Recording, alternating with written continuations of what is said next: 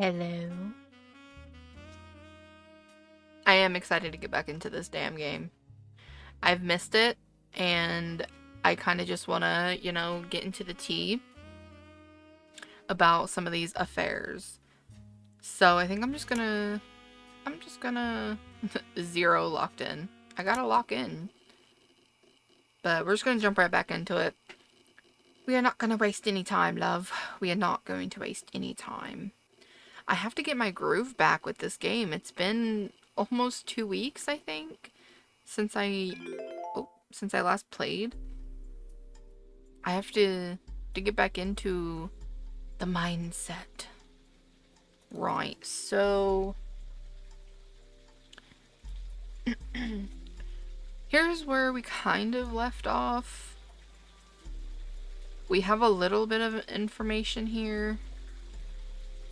We know that, well, we don't know that this is correct, but I'm assuming, but the only reason I assumed was because in our evidence for here, 5Ps is a star on the tree, and the only star on the tree down here is here, so we assumed that this is alright, but I don't know if it is, so yeah.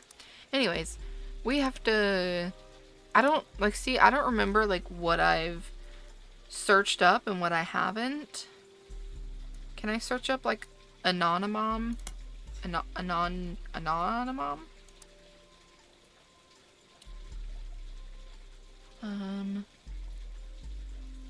Look at my notes. These are all just from like, interesting. These notes are not very organized. Okay. Anonymom was the second high-profile case after Felix Fellows of a potential new Roottrie being added to the Clancy Trust. Instead of claiming herself a Roottrie, however, she claimed she'd slept with Guy Hudson and that her daughter was a Roottrie. The accusation came during the height of Roottrie mania. Let's maybe make a separate one for Anonymom. And then we have, let's do, and that her daughter was a Roottrie. If I do that, does that go in there? Yeah. Okay. The accusation came during the height of Roottrie mania and began with a brief TV interview. She appeared in the shadows with a disguised voice and promoted an article about herself in News Time. In the TV interview and the article, she referred to her daughter as Jane Doe Roottrie. The name Anonymom was not self-inflicted. It seemed to spring up organically because nobody knew how else to refer to her.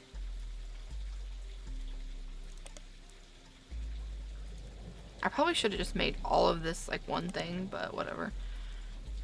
The day after the News Time article, Sam Madsen publicly supported Anonymom due to some parts of the story she found particularly credible. Sam Madsen? Sam Madsen is Sam. That's who we were talking. That's like who kind of was like our boss or like the person that hired us or whatever for like the main thing. So Sam Madsen publicly supported Anonymom due to some parts of the story she found particularly credible. With the momentum from Sam's endorsement, Anonymom went on a media blitz. Ultimately, this backfired. As more details came out, people became skeptical of her story due to the extreme similarity to 5Ps. Her accusation even included many of the same details as his mother's story. This included her job. Okay, there goes the dogs barking. Okay. Why when I start streaming do the dogs bark? Why me? Okay. I'm just gonna mute until they're done barking. Okay. I think they're done barking. God only knows what they were barking at, honestly. More details came out. People became skeptical of her story due to the extreme similarity to 5Ps. Okay, but just because there's similarities, I just feel like that doesn't mean that her story was fake. Okay. After fumbling the 5-piece story so publicly, the Roottrees were more prepared to handle all Clancid Trust-related cases. Within a week, a DNA test proved that Anonymom's daughter could not be related to the Roottrees. This is interesting because, like, I guess then, in order to do the DNA test, the Roottrees that were wanting to find out if she was really related would have had to know who the kid is. If it's even a kid, the kid could be a grown woman. We don't know how old Anonymom is. Anyways, within a week, the DNA test proved that Anonymom's daughter could not be related to the Roottrees. This was announced at a joint press conference with lawyers representing both Anonymom and the Roottrees. Okay. I'm just waiting for someone to come in here and interrupt me.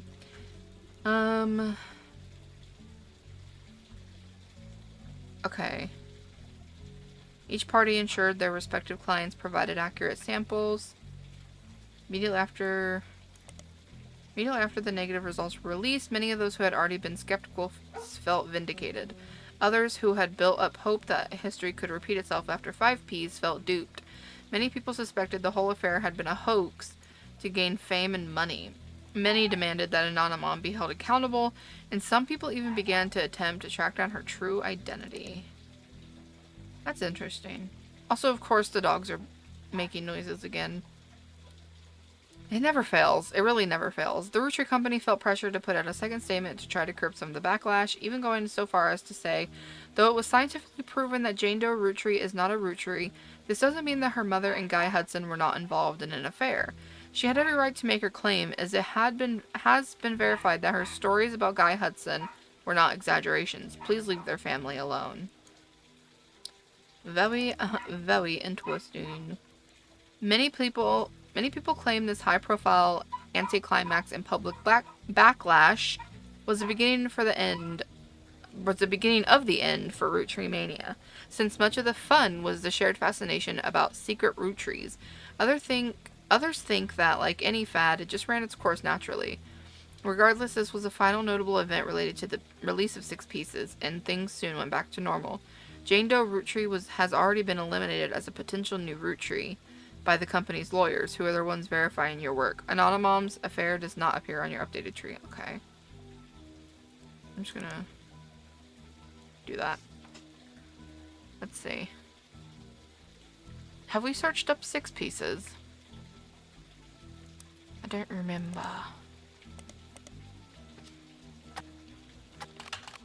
Oh, if I could spell it right. Maybe I should probably look up this, because I can't remember if we've done it or not. Sam Matson? There we go! Okay, perfect. Sam Matson's book was released earlier this year and details the truth about... Maybe I should have one... Who's Ruby again? I don't know. But I'm going to make a page for Sam. I guess I'll just keep it called Sam. Details the truth about Elias Roottree as well as Sam's father, Edward Clancy Roottree, and John Miller. You help verify your story so much of the book's contents are familiar. That said, Sam had some sections on other family secrets and rumors. Much of it didn't matter to the primary purpose of the book. Some of it is new to you and may be important to your new search. These sections have been added to your notes. Hell yeah, they have.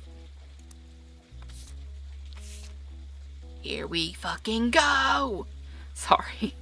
Sam's book has a few different passages about her own history with the company and the rumors and gossip she collected during that tenure. She ran the farm for a period starting around 1968 after the death of Elias Roottree until her daughter Gwyneth took over in 1984.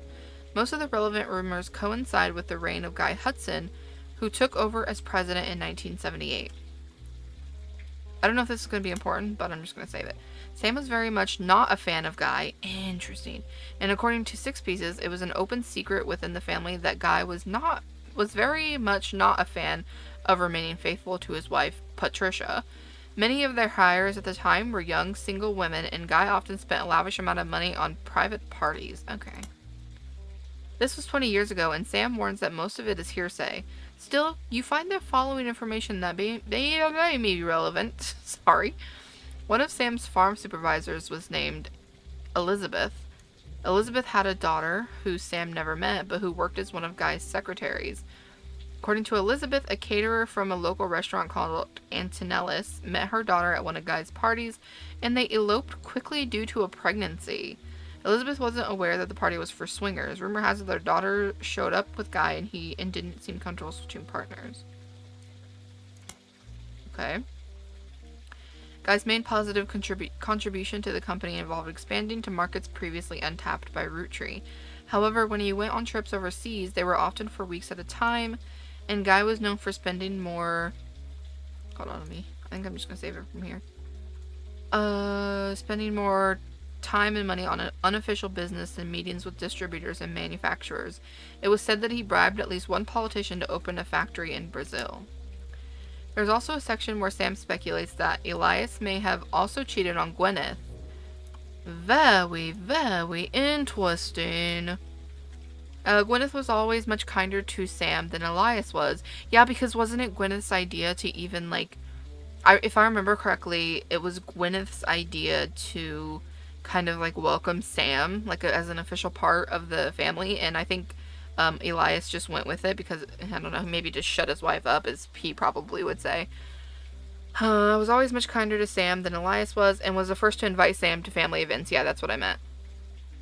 While she has no hard evidence, Sam... Also, let me just highlight that. While she has no hard evidence, Sam always got the impression that Gwyneth was able to coerce Elias into allowing Sam back into the family, using some kind of leverage, instead of it being a natural course of events. That's interesting. Because I was just assuming, like, that Elias agreed to it just to, like, shut her up or whatever. But, like, she used leverage on him is what it sounds like. Very, very interesting. Can I just make this all one? Period. She mentioned that Elias and Gwyneth were known to loudly argue, sometimes about another woman. Sam also says her son Ernie once asked her, "Who's Beth?" because he overheard them yelling about someone with that name. As far as Sam knows, Elias once had a secretary named Elizabeth, a different Elizabeth than the supervisor from the farm, but she never met her. Do I just make this whole thing one? Like, that's a lot, but like, okay, we have some good information, y'all. Okay. You know, Sam always comes through with her information. And have I read this? Should I search this up, you think? Let me see. This confusing move was referenced in popular culture. The fallout from the book led to the Roottrees company scrambling to release a statement due to a conflict of leadership. Famously released multiple conflicting statements over 3 days. This confusing move was referenced in pop culture due to a late-night sketch about indecisionitis, but more traditional analysts have been calling it the Roottrees Rift. I don't know if I have that information anywhere else, but I'm just going to put it there for now. Okay, so there's a few things I wanted to look up. And let me see. I think maybe we should start with Antonellis, mayhaps? Antonellis? There are a large number of Antonellis restaurants, not because it's a chain, but because it seems to be a common name for Italian restaurants. You may need to okay. Fair enough, fair enough, fair enough. Antonellis is an Italian restaurant and has been in the Butler County Times twice. The most recent time was when it closed in 1992. The owner, Rochelle Zimmer, sold the land the building was on, and at the time of the article, she was unsure if the restaurant would move to a new location or if she would retire.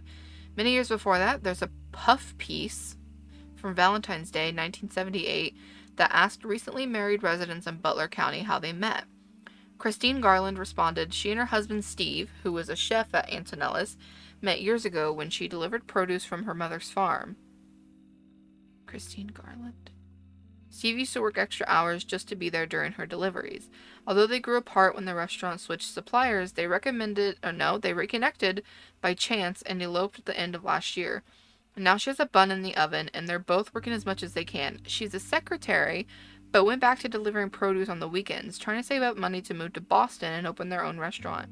Very fucking interesting. Very, very, very, very interesting. Okay. So, according to Elizabeth, a caterer from a local restaurant called Antonellis met her daughter.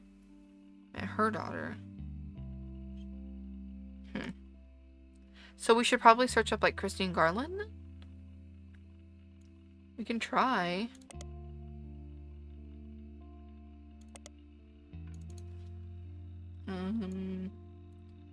Okay. No, it just brings this up. I mean, I doubt I'm gonna find anything about her in the other ones, but I'll just do it. Piketty. I don't remember what that was. Okay. Well, maybe we search up Rochelle Zimmer? Not in there.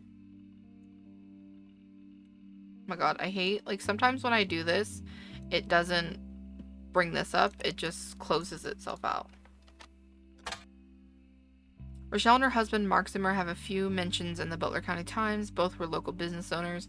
Rochelle owned Antonella's, an Italian restaurant, and Mark owned a local bookstore called Bookmarks. Both closed in 92. Mark was also mentioned once in the Butler County Times when he was sued, but okay. We need to add a page for Antonella's here. Antonellis. Here we fucking go. So let me come actually back to... I want to make sure that I have this information here as well.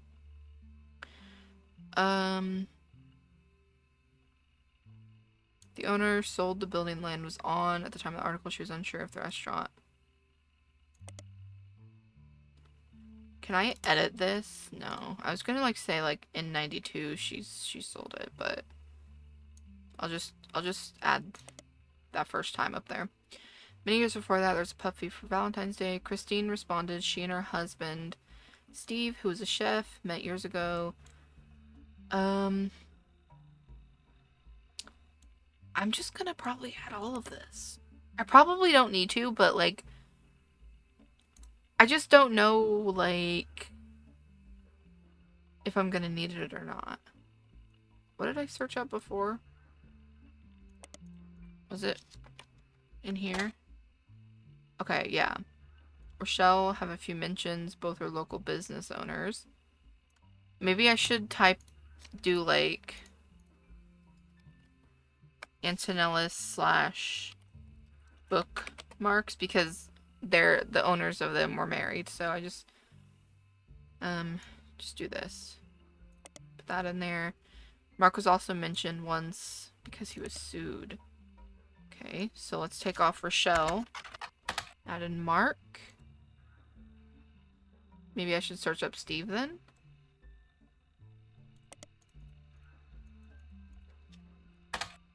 Here we are.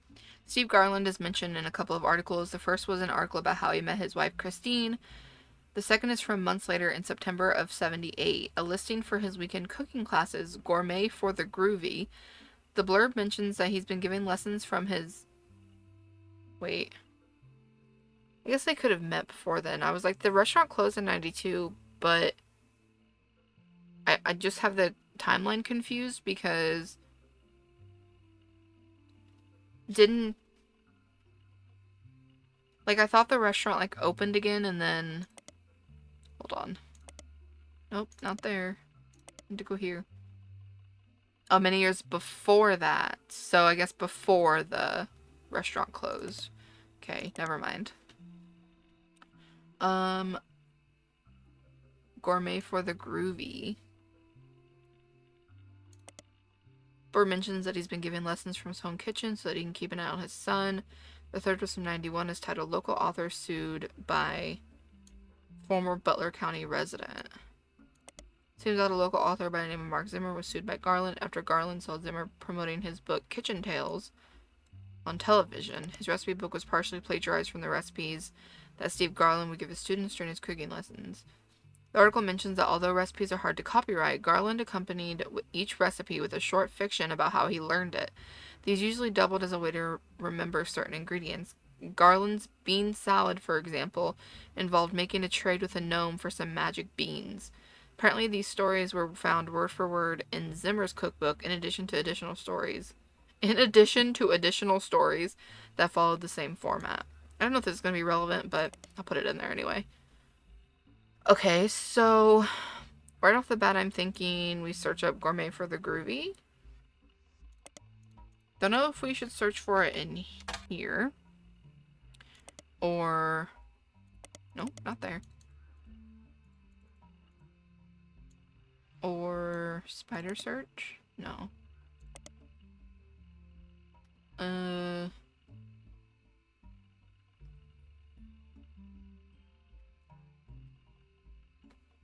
I'm confused why this wouldn't show up because...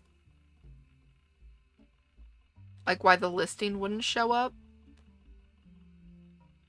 Local author sued.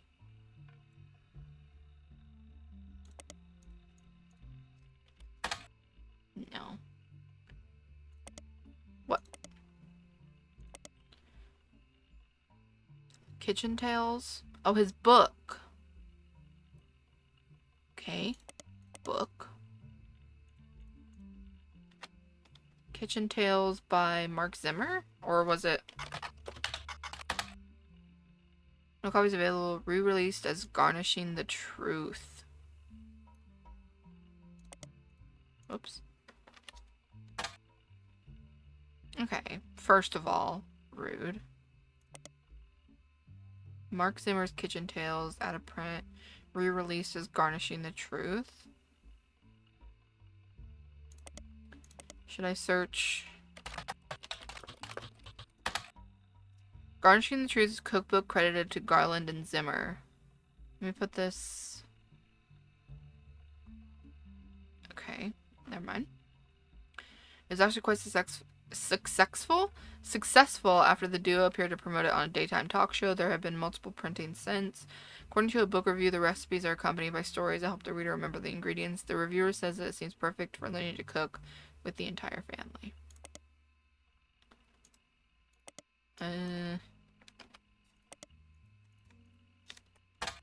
No. I'm curious why it's not showing up in here. If it was re-released as this. And the name's the same. It doesn't say that it was released. Credited to Garland. Maybe... Oh, because...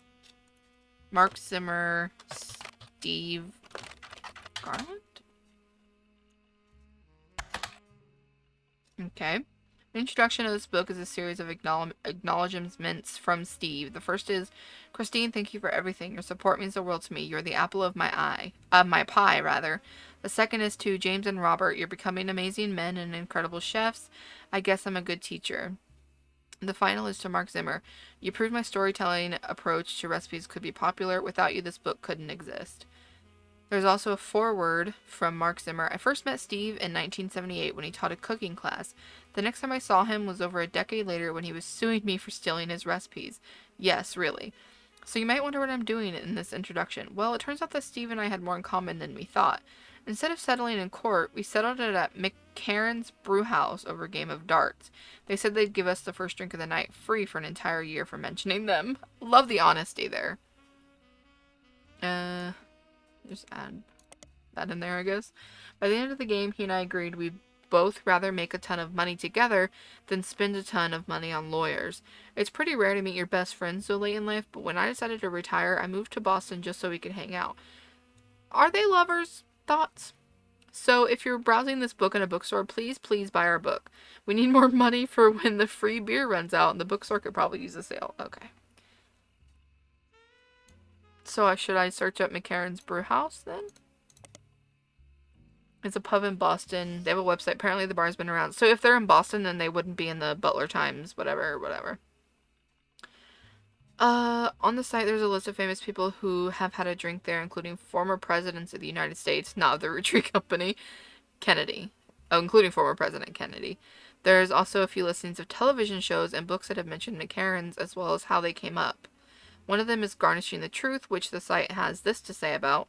Local and regular Stevie G, okay, wrote a book about food. We prefer cocktails, but he gave us a shout out and we ain't gonna say no to free press. So go grab a bite at his kid's joint, Fried Eye, and then swing by to meet him for a drink. Fried Eye. Stevie G is insane. I feel like I just need to add that in there in case I forget that amazing nickname. You think if I, no, okay. I'm just, curious if something would come up when I search Stevie G. Fried Eye is a fairly popular restaurant in Boston. They don't have a website, but many locals seem to mention them in various places. One more in-depth review explains that it's not a full restaurant, just a front door and a very small interior with a window. Unusually, the restaurant only serves vegetables, but a lot of reviews say that in spite of that, it's delicious. You also find a short story about it listed on a website called My Boston Homepage.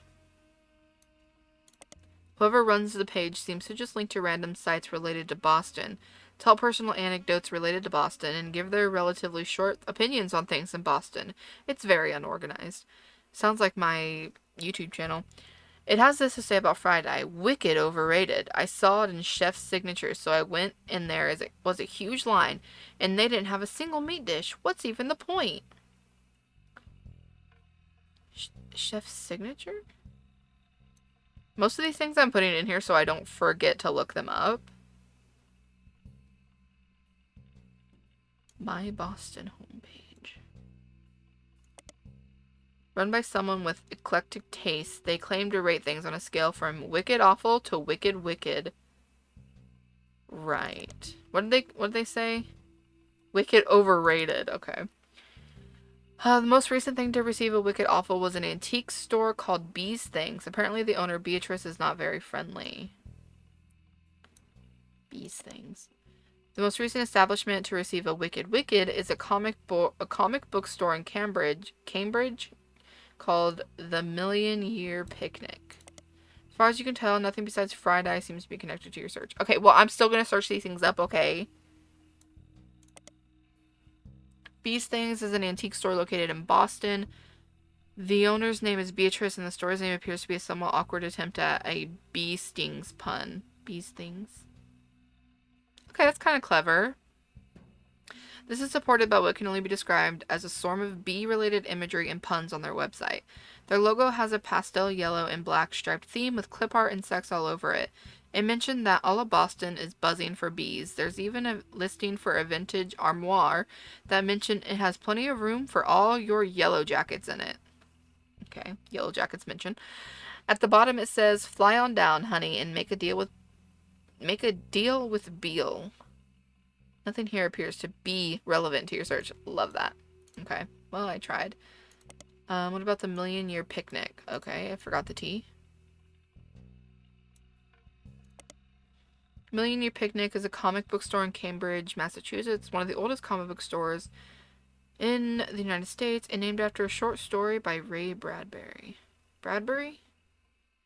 If you decide to visit the Million Year Picnic for the first time after playing this game... Oh, is it a real place? Please tell the owner, Tony, that you heard about his store from the video game The Roottrees Are Dead by Jeremy Johnston. Fair warning, he has no idea that I did this and will probably be somewhat confused if you're the first person. That's really cool. I like that. I don't live anywhere near Boston, so you know what? If you live near Boston, go there and tell them. Maybe you'll get a discount. Who the hell knows? Anyways, so anyways, that like all kind of didn't matter. So I kind of need to go back up. Did I search up McCarran's Brew House? Yeah, I did. Right? I doubt it would be in here because as far as I know, we're not in Boston. We're in Butler County. So maybe Business Watch? News time. Maybe we can search up Mark Zimmer in news time? No. Okay. Right. So... I mean, he was sued, but, like, it didn't end up really mattering. Mattering? Christine, did I search up Christine? I don't remember.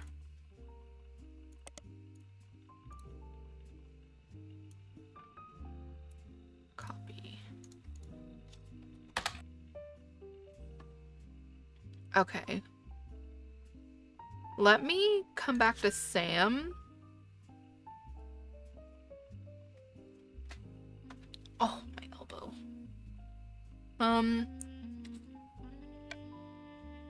Elizabeth had a daughter who Sam never met, but who worked as one of Guy's secretaries. According to Elizabeth, a caterer from a local restaurant called Antonellis met her daughter at one of Guy's parties, and they eloped quickly due to a pregnancy. So, is Elizabeth's daughter Christine, then? Do you think if I search up Elizabeth... Oops. No. What about in here?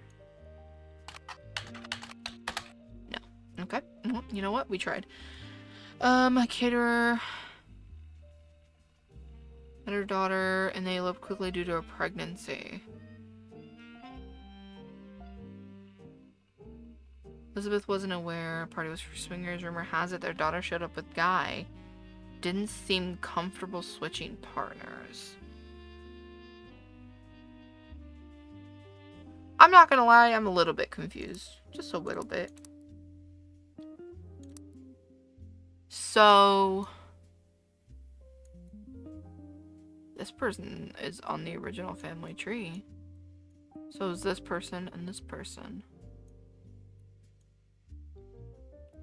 So this could maybe be Christine Garland. I don't know.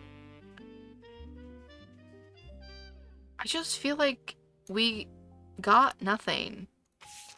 Like, I feel like we should have gotten more out of all this shit, but we didn't.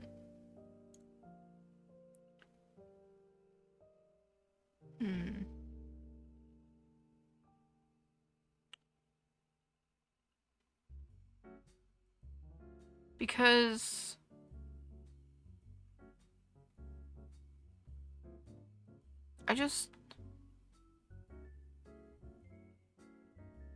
Sam also says her son already once asked her who's Beth. Because he overheard them. As far as Sam knows, Elias once had a secretary named Elizabeth. It's a different Elizabeth. Are you sure it's a different one?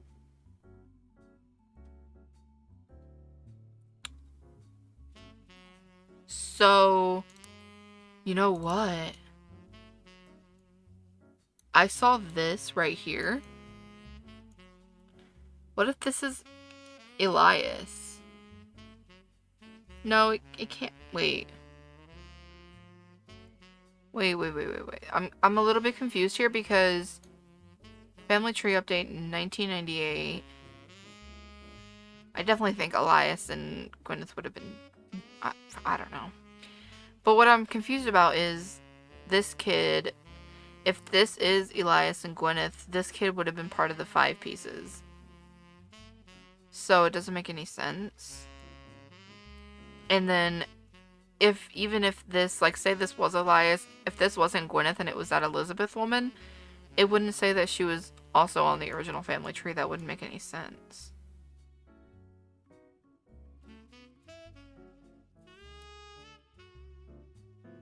This could be, though, maybe.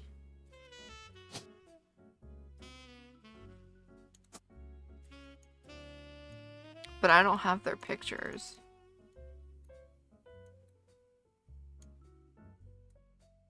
I don't know.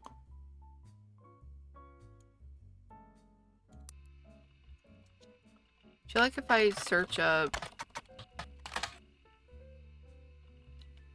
Elias and Gwyneth were never really celebrities, but the general public's perception of them as classic faces associated with the Roottrees Candy Company had always been in somewhat high regards. This was Elias's intention as a family man with his family brand. Excuse me. Since Six Pieces, the candy company has placed much less of an emphasis on Elias as a historical brand-connected figure. But there have also been those who have argued that it was his right to decide how to split his inheritance and that he did nothing wrong. This has led to some heated television exchanges and countless op-eds. The first Anderson Maple Farm... Do I... guess I'll put it in here? I definitely need to look more into these as well.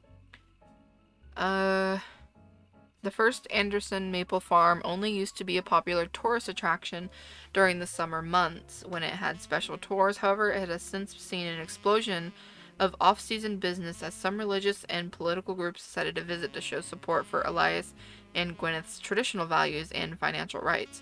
This rise in support was in turn followed by pickets from gay rights activists when some particularly inflammatory organizations made their pilgrimages. Amongst all this conflict, the farm has since shut down, seemingly indefinitely. The website says check back later, but has no date listed. The quotes from Bess Williams' book appear to have been taken down. Interesting.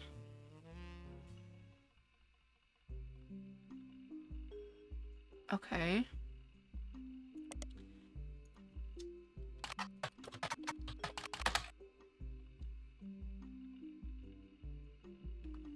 Okay, so this isn't relevant. No, okay.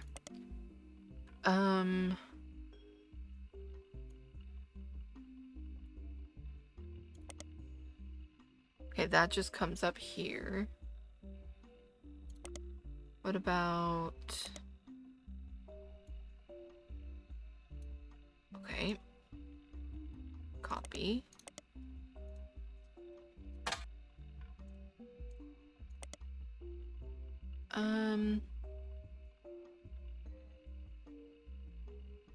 Boulder County Times has had consistent ads for tours and demonstrations. Seems that twice each summer the Roottrees Candy Company's current head of farming, Mrs. Cattrall, returns to Butler County to demonstrate how 5 pieces were made. I don't remember learning this, but it says that it's not been updated for at least 8 months, so we probably should have read it, but I don't remember it. Okay. I swear I looked these people's names up already. Yeah. So Kurt and Mark were the pilot and co-pilot Roottrees jet during its crash.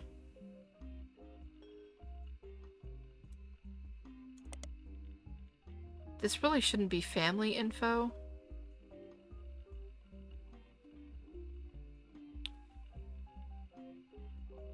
It should be like...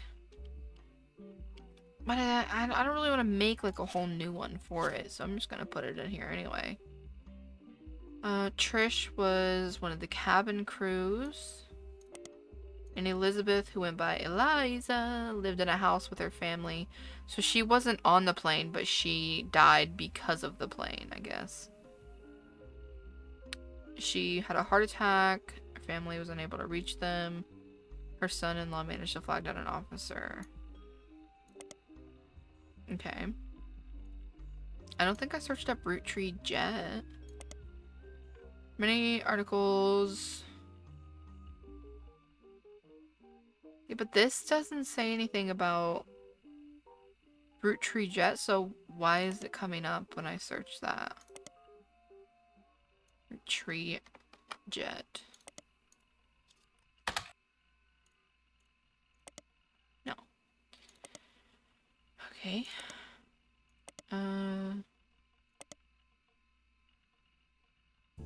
NTSB. National Transportation and Safety Board. They're responsible for investigating plane crashes. I doubt that this is going to give me something different, but yeah. Okay. NTSB.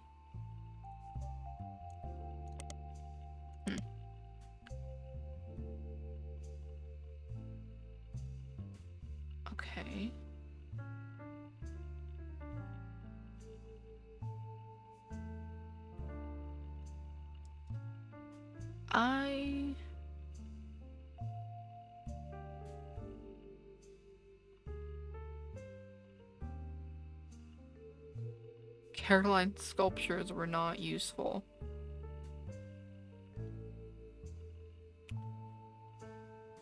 Aloysius Herring Rootree, who claimed he was a Rootree but was not.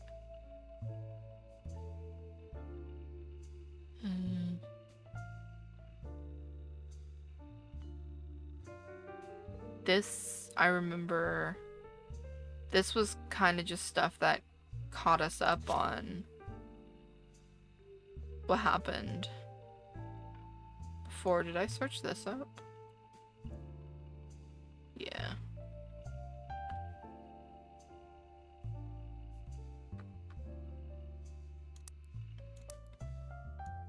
Let me see. Where are we? Here we are. Okay, so we have to get 4 before we can... Okay, that makes sense. Oh, so this was his first affair, and then over here would have been his final affair.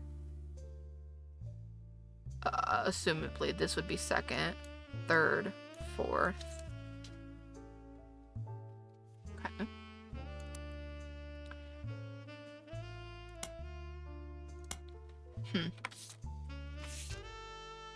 There's 8 things to get from this.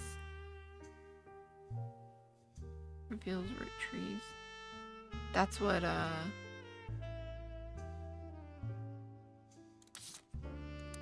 thought I pick a T.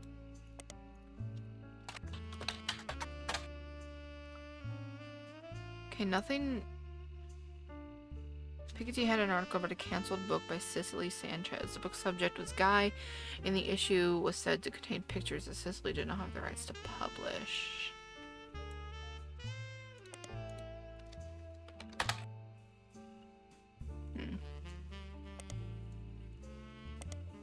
Okay. A lawsuit between Ruby Spratt. I remember, I have this in here. Yeah, they raised against Cicely Sanchez. It said that Cicely didn't have the rights to redistribute the photos.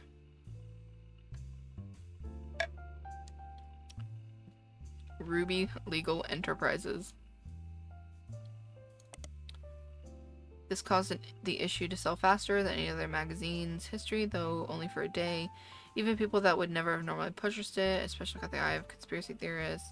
An expert legal analyst from News Times states that it was unlikely that Ruby could have had the story pulled if it had gone to court, and Piketty likely got more eyes on it than it would have if the Roottrees just ignored the story. Okay. So... Oh my god. Okay, so I've already searched this up then.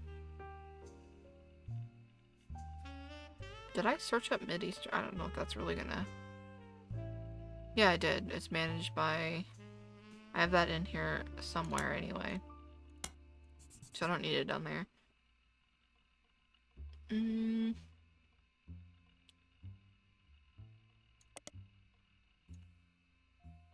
Ruby...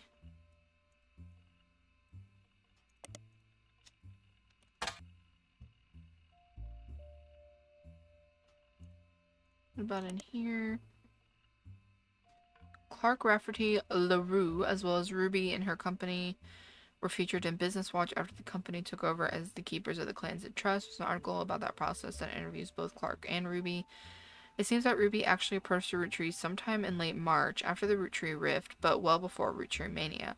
An accomplished but relatively low-profile lawyer, she offered to work for very little money, so long as she could be a public face to build her reputation. The family quickly jumped on this chance, as many family members often attempt to spend as little as possible to keep their shares of the Clansid Trust as high as possible. After looking over the Clansid Trust more carefully than anyone had in years, Ruby came to the conclusion that Clancy Edward Roottree's implementation was not legally sound, and that there would be constant legal challenges without some modifications.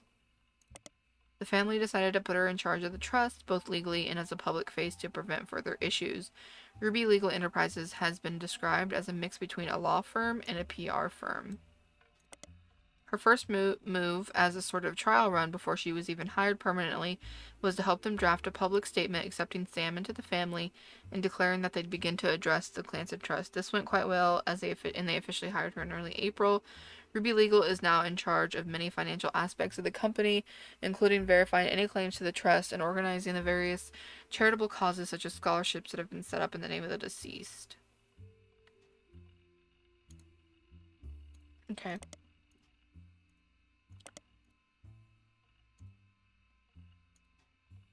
I'm full of burps. Ruby. I'm pretty sure I searched her up here. I didn't search up Mid-Eastern University, did I? Notable private college that advertises itself as midway between Maine and Miami. I don't know if that's going to be relevant, but I need to... I'd like to put this up here. Somewhere. Wherever...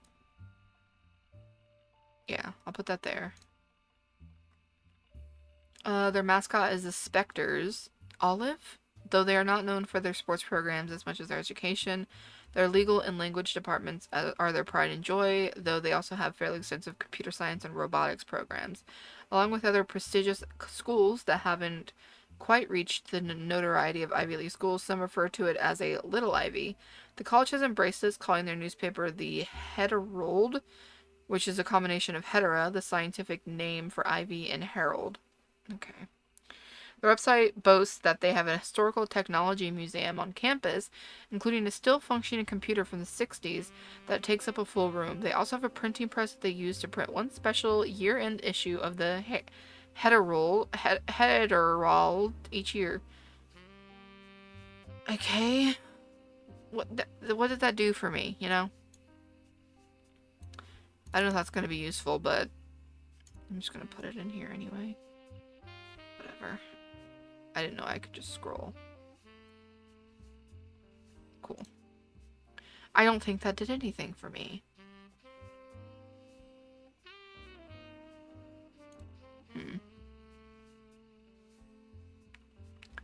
I doubt it's gonna, like, anything's gonna come, like, up in here.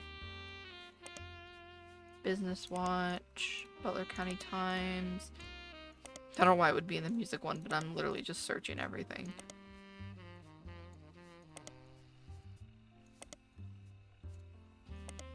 Do you think in Starlit, the scholarship would be mentioned? Is it in here? Where the hell is it? This one. No. I just figured because it's associated with them.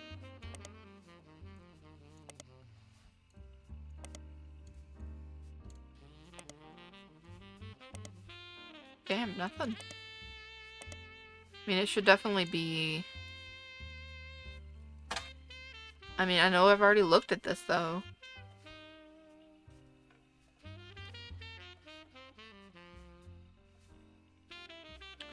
Yeah, that's not really, relevant.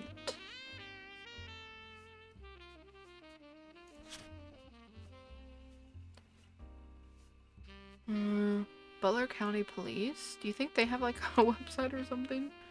Okay, no, it just tells me about this. Although, I really would like to know about these swinger parties, you know, like...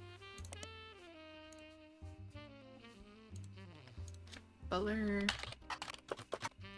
County Police. Butler County Police are advertised quite often in the Butler... Their advertisements list them as one of Butler County top 3 cover bands. The quote was attributed to the Butler County Times as well, so it appears they're locally approved. You can book the Butler County Police to play at any gigs, such as bar and bat mitzvahs, weddings, and school dances. Apparently, for an extra fee, they also play music from...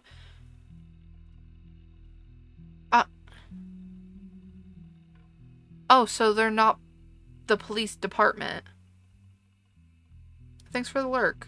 They're not the police department like I thought. They're a cover band. Which makes more sense reading this than it did the first time I read it. Also, a ton of mentions of Butler County's actual police force in the newspaper because the Butlers' archives go back over 100 years searching for the police matters, and the newspaper won't return much of anything relevant. Okay, well, I'll be the judge of that. Thank you very fucking much. Maybe it would be in here then? Okay, they're not famous enough to make it into that magazine. Okay, so that did Dick Diddley for me. Literally did nothing.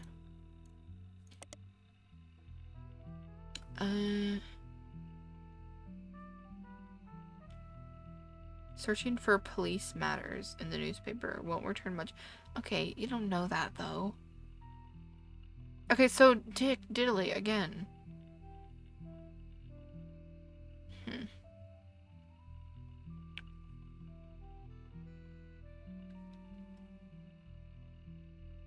Talking toy fish.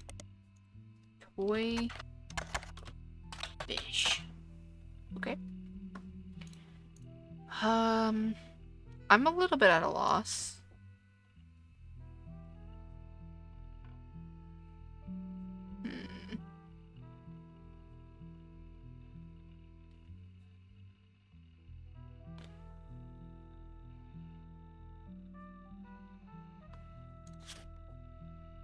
I don't know.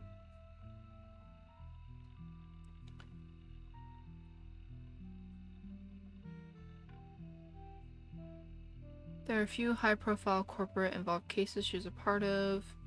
Was help a local gas station chain in her hometown of Portland.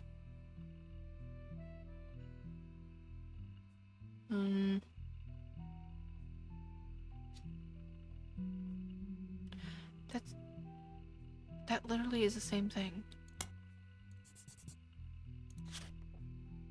I feel like I've kind of hit a wall, but like I feel like I shouldn't have. You know, like I feel like there's... Like I shouldn't have hit a wall. Well, that's nothing. There's one more thing to find in here though, I guess. Let's see. Have I looked up the Roottrees company or something like that? Yes, because there's that. Okay, what about here? No.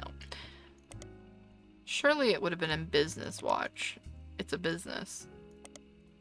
But it was not, so.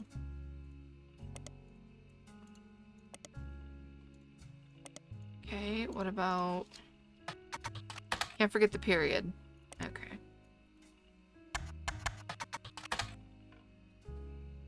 Yeah, that gives me Dick Diddley. Okay, let's read this. 8 months since you helped Sam. Sam was true to her word. Okay, 6 pieces. The Roottrees Rift. I swear I've looked this up already, but we can try again. What is this? Why is it doing things? The 3 press releases from the Roottrees Candy Company after the release of 6 pieces were referred to as a Roottrees Rift. The first was fairly standard, stated that there was no president of the Roottrees Company, but that the entire family was made aware of the release of the book, and that they would be meeting as soon as possible. Only then could they have verified the legitimacy of the claims. The second release was emailed to business newspapers 3 hours later, and announced that after a vote, Ron would be taking over temporarily as an interim president. Okay. Ron would be taking over. I mean, we know that he's not the current president, obviously, but I guess it maybe could be good to know that. It also went on to state that Ron was aware of the book, had verified the claims within, and would look into compensating Mrs. Madsen and her family immediately. It also stated that company lawyers would be taking immediate steps with the family to revisit the Clancy Trust terms to make sure nothing like this could happen again. It was quickly clear to business reporters and analysts that the time between the 2 press releases would not have been logistically sufficient to gather a majority of the family, even using conference calls. This was reported on many news channels, and a third, much shorter press release came the next day. It claimed that a draft of the announcement was made prematurely, and that Clark Rafferty LaRue and Ron Roottrees would be taken over as the company's first joint presidents. It also stated that any compensation plan would be based on a stringent verification. Okay.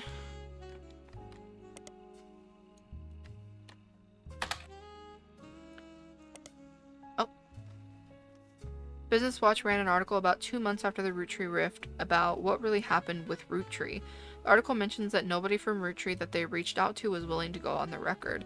Instead, the timeline of events has been constructed from public record, accidental leaks, and a source on the inside. The only parts that are new to you are also the most vague parts, the ones supposedly confirmed by their anonymous source. The timeline says that the family actually held a preliminary vote after Carl Roottree died, but before the release of Six Pieces, and decided they wanted Ron Roottree to take over because of his experience running RR Productions, and because he was a well-known and well-respected Roottree. But Ron seemed way too eager and personally motivated. They were worried he would gut the Clancy Trust to remove Robbie Roottrees. The family was notoriously unwilling to do anything that could risk their wealth. They stalled, and Ron became frustrated with the delay. When Six Pieces came out, he saw his chance to force action while the family was in the limelight, and released the press release himself in an attempt to get the ball rolling faster. Okay. I'm full of burps. This caused chaos within the family. They tried to save face by allowing Ron to take over as co-president with Clark, but according to Business Watch's source, Ron was impossible to deal with. He seemed like he was unwilling to protect the Clancy Trust, and they eventually let him go. After that, the role passed solely to Clark, who nobody was excited about, but seemed like the safest choice. Wow. Poor Clark. I think I did this already.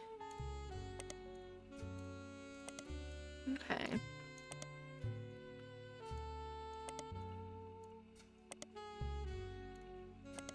Okay, well, what really happened with the Roottrees? Oh, okay, well, you know what? We tried. Oh my god. Search Business Watch. Okay. You know what? We try our best here. Not there.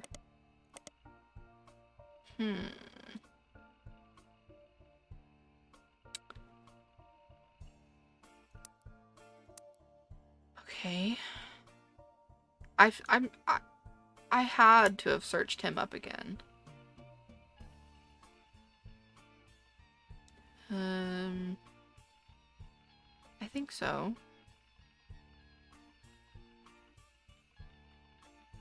Yeah, I'm pretty sure I've, like, read that already.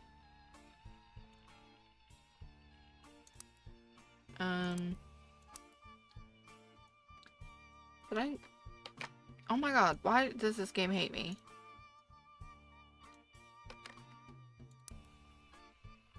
Let's do Business Watch. Oh.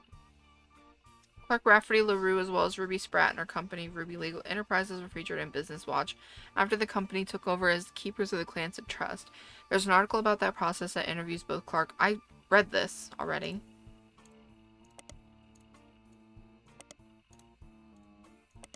Fantastic. Love when I find nothing. Go girl, give us nothing. Roottrees Mania? I swear I've looked this up too.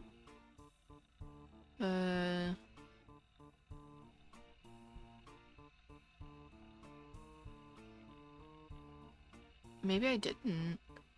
Immediately followed the announcement that a rapper going by 5P was actually Roottrees. Collectively, popular culture seemed to focus the Roottrees family for a few weeks because of the 5P saga. An underlying through line to how pop culture treated Roottrees Mania was an excuse, blah blah blah. Daytime talk shows had I'm a Secret Roottrees episodes.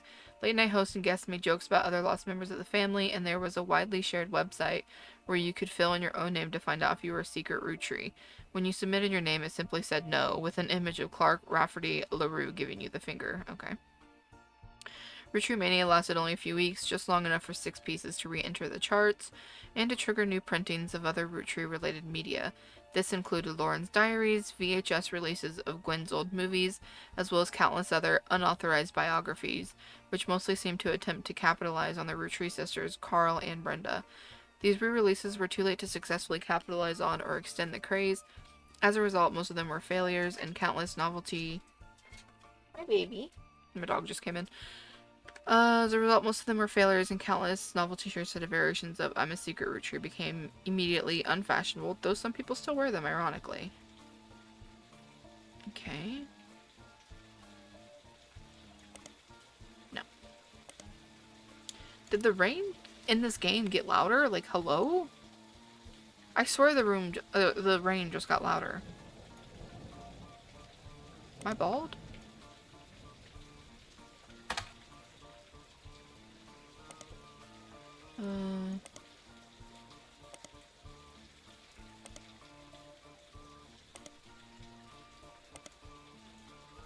Okay. Dick diddly. I mean, I could try and search Jane Doe Roottrie, but I'm pretty sure I've already done that.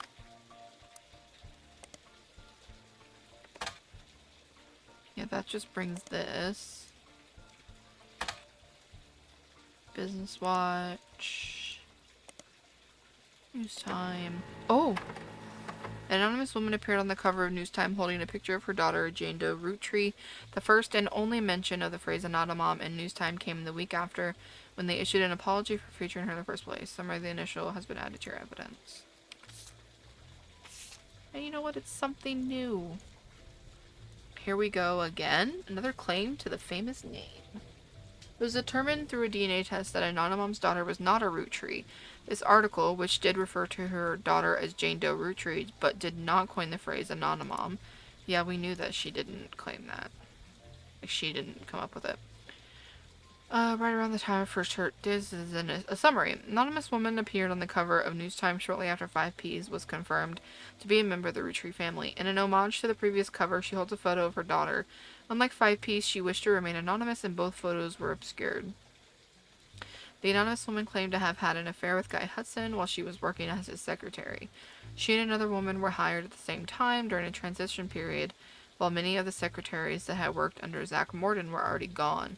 She says that she and the woman were both underqualified, as neither had typewriter experience. According to other staff members interviewed, Guy had his own requirements for hiring women. Okay. Guy Hudson liked to throw lavish parties, and the longer he was president, the more excuses he found. The anonymous woman posits that these parties mostly seemed to be an excuse to have after parties at Guy's home, featuring much more alcohol and other substances. She claimed she slept with him at one of these parties.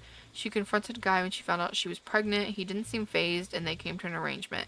He paid her a significant amount of hush money on a recurring basis under the table. She used it to move away and start a new life with her daughter.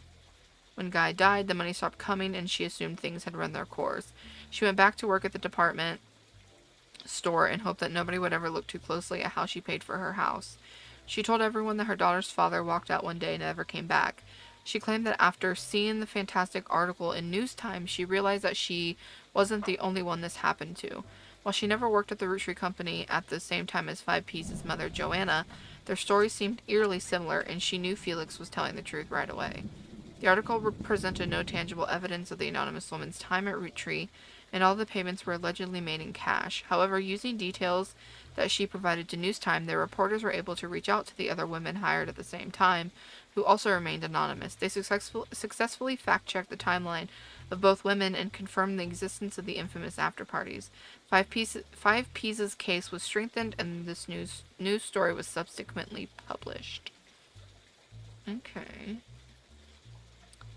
So that really didn't do anything for me either. But makes sense, because if he did this often, it makes sense that, like, he would have done this to multiple people, therefore their experiences would be really similar.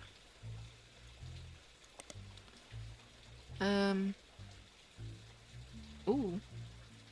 Piketty is not afraid to expose details that other publications would avoid. Shortly after the announcement that Jane Doe Roottrie was not a Roottrie, Piketty exposed personal details about the story of Anonymom under the headline, "Anonymom the Anonicon." What? It said Anonymom worked as... Oh, hold on. It said Anonymom worked as a manager at a department store in North Carolina, and her daughter's name was Courtney May. They also said that the woman that vouched for her famous cover story they didn't identify news time, perhaps to avoid being sued, is named Corinne S., and that she had filed for bankruptcy. The article speculates that Anonymom and Corinne were in on it together, and even speculates that they might have been lovers. Period. We love lesbians. Maybe I just put this all together. Because he is not a credible publication, their information wasn't particularly actionable. Very few people seem to notice or care. Okay, well, you know what? We got some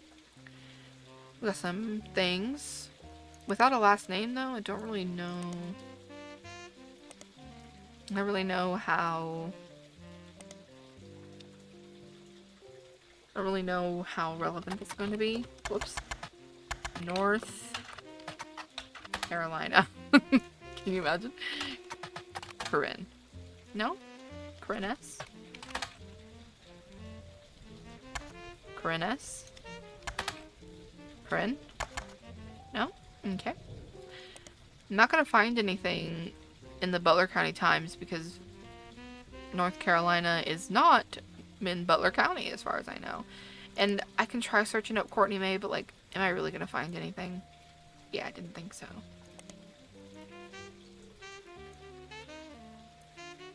So like, I have this information, but I can't really do anything with it. I mean, I know it's going to come up and already didn't, which is very surprising, I guess. I don't know why it didn't. Yeah, so department store. No.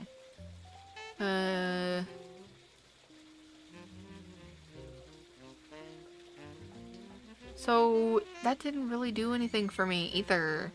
Like, it gave me information, but nothing that I can do anything with because I don't have a last name.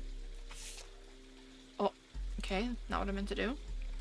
There's still one thing I can get from in here, but I don't know what.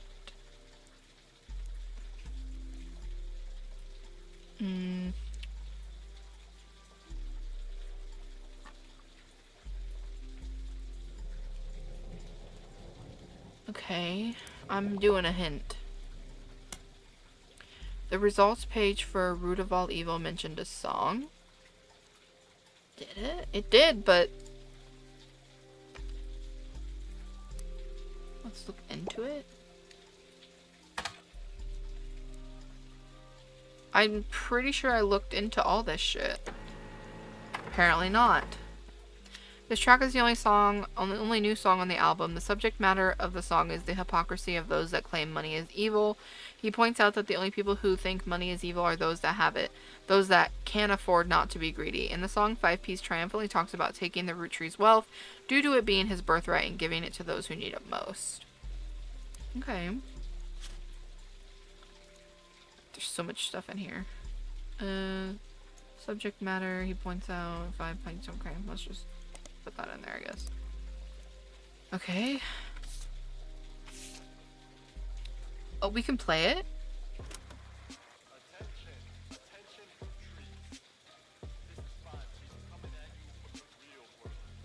It's low. Purr. Oh, here's the lyrics.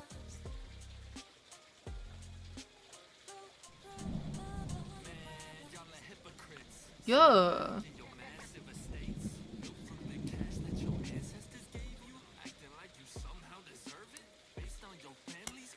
Hold on.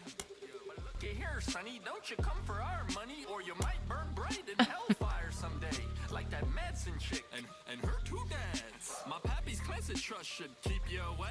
Yo, it's disturbing catching a sermon from a geezer who's never known hurt, but blurts out these claims that somehow we're sinners because we didn't earn it. When all of your worth it came free with your name. Got him. Expect me to treat your lectures on greed as some expert creed from he without blame. But instead, I turn my other cheeks and spread them. When you give me a kiss, you'll know just where to aim. You say money is a root of all your problems. Why do I love this song? Hello, can I get it on Spotify? Like, someone just knock on my door. Was that the song?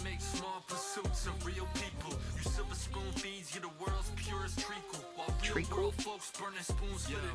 Oh. Once more with passion. This poor tragic orphan. Your mansions and Porsches are actually horrible.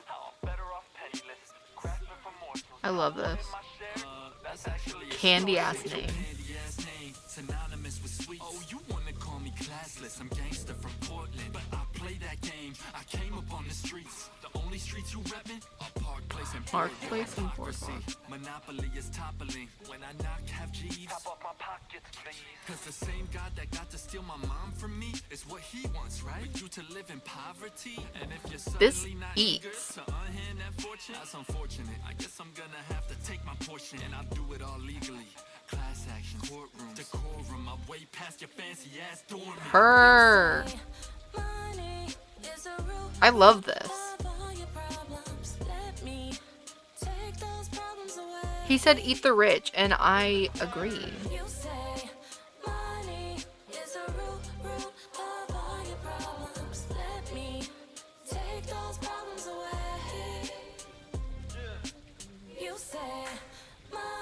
Yeah.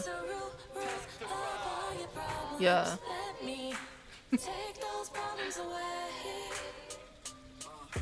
Whoever calls dollars the root of all evil, just trying to make small pursuits of real people. You silver spoon feeds you the world's purest treacle. I'm just quiet as I listen to this. Whoever calls dollars the root of all evil, just trying to make small pursuits of real people. You silver spoon feeds you the world's purest treacle. That was everything. I don't really know what we could have gotten out of that, but I loved it. What does it say at the top? It received some airplay but didn't make a big splash. Still, it kind of eats. Like, I'm not gonna lie to you, it kind of eats. But what was the reason to find that out? You found a lot of important information in your last investigation. Now that some time has passed, it's worth looking into some of it again. Okay, but... So maybe that means... Hold on. Where the hell's my notebook?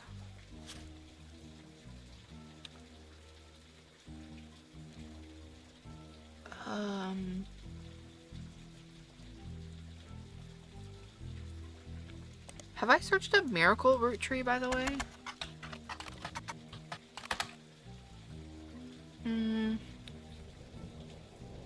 Miracle here.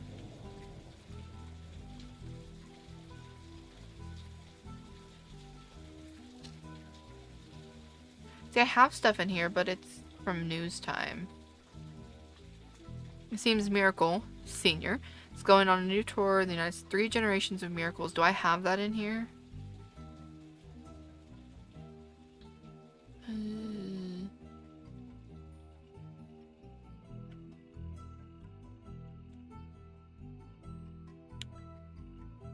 don't think so. Oh, the previous flyer has been replaced.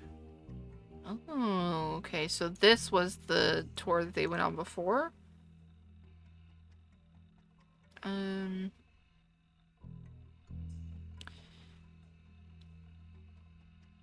just skimming this to see if it's anything that I need to, like... Intimate evening.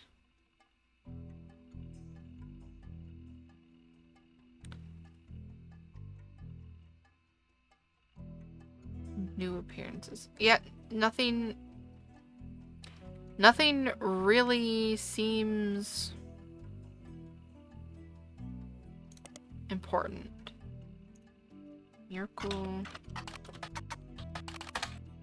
Not in Teen Blast. Okay, what about...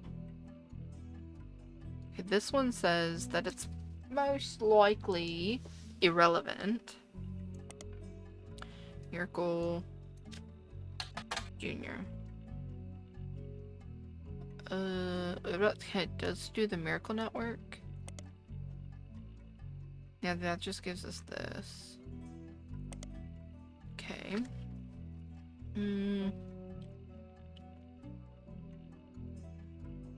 Okay, we've seen all this stuff. Did I just search that? I don't know why there would be anything there, but... And then this we searched up already. The article from the issue with Miracle on the cover is added to your evidence. Yeah, because this is... That's Miracle. Charlatans and thieves.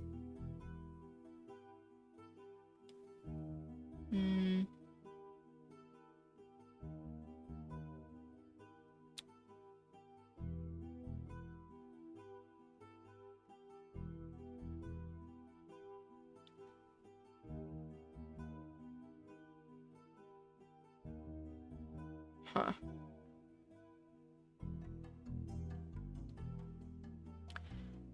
I mean, I can... It still says I can get, like, one thing from this, but, like, I'm just sitting here, like... How? Picatee? No. Starlit? Teen Blast? Okay, what about... What was it? The Miracle Network? Okay. No. Maybe News Time? Picatee? This is just giving me nothing. Like, go girl, give us nothing.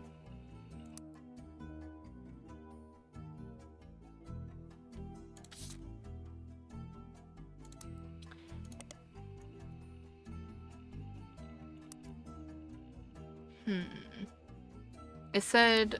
What was it that it said? Last investigation. Now let's look into it again, but like...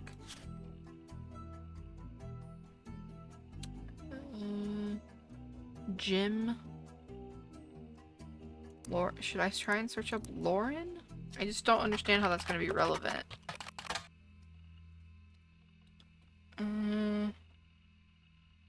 Oh. Okay.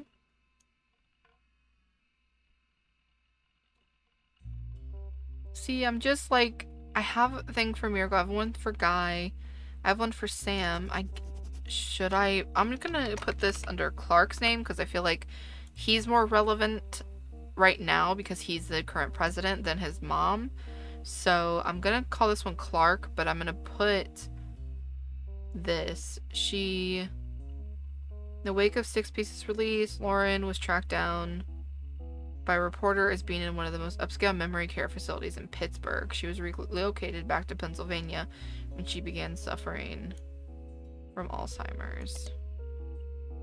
There was a minor backlash towards the reporter that tracked Lauren down because they were caught standing on a ladder and holding their camera over the privacy wall to take a photo of Lauren and her son Clark sitting on a bench outside near a small... Okay. People, you know. What can you do about them? Nothing, apparently. Do Business Watch. Butler County Times. I don't think this is new. I don't think searching her book's gonna give us anything either, but I mean, I can try after I do all this. Okay, A Life Between Wars, Lauren Roottrees. A Life Between Wars. Oh! When revisiting Lauren's book, there's a single passage that focuses on potential affairs in her immediate family. You've added it to the rest of your evidence. I'm not gonna lie to you, I didn't expect to get anything from that. Oh, here we fucking go! Sorry. A diary? An entry entitled Cruelty from Lauren's diary, written in 1963. It focuses on the relationship between her mother and father. Her mother and father were Elias and Gwyneth. No, her mother and father were Sarah and Clancy. Correct, okay. Nope, not where I meant to go. It only offered redundant information, mentions the subject of affairs, okay. I'm no stranger to true love. Jacob and I married... I'm full of burps, I'm really sorry. Jacob and I married in an age that most deem unfit for marriage, but he was also enlisted at an age that most deem unfit for war. We had no choice. I knew in my heart that our marriage was one for the ages. He and I would still be together today if not for Okinawa. Is that relevant? That was nearly 20 years ago, but there is an emptiness in my soul. I do not understand my contemporaries. So many girls I went to school with have taken multiple lovers. So many of my girlfriends' husbands have been unfaithful. If I'm able to remain true to the ghost of a man with no chance of physical reciprocation, no potential for a long conversation, how could it be so hard to love someone you can reach out and touch, someone you can joke with? I have not had to deal with such madness at home. My parents are a perfect match in the worst way. My mother's cruelty is a perfect fit for my father's general spite. In turn, Pop's status enables her incessant need to gloat and feel superior. I've grown up with their cruelty and disdain for others my entire life. Even my family remains unspared. They make fun of my grandpop and his family sayings, blood is thicker than syrup, but nothing's thicker than Elias. Excuse me? They mimic Grandma Gwyneth's lisp, and see her kindness as a weakness. Elias, please remember Tham? Tham? Oh, Sam. Not even our family's maladies and religion go unmocked. Remember, God only put one eye in Miracle. Because they are foul. Making fun of lists, making fun of only one eye. They're foul. I can say without a doubt in my mind that my parents have never had eyes for anyone outside their marriage. They're too self-centered to look astray. Okay. I don't know. Jacob and I married.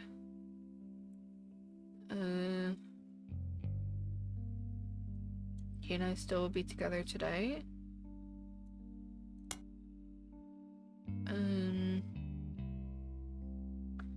Parents are a perfect match in the worst way. Make fun of that. Should I search up her parents then?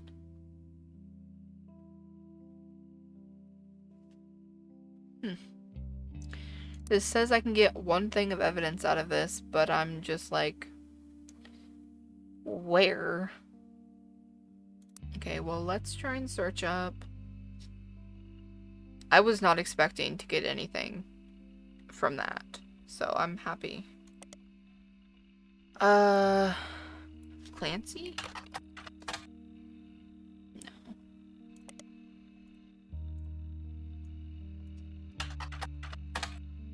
No.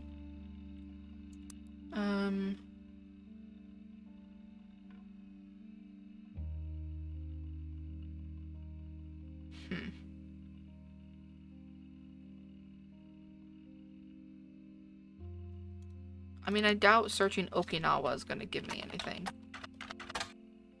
Yeah. No. War. No. Okay. Crash. Plane. That is so not how you spell plane. Hello? Nothing even about a plane crash? Okay, so...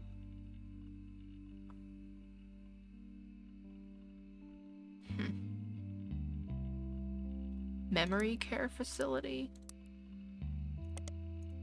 Memory care. No?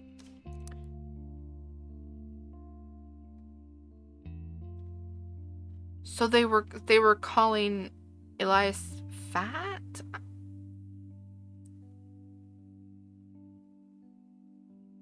I'm a wee bit confused because I don't understand how I'm supposed to get anything from here.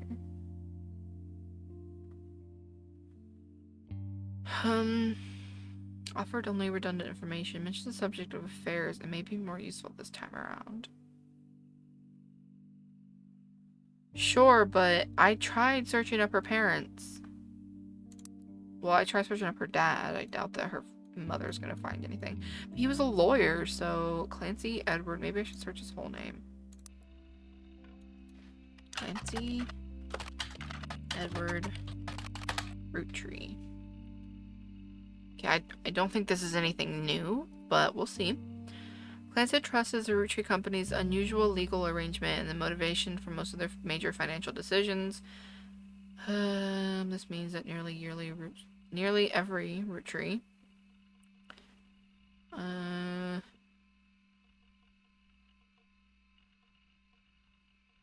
Okay, after the release of Six Pieces by Sam Madsen, the Clancy Trust came under heavy scrutiny. Sam, her children, and her grandchildren should have all been covered under the trust, according to the wording revealed during an internal family conflict between Ron and Robbie Roottree.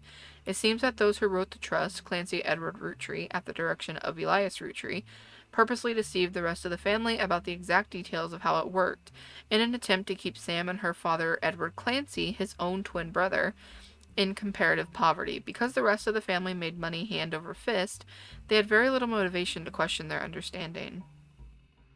Sam's book revealed this to the public, and it did not go over well. Clark Rafferty LaRue took over the company, and his most celebrated move was his first official one. He ensured Sam's family would get their share. To help facilitate this, the inheritance aspect of the trust is now under the control of a third party, Ruby Legal Enterprises. This ensures that the financial motivations of Roottree family members will not interfere with the investigations into potential new Roottrees. According to Clark's letter, however, some family members are still doing their best to slow the investigation by refusing to answer questions. Right, so again, didn't do anything for me. I feel like I should be getting things from this, but I'm not, and then I feel stupid that I'm not getting anything from it. Well, now, why do I have to type in his name again?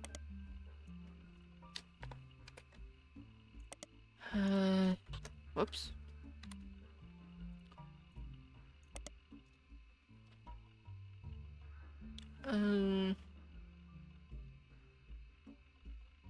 Okay, we read that. News time? Piketty? Okay, well. I mean, I could try and search her mom's name, but like... Sarah Cosell.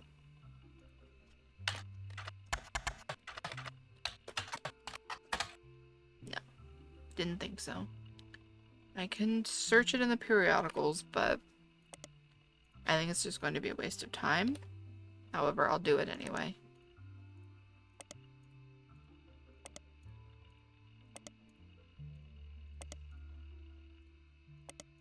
Nothing. Whole bunch of nothing. Okay, well. Right.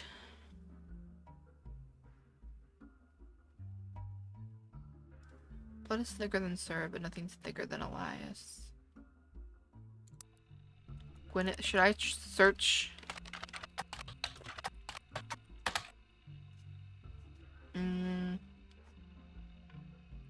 No, I've searched this already.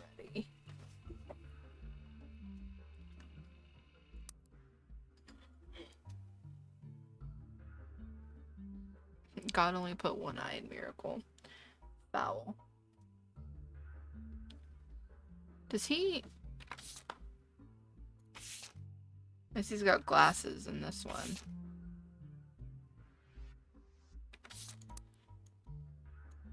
Because in this picture he's got an eye patch and I didn't think anything of it. I thought like, okay, he's just a kid, you know, he's being silly goofy. I didn't know that he only had one eye. Previously on. This makes me feel really stupid. Can I be completely honest? Because I feel like I should be getting things and I'm just not.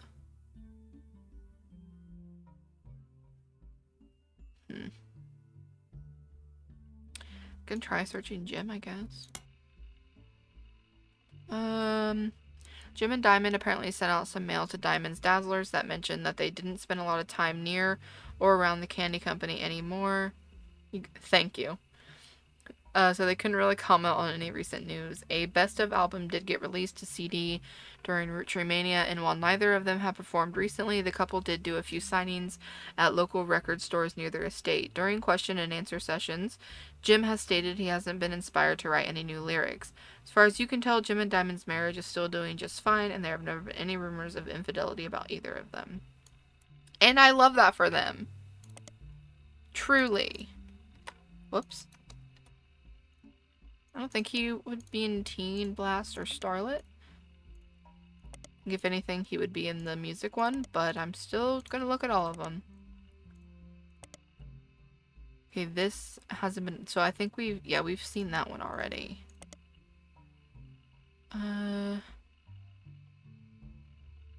Jim Roottrees seems to have... Yeah, better to be safe than sorry. Jim Roottrees seems to have left Butler County by the time Jim and Diamond gained notoriety. The only article you find is from 1979. Article is titled, Former Butler County Resident Enters Disco Charts. Okay, I tried, you know. Article came out right as Rolling On Down to the City was hitting its peak popularity. There isn't much to the article other than what you already know, but it does mention that at the time, Jim and Diamond had a 2-year-old daughter they named Candy. Writer of the article did not seem thrilled to report this fact and called the name a bit too on the nose. Okay, so I guessed their kid's name. I don't think I knew that, but it was a little bit obvious. I knew one of their names was Candy. But also, no, I didn't guess. We had the like album cover that said Candy or something like that. Okay. I know that like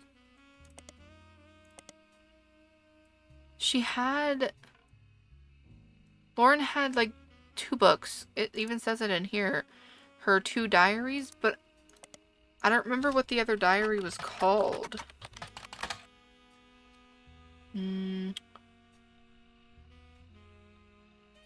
Show older.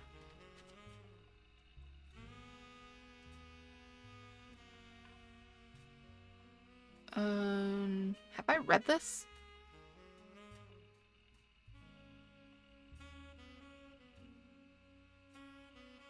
I think so. I don't know.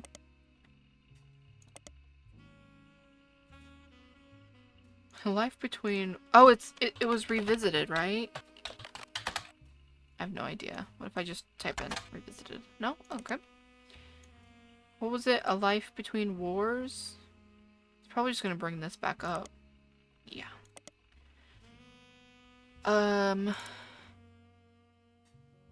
Let's see.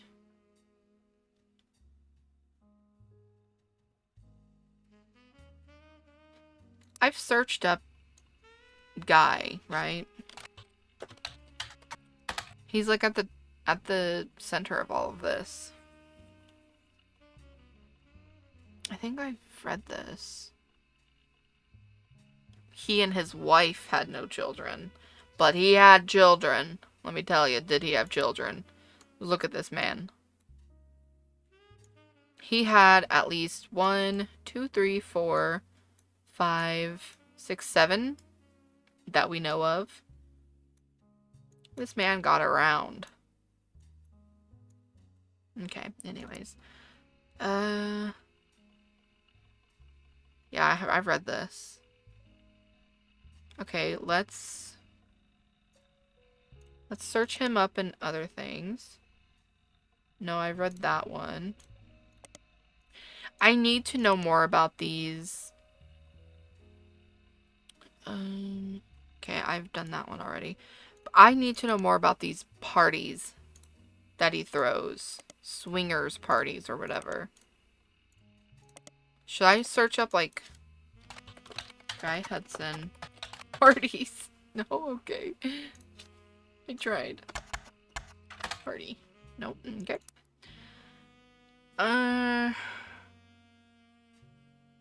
We could try searching up Stephanie Jones. I don't know. It's not P. Diddy. Stephanie Jones? Let's fucking go! Sorry. It seems Brian Jones has been busy updating Stephanie Jones's campaign website. 2 new sections exist. The first is baby photo. Okay. Keeping up with the Joneses. Keeping up with the Joneses? I can't call it that because, like, it's too long. The Joneses? Not as cool, but we know. Okay, there you see a picture of their new family together in the hospital. According to the site, our daughter was named after her grandmother, which ended up being very fitting considering she was born the night before Christmas. After her. So, who's Stephanie? Where's Stephanie?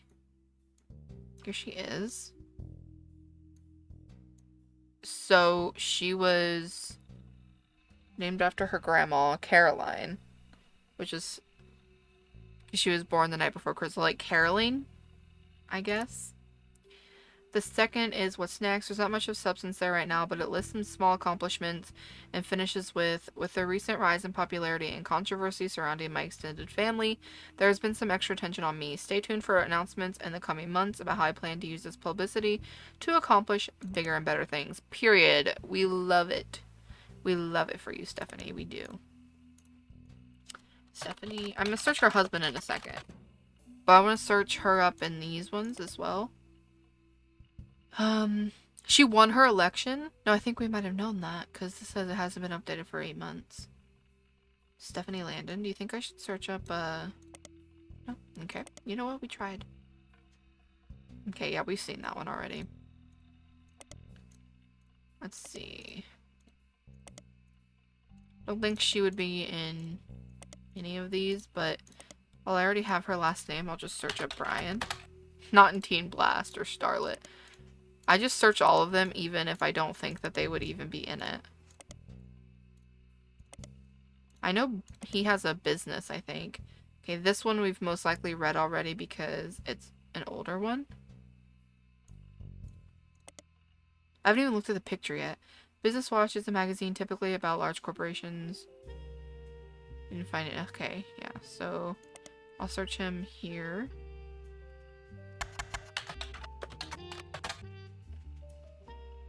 Okay, so this just brings this up for me. What about his... He's a local business owner, but I can't remember.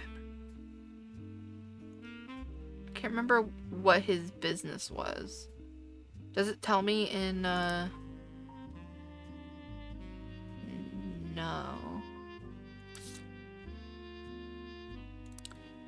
I can't remember. Oh, but look! Oh. Brian Jones posted this photo of his family together in the hospital following the birth of their newborn girl. His new daughter is wearing an adorable little Santa hat, and his wife Stephanie is giving her signature thumbs up move from her I didn't even notice the thumbs up. They look so cute. But you know what I'm curious about is why I need those pictures. I thought like maybe there would be little extra pictures here, but there's not. So here's me wondering, like, why do I need those pictures? You know, did someone have an affair that I need to know about? Because we have this person who's on the original tree, this person who's on the original tree. Obviously we have Guy. And we have this person who's on the original tree. So here's me, like, very, very curious, you know? Who had the affair, you know? Because why did we save these pictures? There has to be a reason. The little baby is so cute. The newest Jones. We can get 2 things of evidence from this, by the way.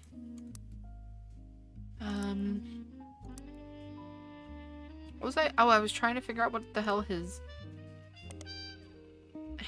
Jones graphic and print.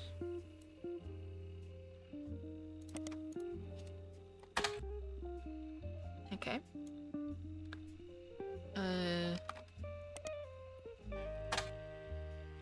Was unchanged, except it lists a few new clients, although all of them are in and around. None of them appear to be related to your search. Okay. Well, you know what? It led us to that really adorable picture, so can't be mad about it, can we?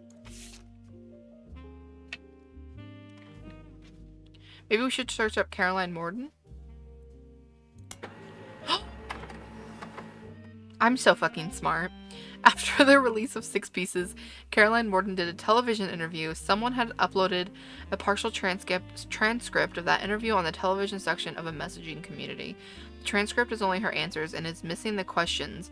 This creates a somewhat confusing reading experience, but does give you a bit more history about Caroline and some of her family members. Give me the tea. Not 45 minutes. This was a cable news interview. A transcript of only Caroline's answers has been posted on a site about television. Thanks for having me. I've never really fit into the family, so it didn't surprise me. She could have put me in if she wanted.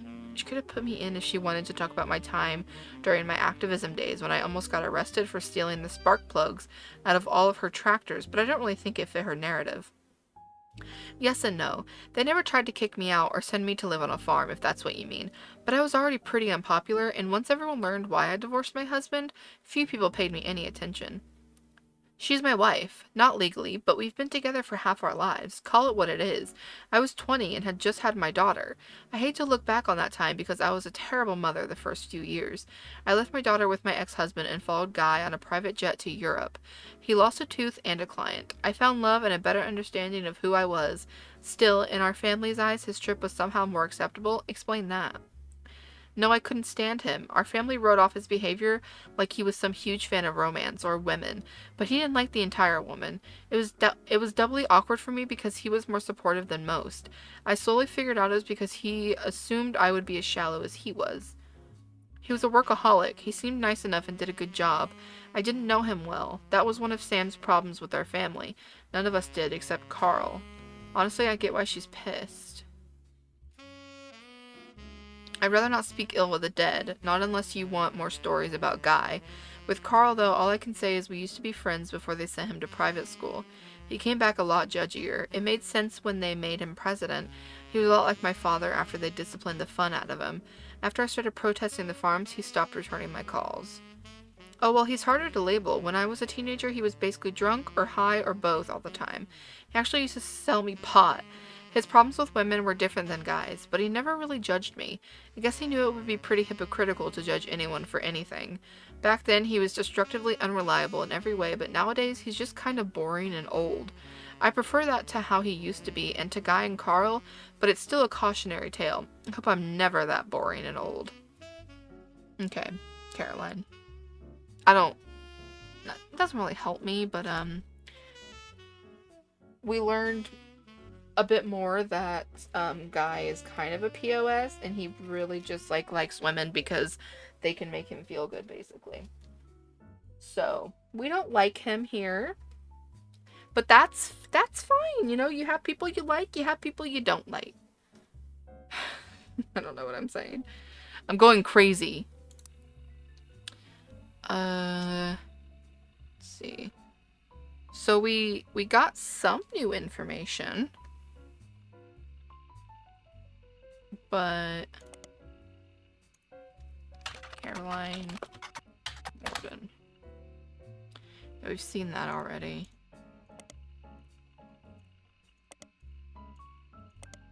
Let's see.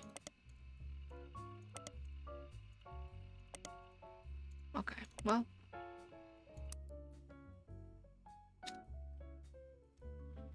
Okay, so this, I'm assuming, is about Sam. This is... I mean, she's saying that, they never tried to kick her out, but, she wasn't popular because she was lesbian. Been together half our lives. Left my daughter with my ex-husband and followed Guy on a private jet to Europe. He lost a tooth and a client. Why do I need to know that he lost a tooth? I found love and a better understanding of who I was. You know what's interesting, though, is it doesn't say that we can get any evidence out of this. So why the fuck am I reading it, you know? You know what? It says I can't get any information out of this either. I don't know why I clicked on that. It still says I can get one thing out of this, and I kind of call bullshit because I've looked into all of this.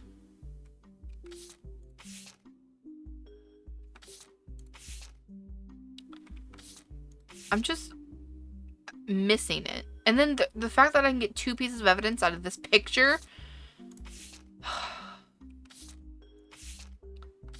I just don't know. 8?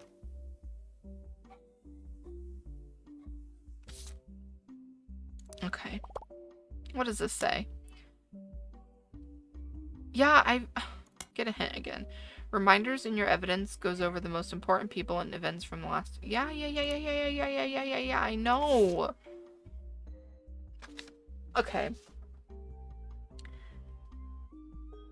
I really feel like I'm missing something. Like, I feel like it should be completely obvious and it's not. Which is why I keep going back to the hints. Someone had a very useful website in the last investigation. A useful website?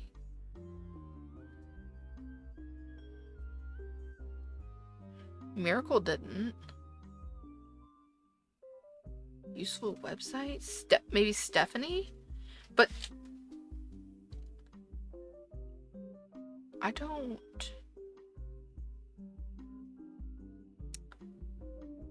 Cryptically mentioned in a book about historical letters. I don't remember anyone's websites. And I will be getting a hint again. That person was Griff. Okay. Griff? Chris. They're like, bitch, come on. What is not clocking to you? Okay. Maybe I should just search up Chris Rafferty then. Oh. Chris Rafferty. Starlet. I don't remember what his website was called, though. I found him using his email, but I don't remember what the fuck his email... Oh no. I do know what it was. Was it in here? No, I probably would have put it in here? No. I remember writing it. It was Chris Raff 75, but...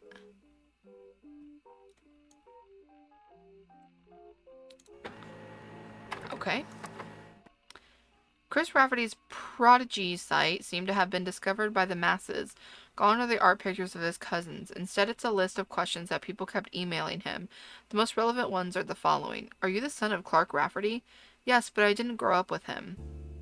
You're the son of... Oh. I was getting Chris and Clark confused. He didn't grow up... Well, hold on. He didn't grow up with his dad. I remember him from... That makes sense because Clark was with Jane, but then I think he cheated on Jane with Kim, which is her, like, little sister, which is really weird. I guess it would make sense, but he should have still been in his kid. Whatever, it doesn't matter. I remember him from when I was a little kid, but I moved away with my mom when I was very young. We left Pennsylvania and moved back home to Virginia. We lived there with Pete, my stepdad. Okay. Clark / I gotta capitalize that C. Okay. I didn't grow up with him.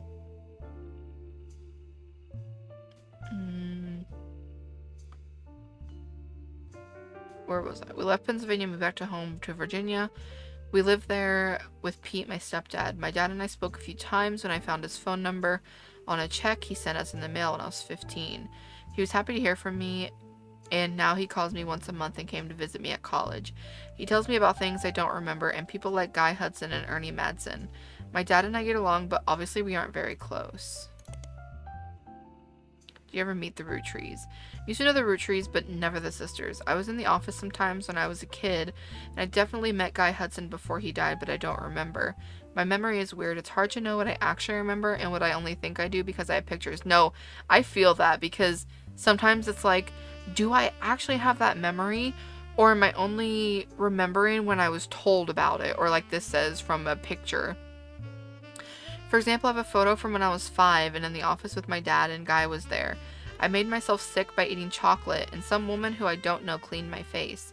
I don't know if my memories of that come from the picture or not. I'm just saving all this. How did you have proof of Ernie Madsen's heart condition? I knew Ernie had a heart problem because my dad told me on one of our phone calls. I asked him about the poison because I saw on the Roottrees curse website, and he emailed some old stuff including the proof, but even with the proof, the website didn't take it down. You spelled fiance wrong? I'm not good at spelling or writing. I'm good at painting and other art. I'm going to school to learn how to edit movies. I want to make cartoons someday. Lulu is much better at spelling. Okay, I just don't think that I need that, but I'm going to save it anyway. Okay. Right, so let's look at the picture. Here we fucking go!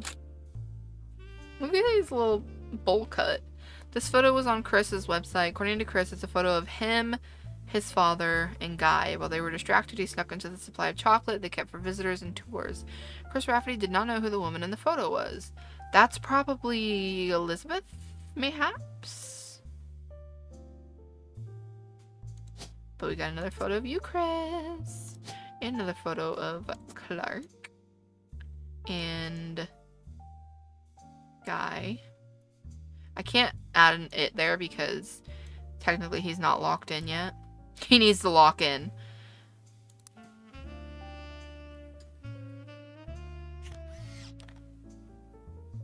Okay.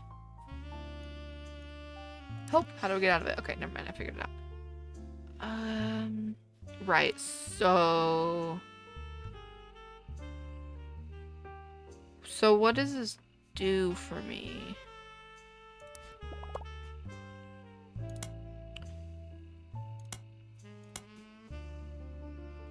A book about Elias was mentioned but didn't turn out to be very useful at the time.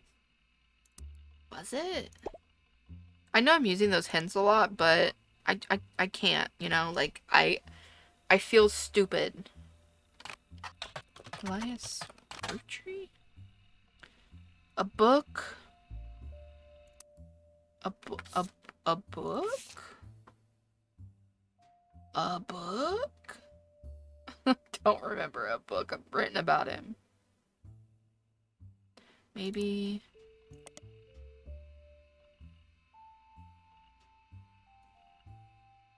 a book? I found it. Public Library. Bess Williams. Let's fucking go!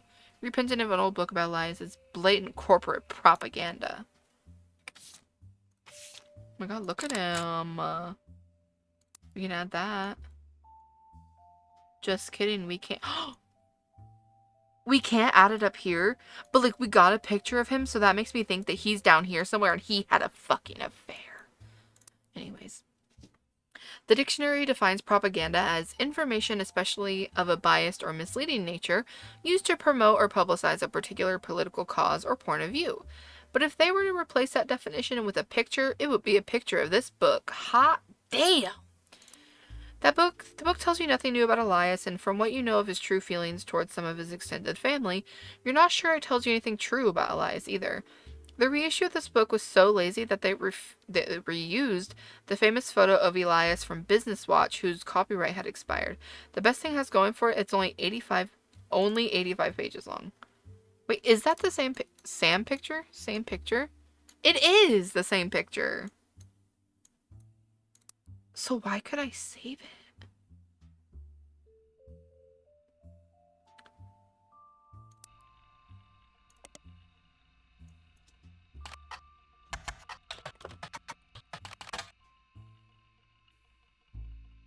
Notes from the article and a scan someone made of the cover have been added to your evidence.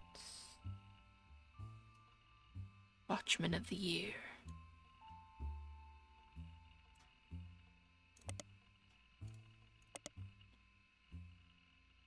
No. Okay.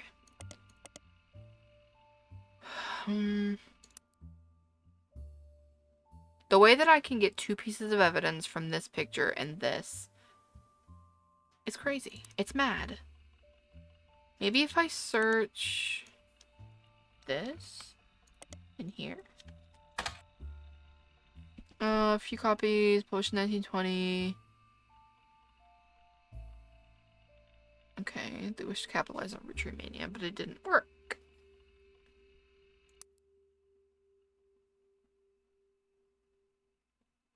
I just...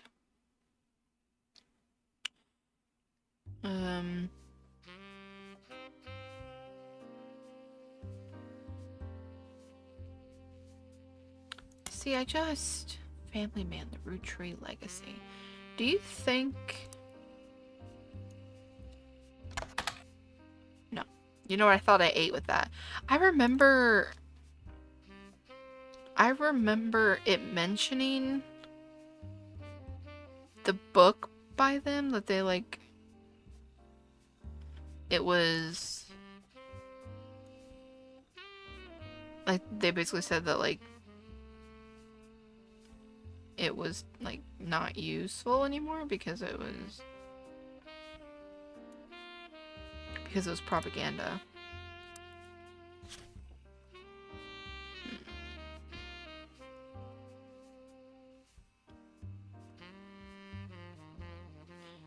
I just don't remember.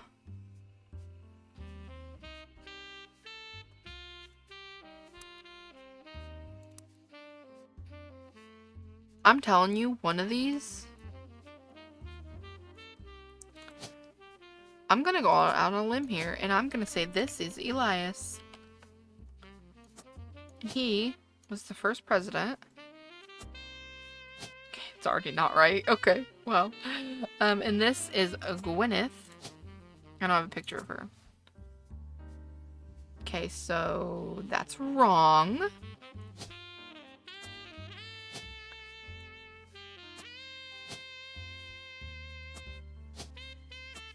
Okay, that doesn't mean he's not on here, though. But I figured it would make more sense if he was over there.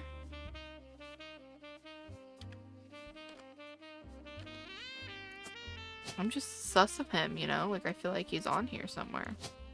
But he's not there. I'm gonna try this. Whoa.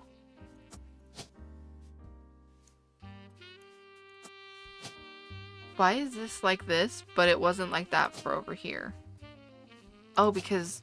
No, sorry, that's the wrong one. And to go here. Elias. No. Okay. You know what? Maybe I'm wrong about Elias. I just don't know why I would need his picture again. This also says 1998, so like...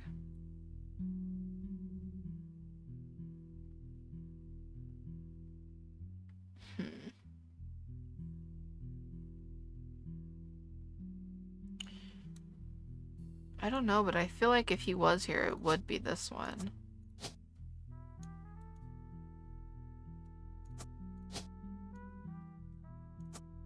But... she was a secretary. I think.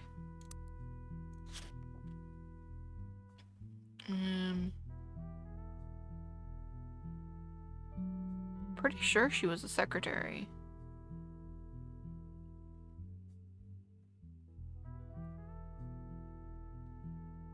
Oh, that's right. His distant cousin Raina, he listed as attractive or something like that.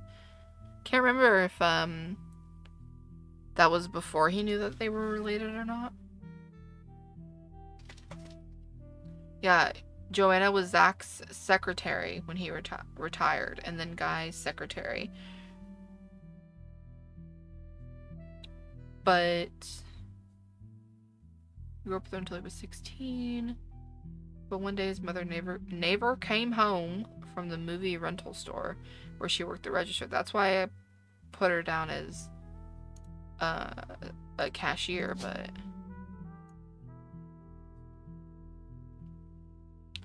Secretary makes... They both could work, I fear.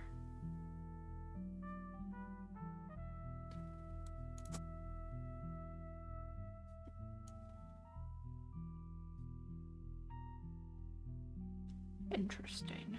Very, very, very, very interesting. How did that book help me at all? You have enough information to fill in the parents on the family tree update in 1998. Do I?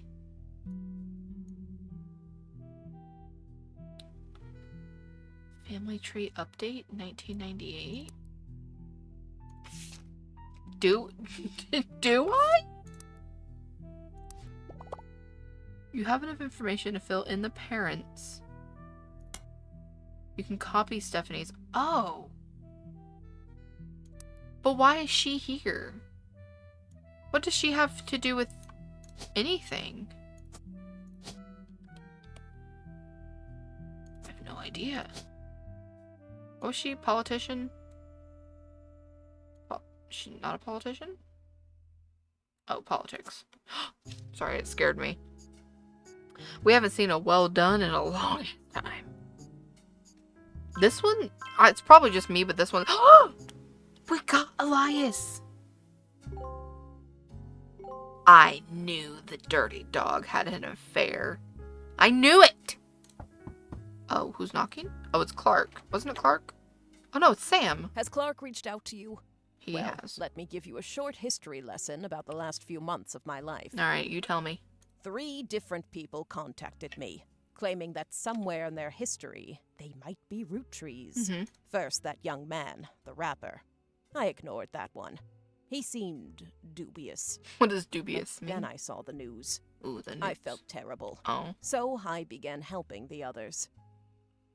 So she judged him, is kind of what it sounds Because like. my doubts with Felix were so misfounded, I ended up putting too much faith in the second person that approached me. Anonymom? I went to the media prematurely. I admit my mistake there. But the third person who contacted me also had a credible case. Before I could help, the company got to them somehow. Classic. The fact that the family silenced them doesn't seem to fill me with hope when it comes to Clark's intentions. But you're making progress based on the leads. It's very slow progress, It's Sam. really hard for me to get a read on him. I'll let you handle it. I've sent you the case Oh, I've been working Regina on. And some company Clementine. records I managed to track Mary down. Beth Clementine. Love the The name records Regina. are quite dense, but hopefully Quite they're dense, just useful. like me. Good luck. Thanks, Sam. You know what? She always comes through for me. I've always said that. Brian. Here he is. And then they have their little babby. Her last name is Jones. Oh, that's first name. Jones. And her name is Caroline. Or Carol? Probably Carol. And her job is baby. I assumed she was named Caroline because they said she was named after her mom, but I guess being called Carol is still named after her mom. I just took it very literally, I guess. Anyways, we do know that this is correct over here, you dirty fucking dog. I knew it. I knew it. Anyways, let's look at what our girl here gave me. The photo was given to you by Sam. A woman named Regina Clementine came to her and claimed that her husband has confessed he thinks he's a Roottree. The details of this case can be found in your evidence. Stuart is the older boy wearing a vest. That's Stuart. The woman in the photo is Mary Beth Clementine, a singer who may have had an affair with Miracle. Very interesting. Very, very, very interesting. Let's go to Miracle. That old son of a bitch. Stuart, I'm just gonna put this in here, I guess. Okay, so claim that her husband. Love that their last name is Clementine, by the way.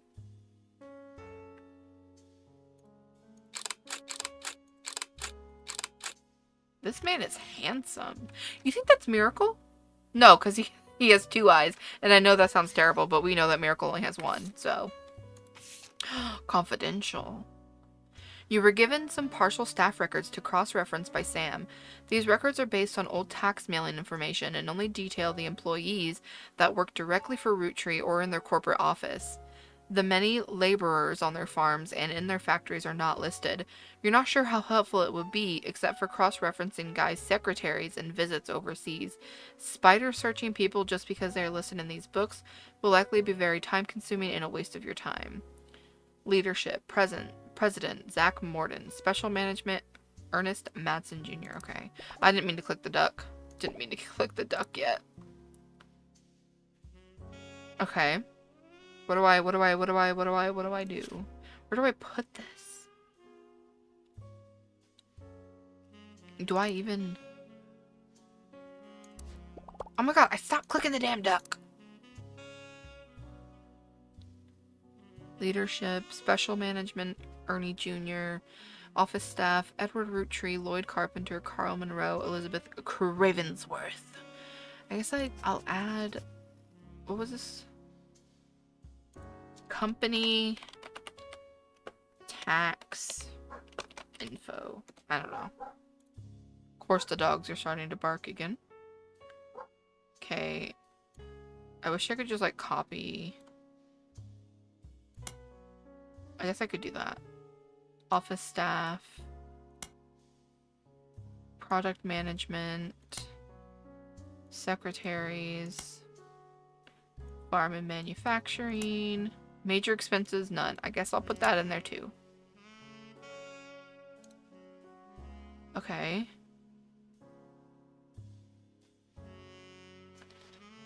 Okay, so it sounds like it's telling me like, hey, like it's not worth searching these names individually, which I'll be the fucking judge of that, okay?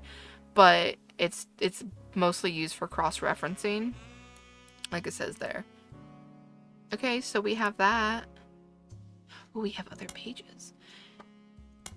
In 1977, it was announced that Zach would be retiring and Guy would be taking over at the start of 78. They held a retirement party in November before spending the final month working on the transition. I guess I'll put this under Guy. In November for spending the final month working on the transition. During 76 and 77, the following changes took place. I'll just put that under Guy. I don't know if I should have, but I did, so. Okay, so it does tell me the year. So this one said, okay. You think I can just do all of this? Apparently not. Okay.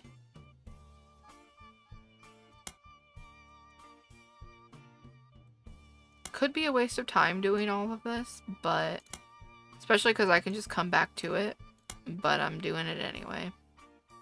Joanna, I saw her name. Okay. In 78, Guy took over. This began a particularly volatile period in the company's staffing. Many travel expenses were listed, and Guy began trying to develop new 5-piece flavors. That rat bastard. Raffertunes. I'm not even reading these things. I'm just putting them in here. And I'm also burping a lot. Special services. Ooh, they have an interpreter. Oh my god, look at all this. Makes sense. He's costing them so much money. Hey, so why can't I add this as... Okay, I'll just do it like this. Whatever. Okay, so we got that. The volatility continued. Many new employees didn't tend to stick around very long. Okay, well.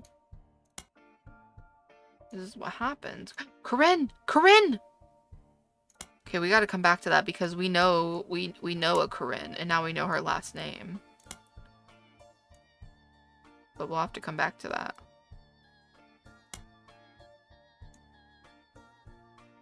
Jesus Christ.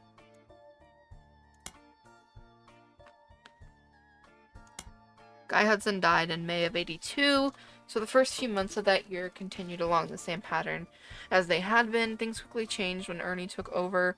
Most of the extraneous expenses ended, and all of his secretaries, most handpicked by Guy, were let go. Sam Matson left Roottree in '84, so this is the last set of books you have access to. Okay.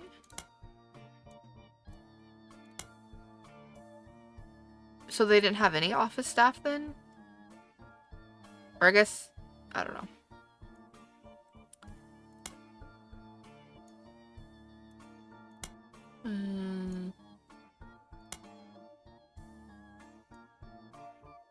I'm sure, like, there's also a lot of just good information in here. I just haven't really read anything. Okay, so we have the company tax information all sorted. From 6 pieces at prodigy.us to genealogy genie. That's me! This is all the information I have about Regina Clementine. Her maiden name Salazar, I guess, from New Orleans, Louisiana, and her husband Stuart Clementine. She wrote me about a month ago. Apparently the Roottree lawyers went after her since then. I guess, should we make one for Regina? Regina? I see there's so many pages though, and you can't have too many. Regina. Maiden name Salazar. From New Orleans. She wrote me about a month ago. Apparently the Roottree lawyers went after her since then. By the time I received her letter and called her, she told me she couldn't cooperate anymore. Her husband is a police officer and never knew his father. Told her he thought he might be a Roottree, but he's estranged from his family and didn't want to pursue it because he had no proof. She wrote to me behind his back. Normally I wouldn't be so sure, but she had some pretty credible facts. Some of it I've been able to confirm. Stuart's mother was named Mary Beth Clementine. She was pretty well known in the 30s to 50s, a singer who went on tour to a lot of churches. You can look her up online, and she was a pretty big proponent of adoption. I know for a fact that she came to Butler County a few times. I remember her from when I was younger, and Regina said that Stuart told her that they always seem to spend a lot of time at the Miracle Church. She sent me a photo to prove that she's who she says she is. I've attached it to this email. Sam Matson, 6 pieces Unwrapping America's Sweetest Family is out now. Please consider saving a tree and not printing this email. Okay. Didn't she print it, though? Okay. We have information. So, let me see. Wait, she was, hold on, let me come back in here. She was a singer 30s to 50s.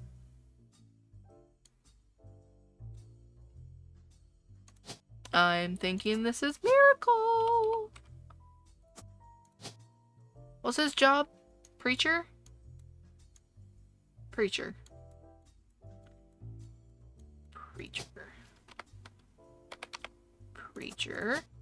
This is you, and you are Mary Beth. What's her? We don't know her maiden name, do we?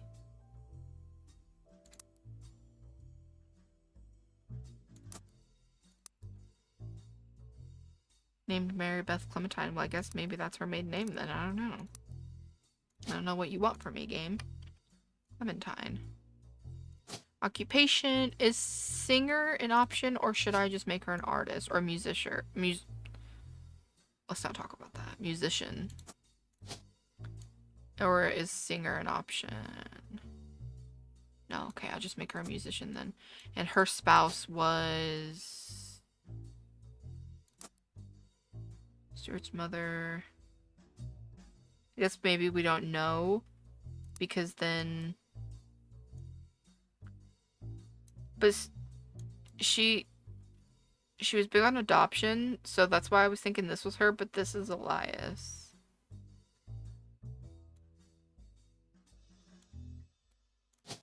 I don't know. So this would be This would be him? Maybe this is him? I don't know. That's not what I meant to click. We do know he's a police officer, though. His name was Stuart. Clementine. And then his spouse was Regina. Clementine.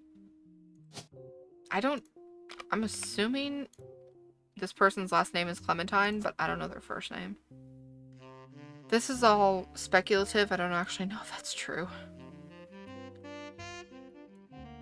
So let's look up Mary Beth Clementine. Mary Beth Clementine. I feel like I haven't been in the computer in so long. Mary Beth Clementine. She was a singer, most popular in the years between 42 and 59. She traveled around the country performing at churches. Her repertoire was a mix of religious and popular songs, and although she recorded a few records, they seem lost to time. The only one you find mentioned was a cover of He's Got the Whole World in His Hands, released under the new label New Edison. Thomas? I don't know if that's going to be relevant, so I just put that in there. Maybe I'll name this like the Clementines or something. Or like Clementines. Oh my god. Oh my god, I have to go all the way over. The Clementine. No, I'm just gonna do Clementines because then it will show up right here. One thing Mary Beth was known for was her adoptions. She's listed on many sites that mention adoption. In the history of adoption, she adopted two children, Stuart and Mark, so they're not biological. She also spoke as an advocate for the benefits of adoption in front of the United States Congress in '49, who were convening to debate and discuss the then recent first adoption of an African American child to a white family in the United States. She was specifically there to detail her experience going through the system to adopt Stuart. Her other son was adopted later, and according to a single line on one adoption site, under unusual circumstances. In 1959, it surfaced that Mary Beth had been divorced twice, both times to her manager Sterling. This ended her career with a religious audience she had been catering to, and while she performed occasionally since then, she mostly faded into obscurity. She passed away in '94 at the age of 76 of a stroke. Interesting. So she was divorced twice?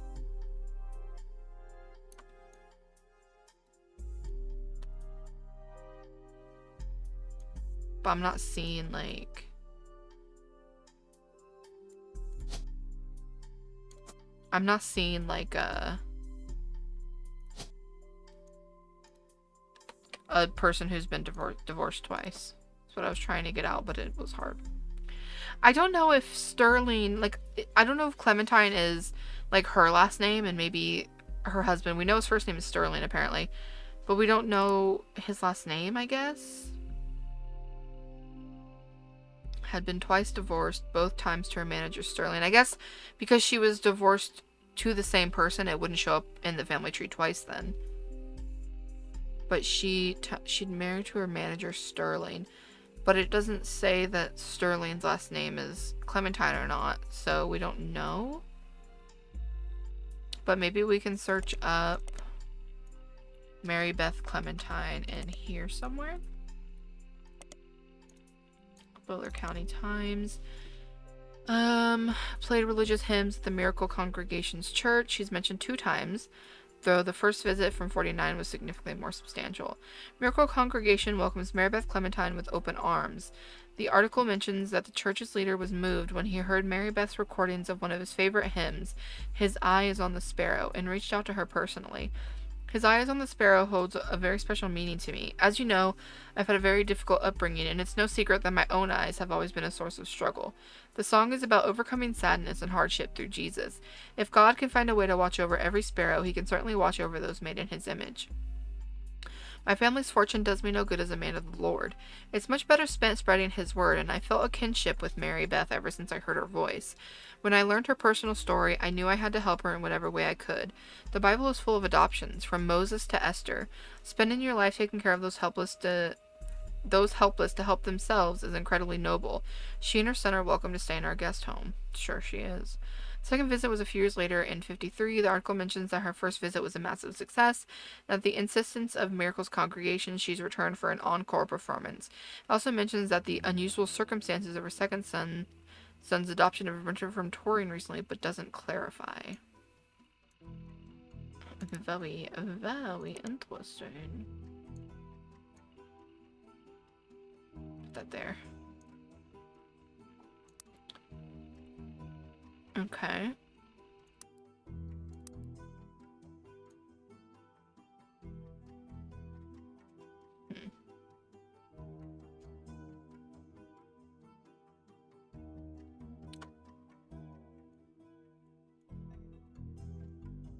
Okay, so we need 4 in order to, like, move on. Also, we still haven't gotten Joanna right.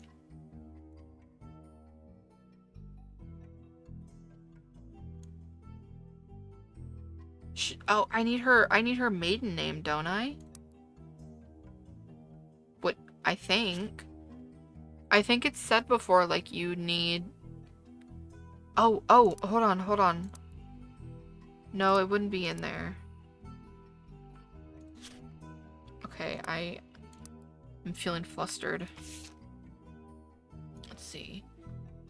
Let's look through here. I'm looking for... Oh, it wouldn't be, like, it'd be, like, back here. Robertson. Okay. I think. Yeah. Because I'm pretty sure it's said before that you gotta do maiden names on the family tree or something like that. So I'm gonna keep it as secretary, and I think that's right. So there's so many pictures. We can do the picture of Guy now. But anyways, it doesn't say that Brian's right.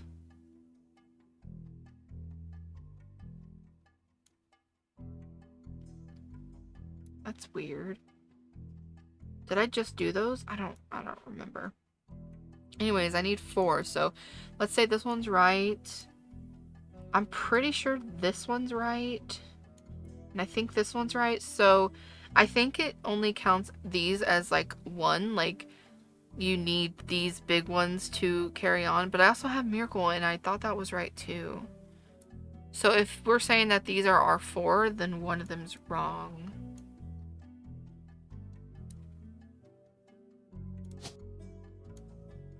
Huh. Maybe she wouldn't be considered a secretary and she was a cashier? Oh! Okay. Well, there we have it. Okay, we got Miracle right. We got Stuart. We got Joanna. And we got Carol. We still haven't gotten... Oh, we did get Ryan. Okay, I was going to say. Okay, so we didn't get... We finally got, like, Stephanie's little area done. I'm just Oh, because it says family tree update. So it's not, like... I understand now. I was like, why are they down here? Because they have nothing to do with infidelity, but it's because this is just an update for them, I guess. I don't really know why we needed that, but whatever. So this can't be right then.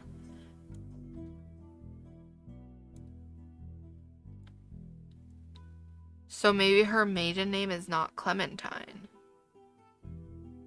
We got his picture right, but not his name. Her career has to be right, though, because she's, like, a singer.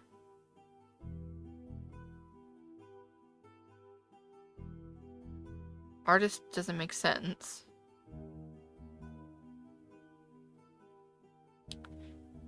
Maybe she technically is right, but we had... I don't know. Maybe just picked 4 random ones. I don't know. We're just going to keep that for now. Because I'm pretty sure that's her. We also didn't get Regina's name, right? Because we need her maiden name, probably.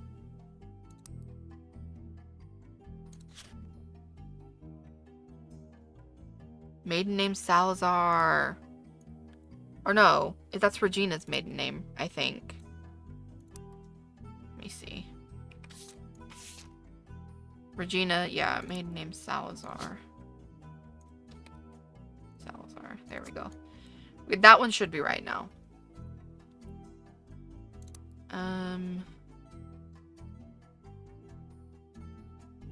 Stuart's mother was named Mary Beth Clementine.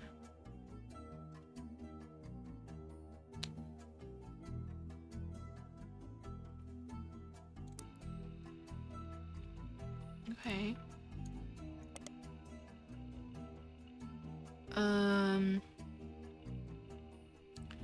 Mary Beth Clementine was reviewed and advertised many times, but most popular recording was the release of her cover of "It's Got the Whole World in His Hands." Released under the label New Edison. Was a small record label based in Los Angeles that existed for a few years in the 40s. It raced to release cover records of songs that were gaining in popularity. According to a website about their history of recorded sound, it was named after its founder, Sterling Edison. Edison. There we go. Now that should be correct. Okay. Oh, that's not what I meant to do. I feel a lot better that we're actually getting some information now because I felt so stupid. Its biggest claim to fame is being sued by the estate. I'm gonna put this in here. In the Clementines. Biggest claim to fame is being sued by the estate of Thomas Edison in Edison Records versus Edison. You know what? I was joking about Thomas Edison, but there they weren't, apparently. You can also find a few references to New Edison and Mary Beth Clementine on sites about old records. One collector says that the Holy Grail is a re-release of the old Rugged Cross, and says that the first edition was originally published before she legally changed her name. Interesting. Sorry. Another site claims that the police had to be called to New Edison Records after its owner Sterling Edison got in a physical altercation in public, leading to a divorce. There are no cited sources or evidence, and the site's content seems user-submitted. There's an email address at the bottom, and the phrase, "Send me your stories about old Hollywood and I'll add them to the page." Okay, so what we do need is Edison versus Edsel, or whatever. We have the old Rugged Cross. And says that the first edition was originally published before she legally changed her name. Another site claims leading to a divorce. Okay, we have those in there. Because I need to search up some of these damn things. I want to search up this first to see if we can get, like, her... It's a popular hymn that's been covered by many artists. You won't find much... Okay. Speak for yourself. How do you know what's useful for me? You know, you don't.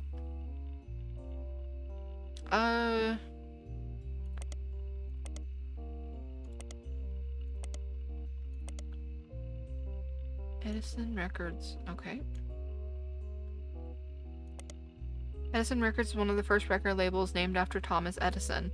The history of the company seems very unimportant. A website about lawsuits mentions this as a fun case because the name of the lawsuit was actually the biggest problem for the person being sued. Record producer who called himself Edison was immediately outed as not actually being named Edison. Edsel was a German last name, and at the time of the founding of the company, the US was at war with Germany. The company's founder immediately settled to try to get the case to go away, but the damage was done. Okay. Sterling Edison. Okay, that just gives me this. Maybe if I search this in this.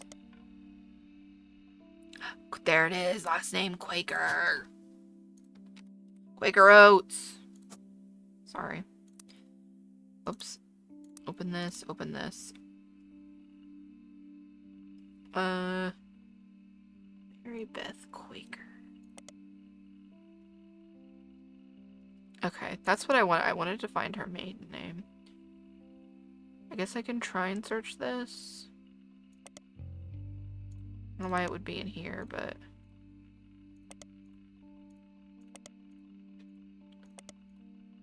I'm just gonna search. Okay. Let's do maybe this one. Did we search this already? We searched it in here, I think. Let's see.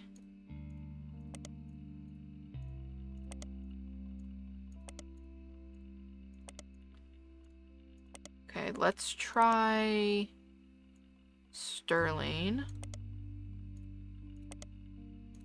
Butler County Times. Modern music. Okay. Seems that New Edison Records and Modern Music Monthly had quite a lot of overlap. There are countless advertisements for various covers of popular songs, and they all start to blend together. When you scan the results for anything other than an advertisement, you do find a very brief blurb from when New Edison was sued by Edison Records. By the time the magazine had covered it, it seemed like the lawsuit was settled out of court, and New Edison was destined to shut down. The owner, who went by Sterling Edison, said he'd likely create a new record company, but there's no evidence anywhere that he did, and that was the last mention of him in Triple M. Okay, not what I meant to click. Okay. So... let's do... we can try searching her maiden name. We can do it there, and then try in the periodicals as well. And then if her maiden name doesn't come up, then we can try Clementine. Oh. No, okay, we knew that already. Okay.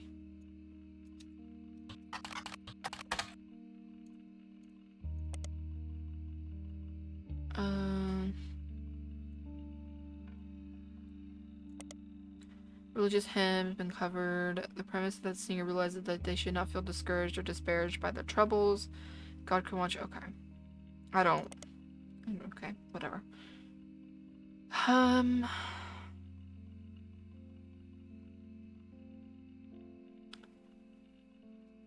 Okay.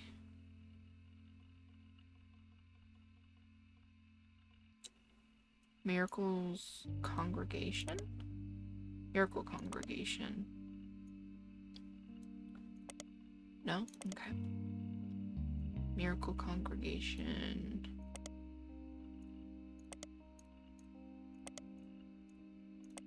What if I searched up, like, Miracle Church? No. Okay. Well, we got... I'm pretty sure this is correct now. I don't think we know this kid's name, unless it said it in this picture. Woman? Stuart is the older boy. The woman in the photo is Mary. Okay. This can't be... I think this might be Sterling. No, it is Sterling because we literally have that confirmed. Duh. I don't know who this boy is, but I think we should try and search up Stuart Clementine. Clementine is a popular last name, and you managed to find a Stuart Clementine listed as one of the many names of an emergency services website in New Orleans. It seems he's a police officer. He has no web presence. Okay, so... give me the website that you just fucking mentioned. Stuart Clementine. I doubt he would be in here. That would make sense. News time? Pick T.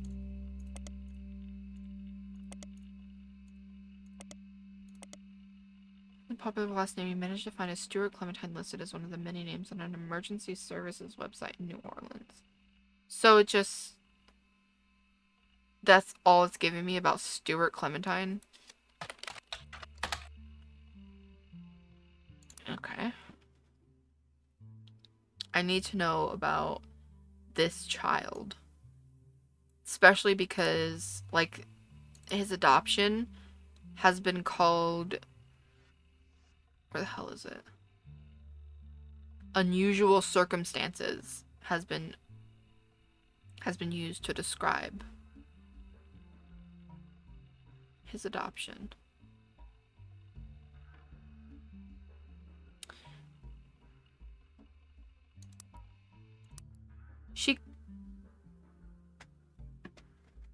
Wait a minute. Do you think these are both Miracle's kids, but she's saying that they're adopted so she doesn't, like, so it doesn't come out that they're Miracle's kids? I don't know. Because it said that specifically they to deal her experience going through the system to adopt Stuart. But we know this is correct, and we know that we know that Stuart is correct, and we know that Stuart's mom is Mary Beth, so my voice cracked. So it's like, I guess technically maybe she adopted him from someone else who had an affair with Miracle, but then why would this be here, and why would she possibly be here? So, and we know that this picture's correct, which goes to this, so it's like, I don't know, like, is this Miracle's kid too? I don't know. Because it doesn't say this damn kid's name. Okay, let's come back in here. Maybe about a month ago. Police officer.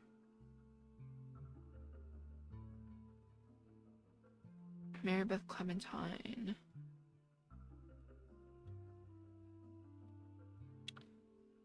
Yeah, so it says that there's 2 more things of evidence I can get from this, but I just don't know what.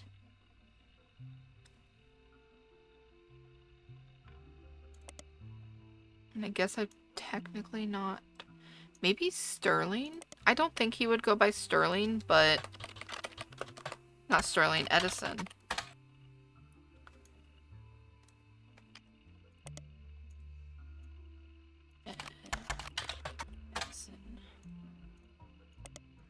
It wouldn't make sense for him to go by that, especially if Sterling was not his biological dad.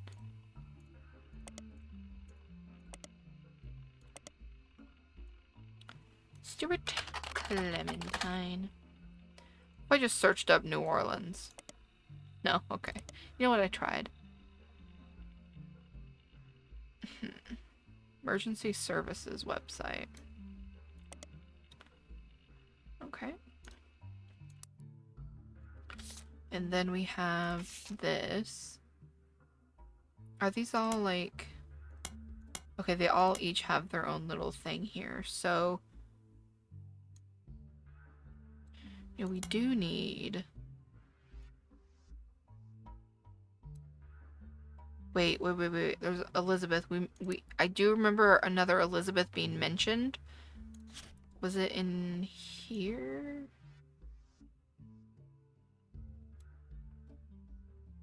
Because it said...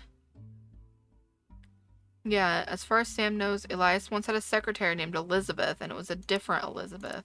So I think that this is Elizabeth, but this is Cravensworth. I don't have a picture of her.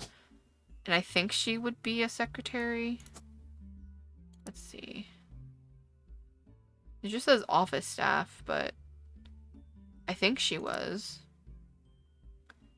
As far as Sam knows, Elias once had a secretary named Elizabeth, different Elizabeth than the supervisor from the farm, but she never met her. Should I search Elizabeth Cravensworth?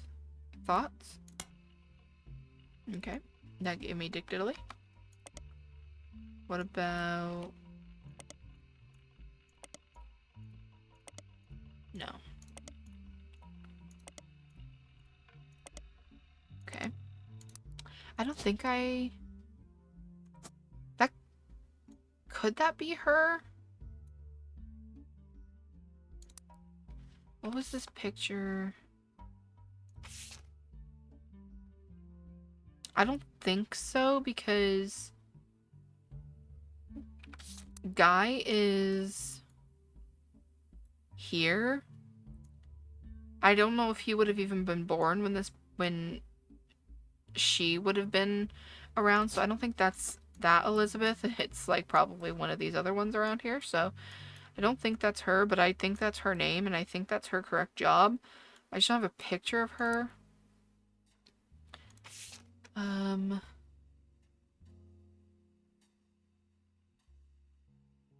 What am I even looking for? Elizabeth Farrow.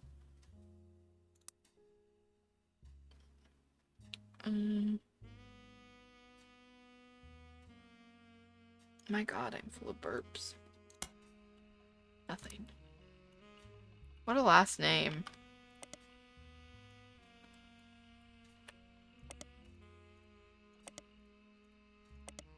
No.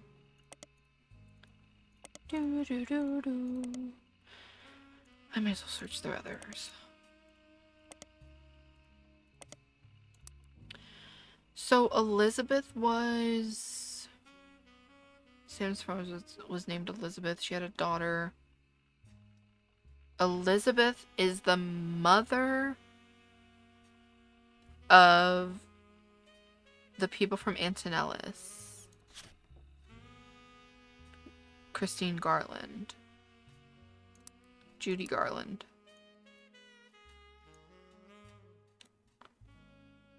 Do do do do do do do do. I think husband met. She was deliver produce.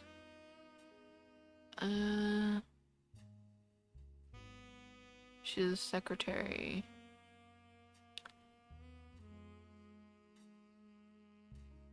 So I mean, either this could be the Elizabeth or this could be Elizabeth, but I feel like if this was Elizabeth, then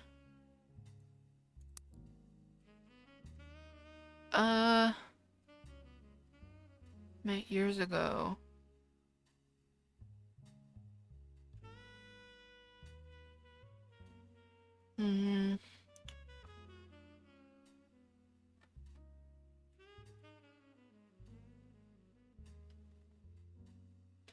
So this could be...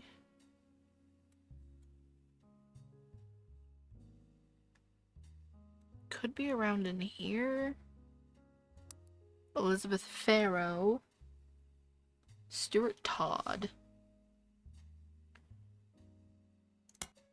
Okay, this first one we don't have any information, like another thing for, but this one we can find something from.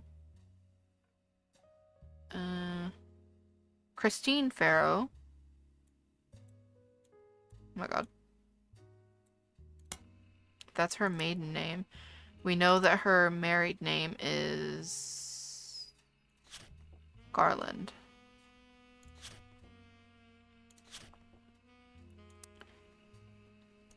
Okay.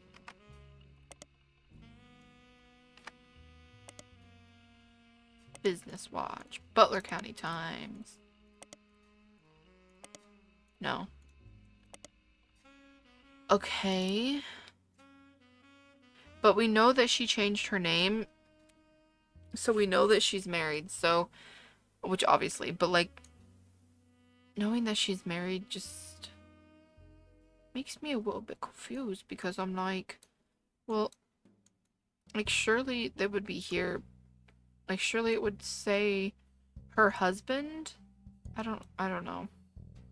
I just don't know, love. I don't. Not there. Here. Beth Knox. Beth? Oops. Christina no longer listed, but a Christine Garland has been hired. So she stopped going by her maiden name. I'm confused. Beth Knox 50-year work anniversary bonus? Who's Beth Knox? Edward Roottrees, Elizabeth Cravensworth, no longer employed. Beatrice and Corinne. That's right. We heard. I remember seeing something about a Corinne, but I don't remember where the fuck it was. Was it in here?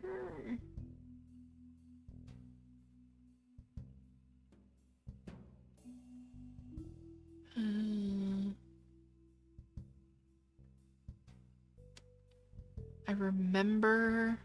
Yes, Corinne. The woman that vouched for a famous cover story is named Corinne S. Corinne comes up, which we know now. Corinne Schwartz. Put that in there. Comes up in a few articles from local news stations in Pennsylvania. Some of the people attempting to track down Anonymom were harassing her. She recently had to take a leave of absence because people showed up at the car dealership where she works. She's begging people to stop the accusations so that she can get back to her normal life. In every article you find the journalists involved have independently verified that she is not Anonymom. I didn't think she was. But she's definitely the Corinne that vouched for her. She resides in Pennsylvania, though it appears she lives beyond the Butler County limits. After she was named in a national tabloid, people have come to her place of work and accused her of being an Anonymom. The article explains that it's impossible for her to be an Anonymom because her only child is still in middle school. Unless her son's gestation period is approximately 10 years, it doesn't appear like Corinne could have been involved in any of the potential affairs. Okay, but no, she has because it says Corinne S. Well, you know what? We know her last name now. Beatrice Watts.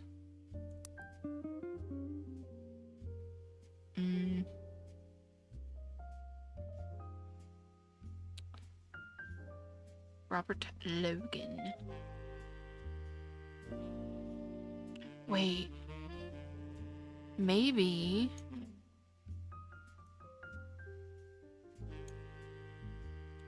Christmas Tree Bash. 4th of July Spectacular? I'm just trying to like search up to try and find the parties that guy would throw. And my thought process is looking in here for when, you know, he had took over to look at, like, I'm not really looking at the flavors. I'm looking for more like travel or like New Year's Eve ball, Christmas tree bash. No. Presidential office refurbishment.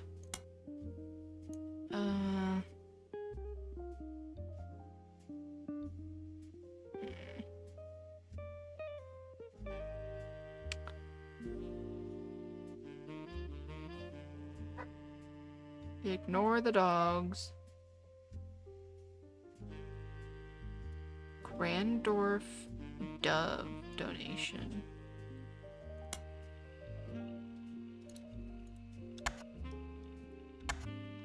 Grandorf Dove. Oh! The Grandorf School for the Deaf, formerly Grandorf Dove, is located about an hour from where the Roottrees offices used to be in Butler County, but it serves much of that part of Pennsylvania and nearby Ohio. According to their website, it was formerly named Grandorf Dove. I'm gonna put this in guys because, I mean, it happened when he was still president, I think. $250,000. Why can't he donate that to me? Because Grandorf was the last name of the founder, and Dove is a Danish word for deaf. The founder had issues with government translators, leading to an odd transcription issue. In 1990, it was renamed to better represent the school's purpose and to correct the embarrassing lack of effort and awareness demonstrated by the government in those early days. School for the Deaf.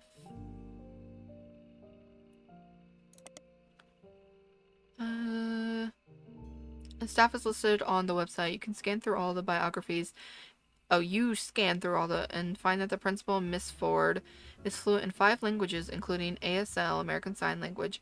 She has been working at the school for over 15 years. Miss Ford's bio also mentions she's not deaf herself, but rather learned sign language to communicate with the deaf. It mentions that she was responsible for securing funding for the Hudson Wing. Okay. And I will be putting all that in there. Thank you very fucking much. Miss Ford. Do you think this was...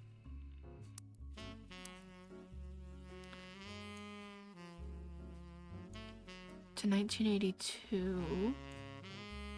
This could be Miss Ford. I don't know. I'm just throwing that out there, baby. Okay.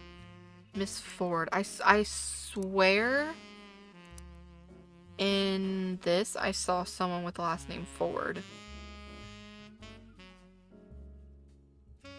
I could be bald.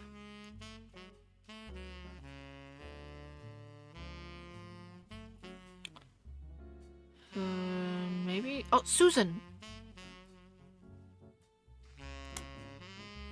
Okay. You know what? You know what we thought and we didn't, you know?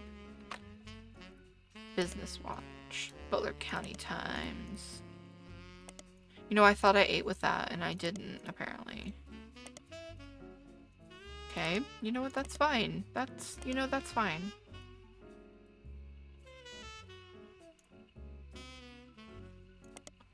Okay, I thought so. What the? Nope, stop doing that. I want to copy this.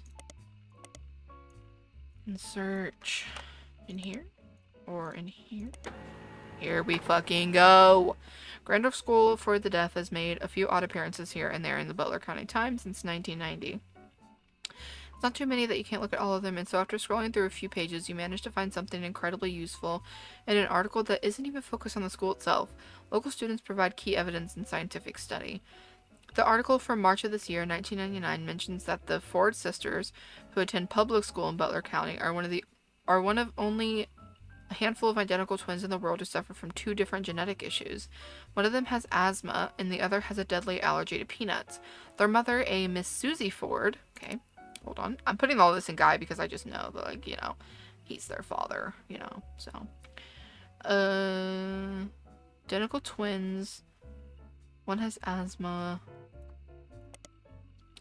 Mother, Susie Ford, principal at the nearby school, was originally contacted by research looking to identify if there was any set of twins where one was born deaf and the other was not. While she didn't have any twins attending her school, she asked if her daughters, Melissa and Heather, could be useful, and it turns out they were. Melissa and Heather. She says they couldn't be more different. My youngest, we all call her that even though it's only by about 15 minutes, is shy, but essentially hasn't stopped running from the moment she learned to scamper.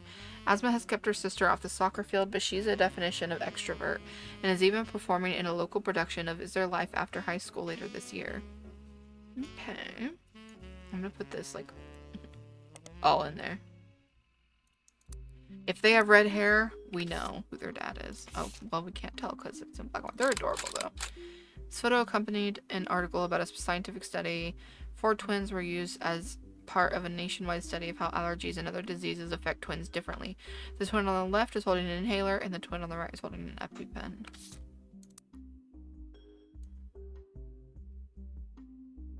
Okay, well, right off the bat, I'm looking for 2 kids, 2 like slots here, and there's only these 2 right here. So do we mayhaps know 1999, the article from March of this year? Wait, so no, it could still be because they are in high school? Are they in high school? It just says public school. They would be... I gotta pop out my calculator here because I'm terrible at math. Okay, let's open calculator. So let's say 1999 minus, let's say they're like 16. That the age does line up. They could be like the final affair. Do we know what year he died? I don't know. They could be here. All I'm saying is they could be here. Susan. I don't think we have a picture of Susan. And she's a principal.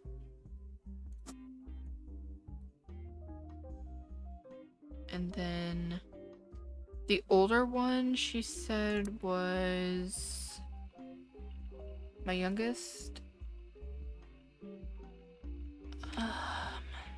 Okay, so I think the oldest is the one allergic to peanuts. Which would be...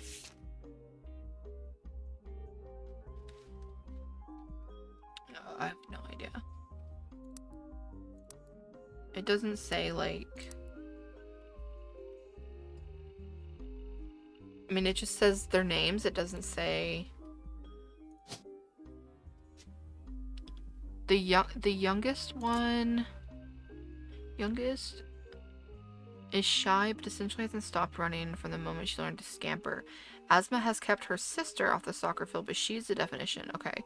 So... the youngest is the one with the peanut allergy, I think.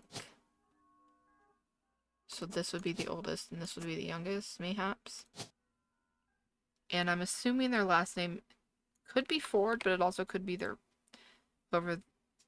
No, it probably is Ford. What were their names? Melissa and Heather. I don't know which one's which, but... Melissa... and... Heather... and they are students. Okay. And I don't think we have a... oh, no, we don't have a... I don't think we have a picture of Susan. I don't think so. Let's look up... this, maybe?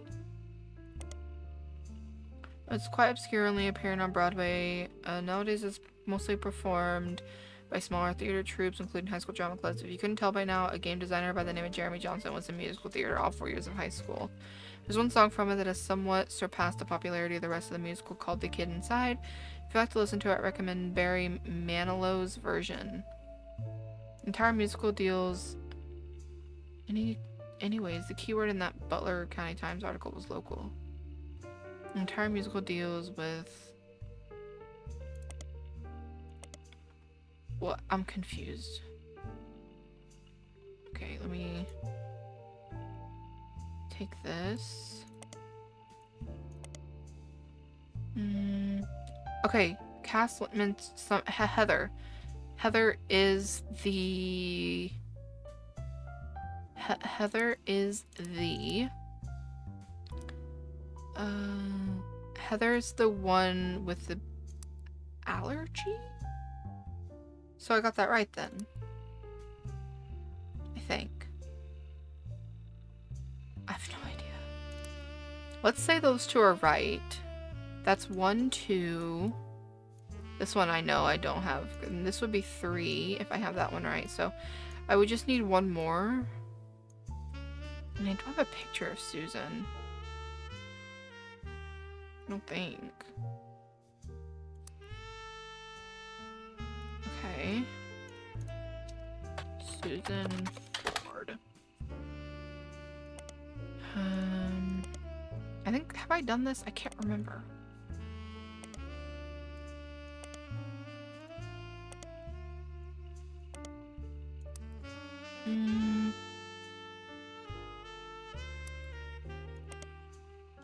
Okay.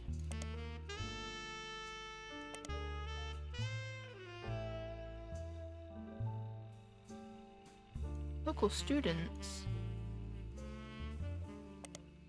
No. Miss Susie Ford? Maybe...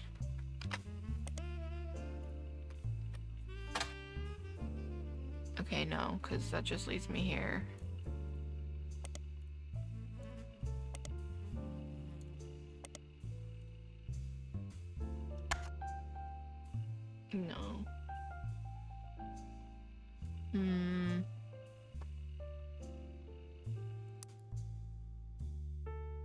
I don't have a picture.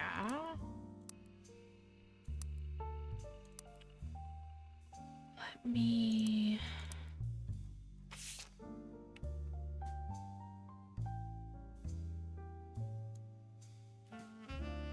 Well, we got that one. That one was helpful when I searched it up. This one. That led us to some new information that we didn't have. Makes sense that she was an interpreter because it said that she speaks like how many languages? 5. Makes sense she was the interpreter. I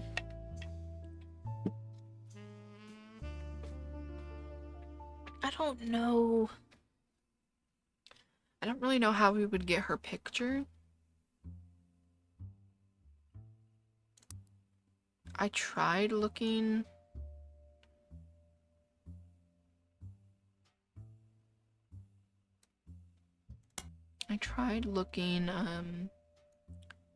Her up.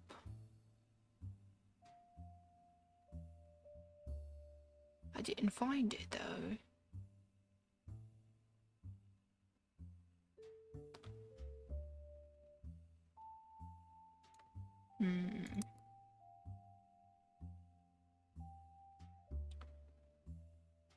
I mean, I can try it again.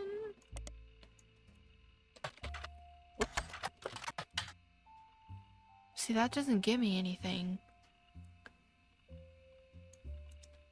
Which is interesting.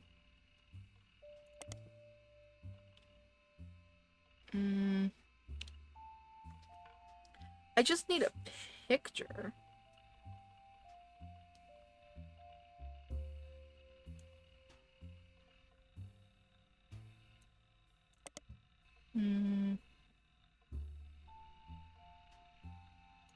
I think I searched this up the first time.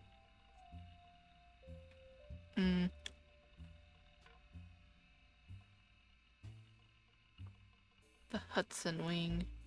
I think I searched that. Maybe I didn't? The Hudson Wing was an expansion to Grandorf, now the first built in 1982. It's a separate, much smaller building, half a block from the main campus. Operates as a smaller, independent school that offers free ASL courses for the family members, friends, and caretakers of deaf children. According to their history site, they got their name after the president of the Roottrees company generously donated $250,000 towards the construction of the building. There's also a very vague history section that you can somewhat fill in with details from the other information you've seen about the school. It mentions that the donation came at the insistence of an employee of Roottrees at the time. It mentions that she learned ASL from the main school before the Hudson Wing even existed, to surprise her future husband, who is deaf. After realizing how useful a service like this could be to non-deaf people that wish to better serve those with hearing issues, she convinced Roottrees management to invest in the school. The Hudson Wing opened and she became the first teacher at the new campus. At first it only operated on weekends, but since then it has added afternoon classes on some weekdays. Okay.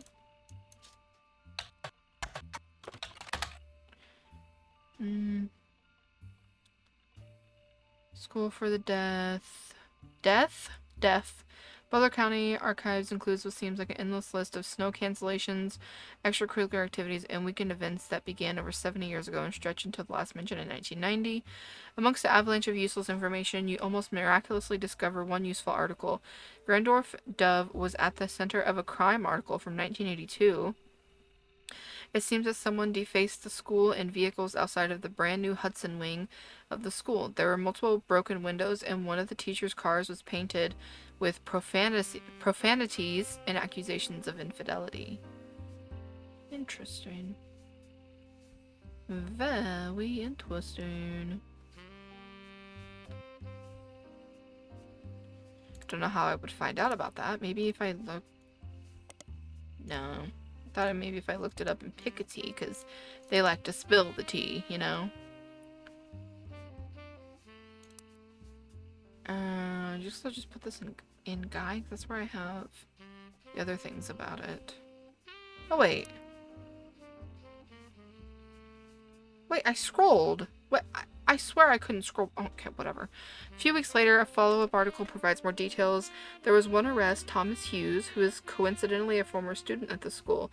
Apparently, the destruction came weeks after he married the school's newest teacher, Mrs. Hughes. She was not a teacher when he went. He graduated a few years earlier.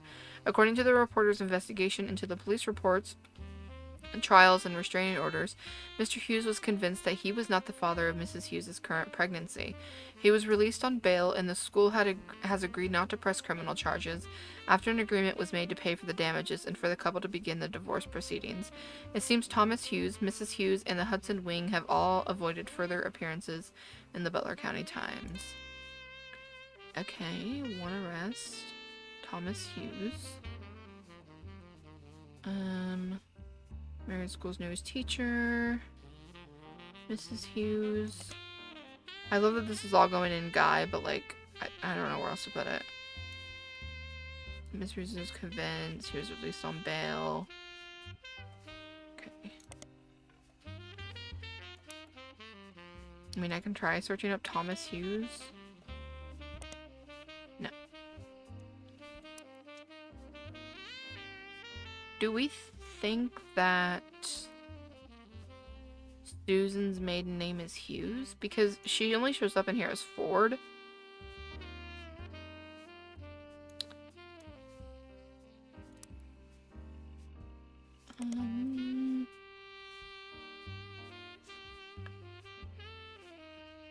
He was with Mrs. Hughes.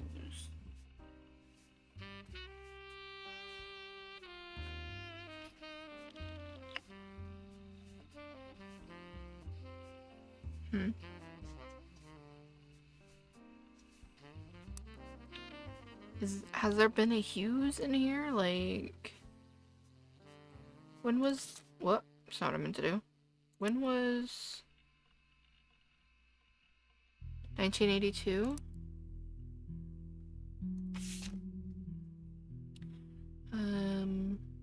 Okay, not that.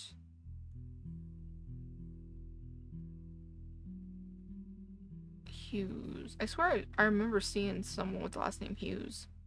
I could be wrong.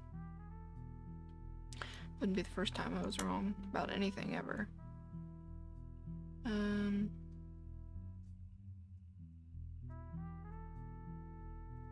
Yeah, I think I was wrong. I swear I remember seeing somewhere someone with the last name Hughes. Hey, there's Beth Knox. Didn't we have that name before or something? I don't know. It's hard to keep track of all these damn names.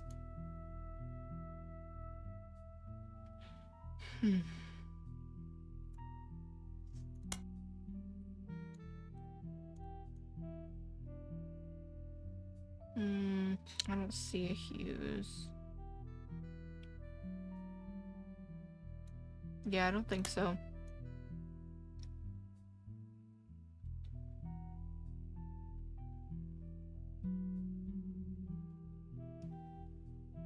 I don't know why it would be in here anyway if it's the school. But this has to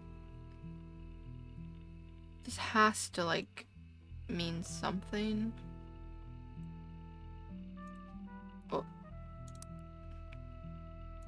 I tried searching him up though and I didn't find anything. Thomas Hughes.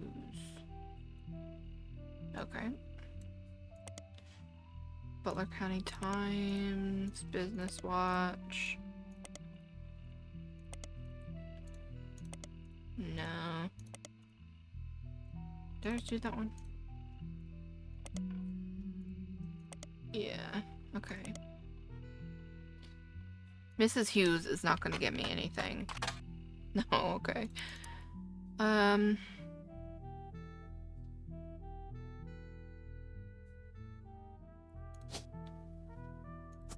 don't know. Because, I mean, was this...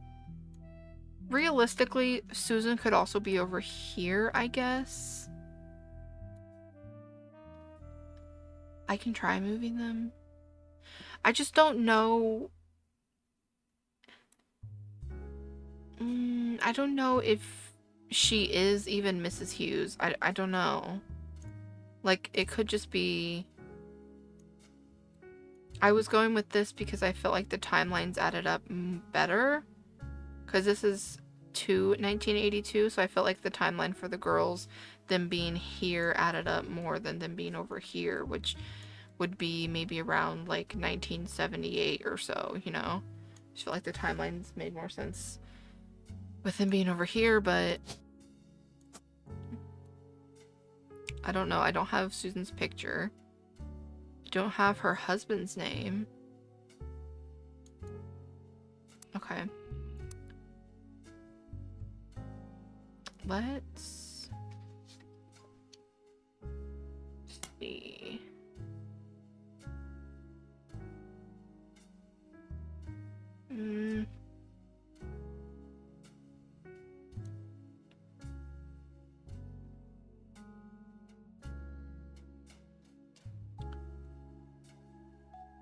I don't know. What does the hint say? Looking to marry Beth's children? Yeah, didn't I try? Am I bald? Like, I did. I searched up Stuart, and I don't know her other kid's name, so how am I supposed to look into him? Hello?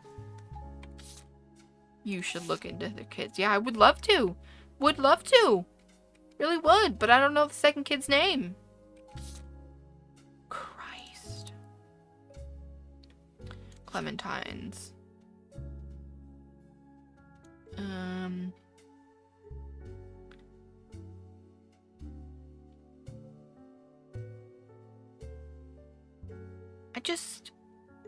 Oh, Mark. Oh. Oh. Apparently I do know it. There we go. Crocodile Clementine is listed on a website titled The Infamy List. Massive list of criminals who are known for odd crimes. Although Mark's nickname would imply he hails from Florida, a lot of others on the list come from there, or Australia, Mark is listed as being from Los Angeles. It's a pretty big entry. He seems like a real piece of work. Basket Baby is insane. Okay. There's a... Sorry, I don't know where my voice is going. There's a very small note about him being the Basket Baby of 1950, but most everything else comes from his adulthood. Basket Baby of 1950. He lost his job in 1975 as a pilot. Virgin Airlines tried to board the wrong airline's flight, or plane. He was drunk. He was charged with trespassing and assault. For boarding the wrong flight? Trespassing and assault, I mean, assault, whatever, but trespassing? 1982, he was arrested for transporting smuggled animals over the Canadian and Mexican borders for an illegal reptile supplier in Los Angeles. He was apparently quite successful for the first 4 years. But was caught when he had to make an emergency landing in Portland after he's bitten on the foot by a crocodile, hence the name. Apparently the Portland Telegraph is credited as having... Portland Telegraph. Credited as having given him the nickname. His mugshot from this incident has been added to your photos. In 1993, he was released on parole, but his freedom didn't last long. He was arrested in 1994 in San Diego for violating an attempt to visit his daughter's graduation. He famously punched a principal, a man named Billy Sims. The incident received national press. Okay. So we know... Oh, why he kinda... Mark Clementine. Okay, Mark Clementine. Pilot?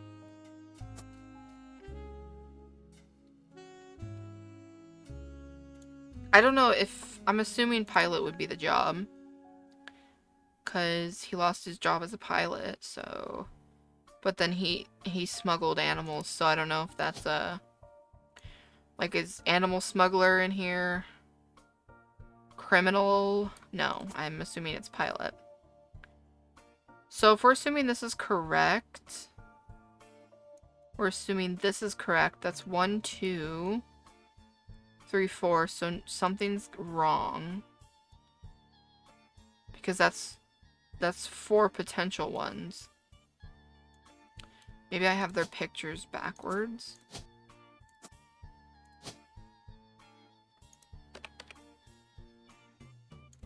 Heather, Melissa. No?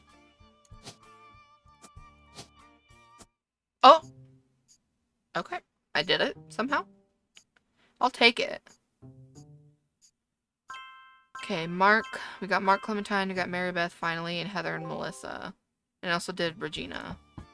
Oh. Hello, Clark. Sam Or is reached it out to Chris? me finally. I think I have you to thank for that one. My family's in a bit of a rough patch. Even though the candy is selling better than ever, everyone is fighting over the trust. The majority of us want to dissolve it. On paper, it seems like the right decision. The arguments about what to do next are endless and heated. More than a few Roottrees are worried about losing their wealth. I don't think we do. Sorry, I did more not than mean to- anyone else. I didn't mean to cut him off. I love my family, my wife, my daughters, even my son, who I hardly ever You get should to love see. your son. I want to keep them safe and secure. But I didn't do anything to deserve this fortune.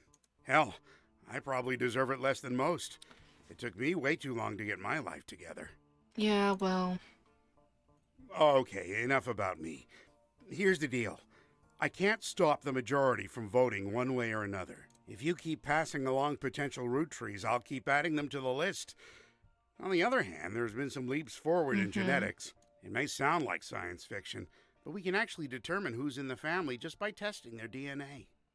Didn't they know that already? Did they not do that with the rapper dude? What you've done so far has been very useful. Just keep filling out the tree and we'll prepare for the tests. Okay.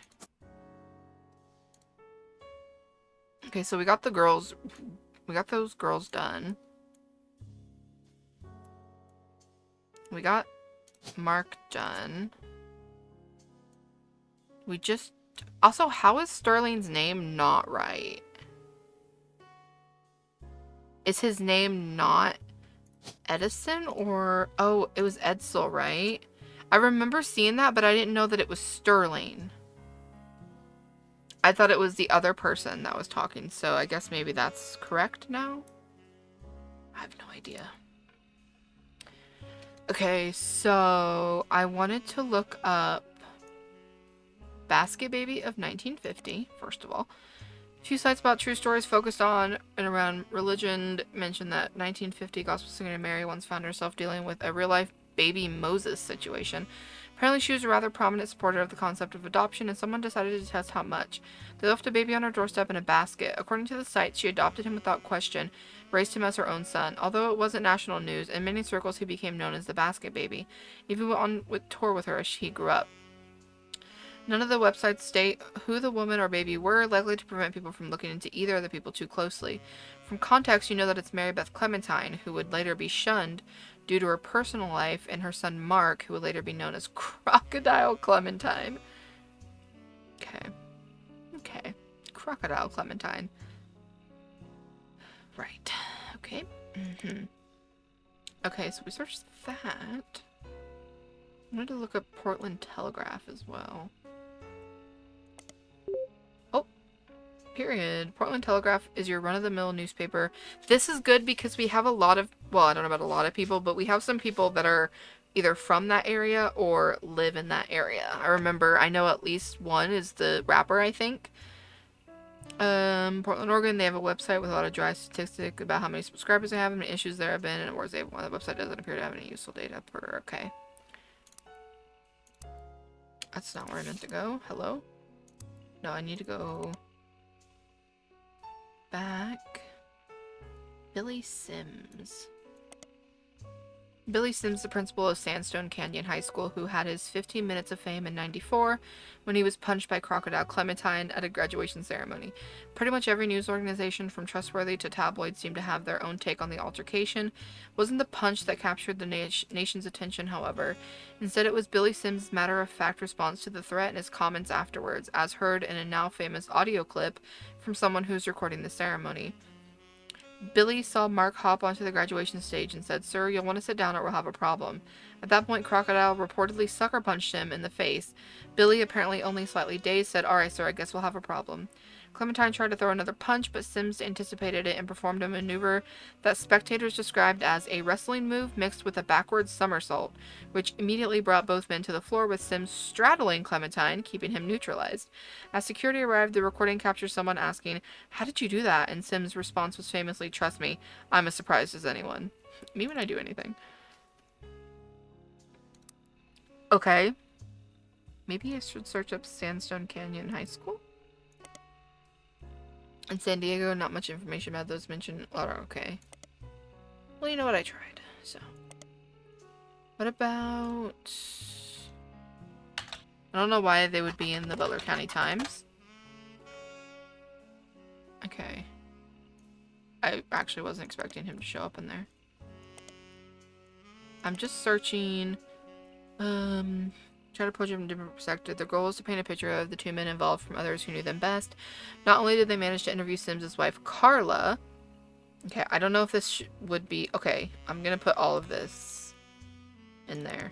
Even about Sims' wife, Carla, because I don't know if it's gonna be useful, but definitely Colleen Webb. Colleen Webb. Whoops. As well as multiple staff members at school, they hunted down Colleen Webb, Mark's ex-wife. According to this section with Colleen, she and he met when he worked for an airline. She worked in an airport newsstand. He was a drinker and would often have wild mood swings. When he was charged with assault of a fellow pilot in 1975 and lost his job, they divorced. At the time, she was pregnant with their second daughter, and she felt she needed to get out before things got worse. She left him and moved to San Diego to live with her sister. Okay. I really should probably put this in here. Mood swings. They divorced. She left him, moved to San Diego to live with her sister, and told her oldest that her dad had to fly planes for the army. She raised them by herself, and although she never went through the trouble of changing their names legally, they used the web names so that nobody would connect them. Okay. So, legally, their names are still Clementine. I don't know why I clicked that. So, we know that legally both of their last names are Clementine. We don't know their first names yet, but... And... they're probably not in school anymore then. If he was at their graduation when all that happened, and that happened... Or maybe it was. Maybe, I mean, they're probably not in school anymore. Maybe they're in college. Well, at least one of them might be in college. I'll put this oldest one as being in college. I don't know about the youngest one. Well, yeah, because she's married. The oldest one's married, so... And I'm just gonna put it as that for now. Okay.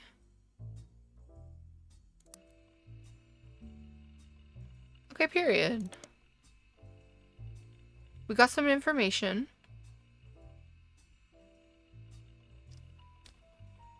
Okay. Kind of sleazy, so they're not afraid to publish a few details to get more reputable news publications normally wouldn't. Billy Sims incident. Billy Sims was once arrested for throwing a Molotov cocktail at a company that was found to be testing their products on animals. According to police paperwork, Crocodile Clementine's bail was paid for by Toasterito Jacobson. Okay. Piketty interviewed other students that were at the event to find out if anyone knew anything, and the word going around was that Mark Clementine showed up because his daughter Mary was graduating that night. So I'm assuming Mary would be the oldest, but I don't know that for sure. Also a Mary Beth.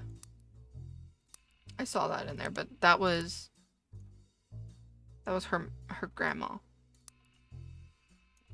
Mary? No. Okay. Don't know why he would... Oh my god, why is there so many of this Billy Sims guy? Appear on paper before. special banner called Croc Watch is insane. Mentions our good friend was actually in attendance at the high school graduation because his daughter was walking the stage. He's apparently not allowed to attend. His ex-wife had a restraining order on behalf of her daughter, but did so anyways. It was unknown to the school staff, including Sims, at the time who he was. A security guard recognized him, and that's when the trouble started. Clementine was approaching the side of the stage to try to avoid the guard when the exchange between him and Sims took place. Article finishes by facetiously asking, what will Croc get up to next? Okay. More instances of Croc Watch. Okay. Okay, so what about...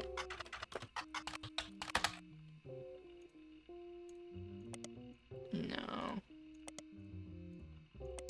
I can try Mary Webb, but... Oops. Oh! A Mary Webb in San Diego has a website called Web on the Web. Apparently it's a personal travel diary that also doubles as an advertisement for her travel agency. Where is it? Here it is. Oh, she's beautiful. Mary Webb. Okay, if we're assuming this is... I'm gonna put Clementine on there because I remember it saying somewhere that their like maiden names would go on there, and it says legally that their last name is Clementine, so I'm putting Clementine on there. She's apparently found a niche booking vacations for lovers of the strange and unknown. A photograph of Mary in front of an alleged ghost ship from the 1800s. It was lost at sea and turned up without any crew several years later. Nobody knows exactly what happened, but fans love to tour and come up with their own paranormal theories. A company called Corporate Composition Photography is listed. Okay. Well, we're gonna look that up in a second, but I'm gonna finish this. There are descriptions of Mary's services, including booking flights and cruises. Almost all of them involve extremely niche audiences. It seems Mary is the #1 agent when it comes to booking spiritual vacations aboard ghost ships and in specific hotel rooms that are said to be haunted. Is this the Queen Mary? Hello? She also has a dedicated section for more traditional modern cruises that cater to specific groups, such as fans of boy bands. In the diary entry, she talks about how the trips she's personally taken, uses that as an opportunity to feature descriptions of amenities and excursions that the ships offer, even when you're on them to see a specific band or a ghost. There are pictures of ships, hotels, landmarks, and places she's visited, as well as a picture of Mary herself, a ship in the background. One of her diary entries actually mentions the day that photo was taken. She led onto the ship on a port day in San Diego, blah, blah, blah, blah, blah. Okay, I'm gonna, before I search up that one thing, I'm gonna search up Mary Webb in here.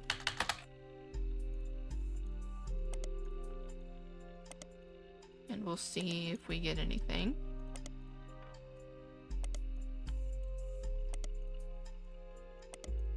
Okay, no. Alright, let's search up, not that.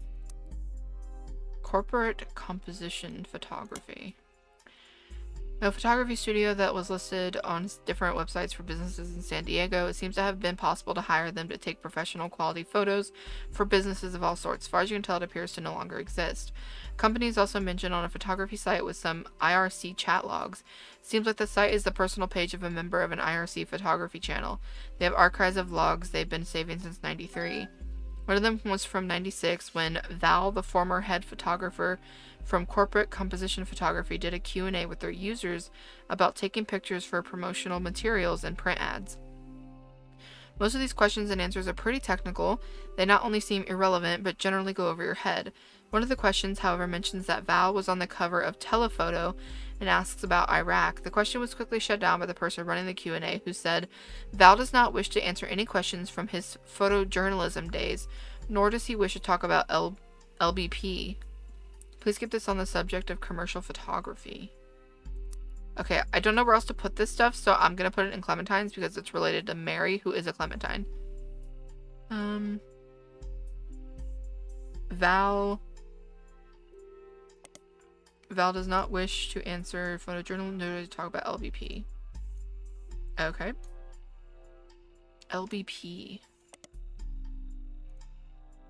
Okay, well first I want to search up Telephoto. A photography magazine, period. Oh, and it's a photography magazine, so we're gonna get pictures, because that's what photography means. I don't know why I searched Iraq, by the way. LBP? When searching for LBP, you get a wide variety of results. LBP seems like it can stand for Lebanese pound, also known as the lira, lower back pain, lead-based paint, low blood pressure, Louisiana Board of Pharmacy, or Long Beach Peninsula. I'm assuming it's this, but we don't know. Some businesses also have the acronym LBP. Your results include Lynch Building Plastics, Luxury Bridal Photography, Lexington Business Payroll, Lincoln Baby Photography, Laura's Bras and Panties, Logline Books and Publishing. Okay, we're going to search more into that in a second, but I wanted to... What was I going to do? I was going to do something. How do I get out of that?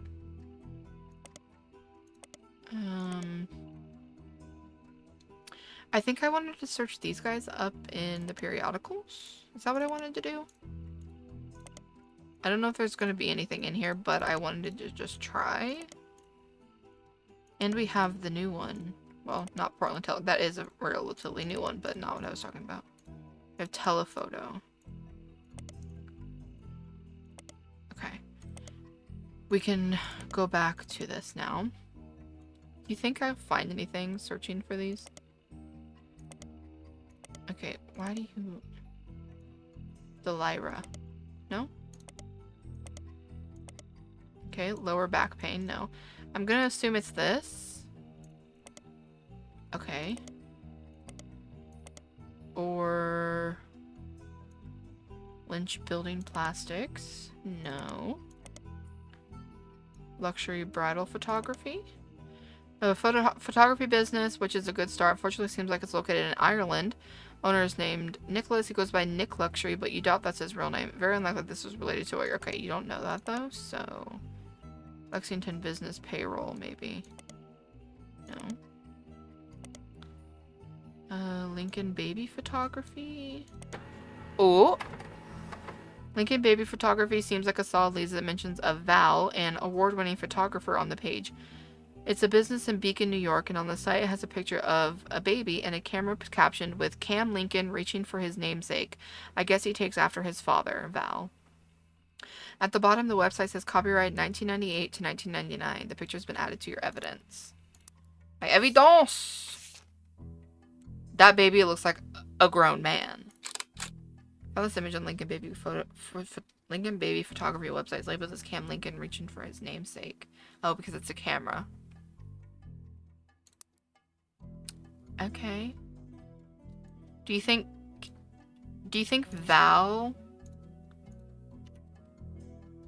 Do we think Val is Mary's partner? Mayhaps? And do we think Cam could be the baby? I don't know if this baby's... Can't Lincoln, okay. Lincoln. And I'm assuming Val's last name would be Lincoln then? Lincoln. Unknown occupation, baby.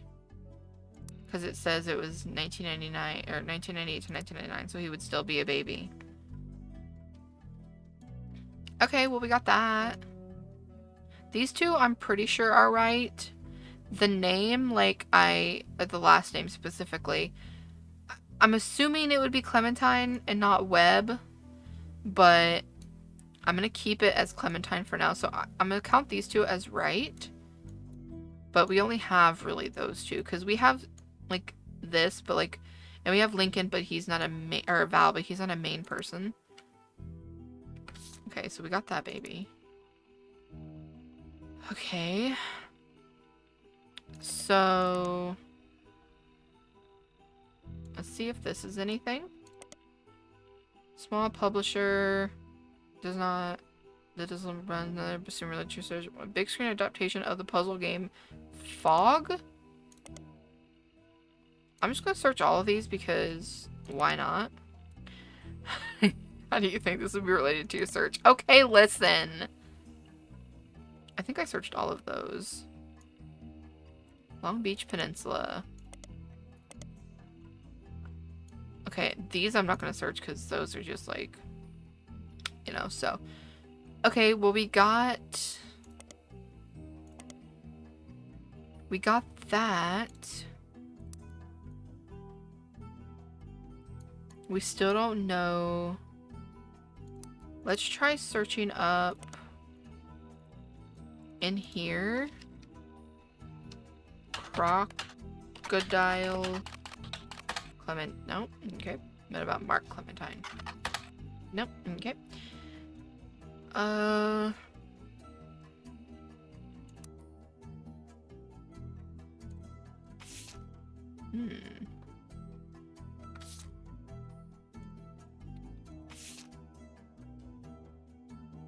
Do you think we can search this? Multnomah.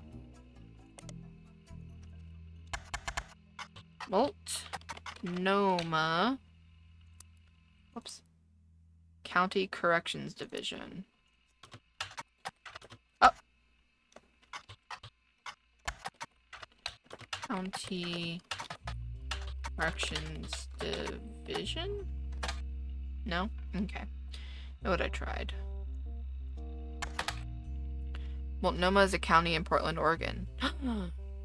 Interesting.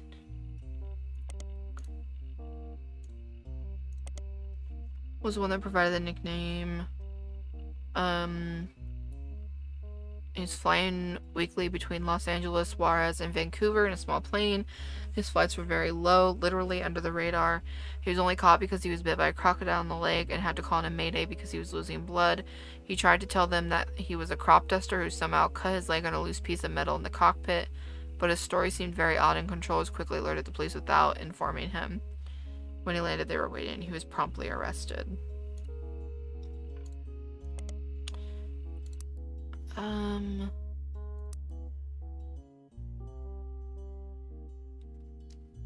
Okay.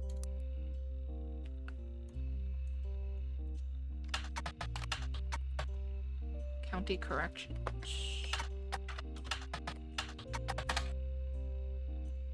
What? No, ma. No?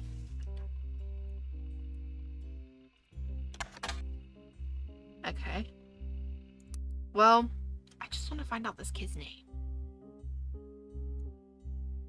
I don't even have a picture of them either.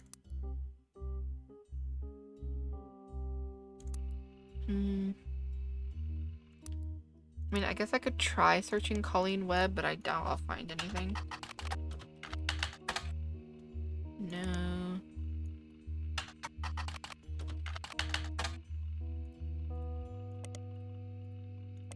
I doubt I'll find anything.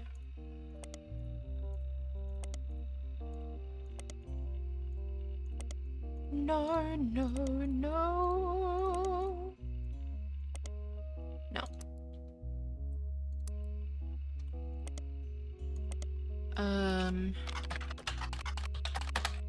No. No.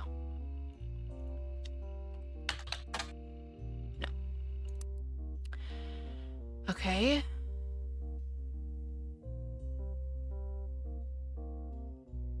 Right, okay, so... Let's see. That's not what I meant to go to. Oh, well, we got everything here, apparently. I think there used to be, like, one thing here, but we got that. Got the girls. But you know what? We know that this person's blonde.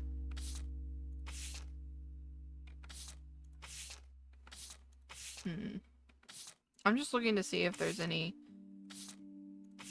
additional information with these. That baby I can't get over. It looks like a grown-ass man. What the? I didn't click on that. There's still one thing in there to find. And there's still 8 things in there to find. 4 things in that. There's 2 with that, 1 with that, 1 with that, and 1 with that. 2 things in there. 1 thing in here. And 1 thing in here.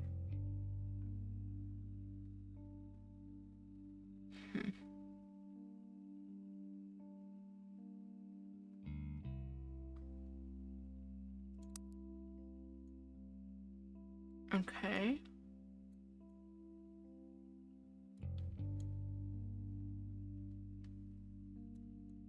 Oh, John Doe. This one goes down a long, like, little line.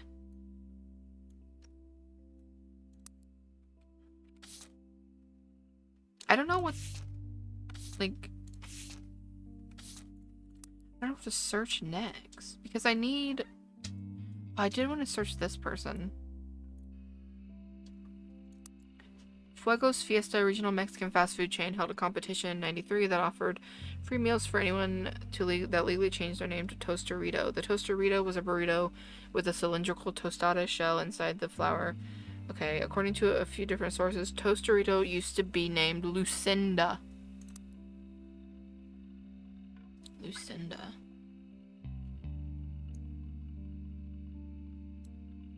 Put that in there. Okay, so Mark's bail was posted by someone named Lucinda. Do we think that that's his other daughter's name? Lucy? Maybe?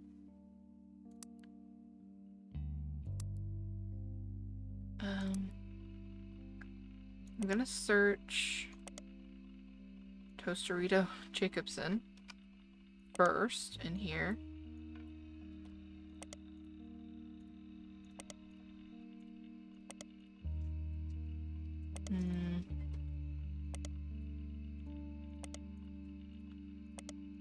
Nothing. Okay. What about Lucy Clementine?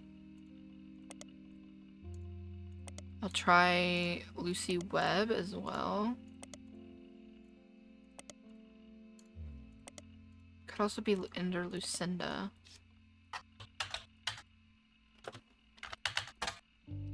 No. Okay.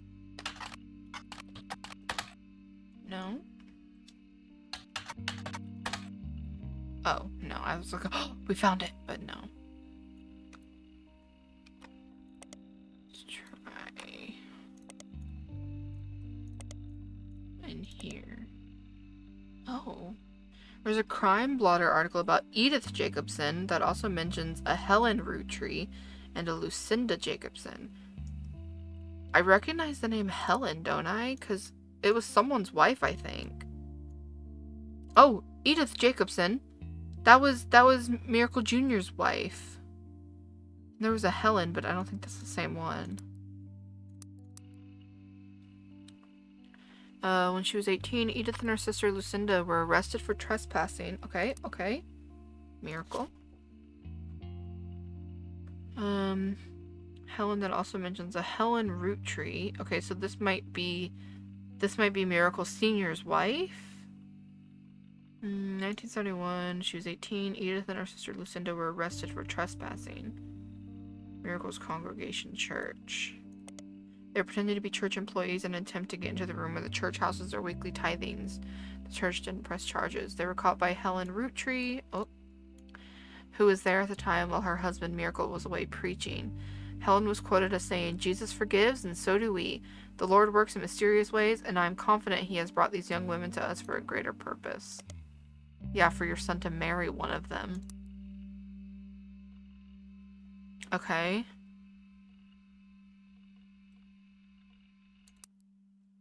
Interesting.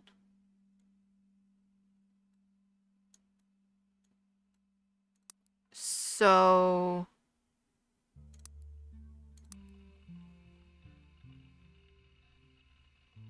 I'm confused. I'm not gonna lie to you. Okay, so I don't think that Lucinda is his kid.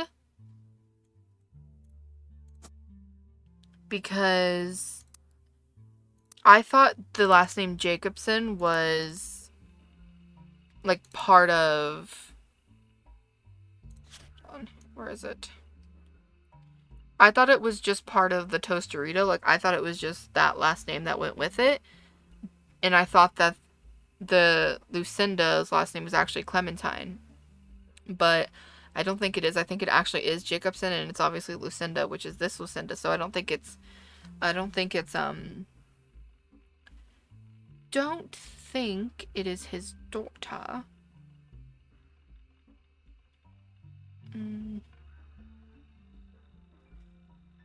Okay, this doesn't really... Edith and her sister Lucinda. Edith. Yeah, okay. It just mentions that they were arrested here. Okay, and that just leads me to that. Okay. And we got some information we didn't have before.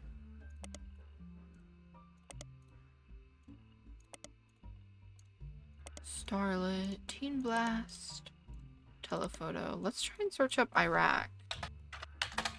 That is not how you spell Iraq. No. What about Val? I was, because of this, like, to cover of telephoto. Photojournalism.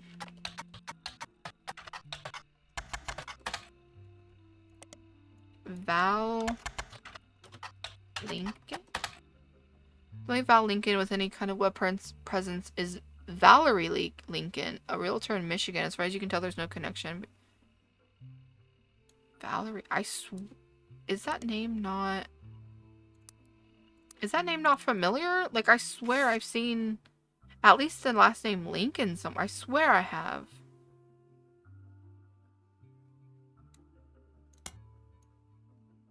Let's see. I might just be bald, but I swear.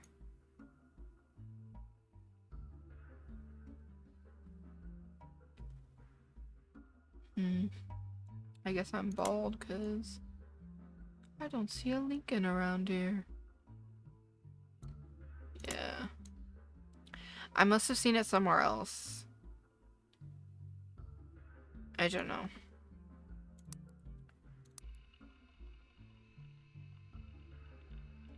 Or maybe it was the name Valerie that I remember seeing somewhere. Okay, so I understand, like, Val could be Valerie Lincoln, who's a realtor in Michigan. And it probably isn't this Val then, right? Because they use he, him pronouns for that. I don't know. I'm confused. Valerie. I'm gonna search all these other things.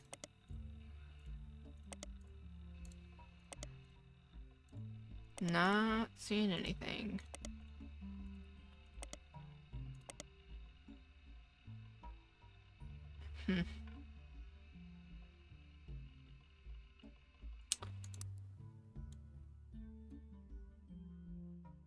Cam? What about Cam? No, okay. I don't know. Like,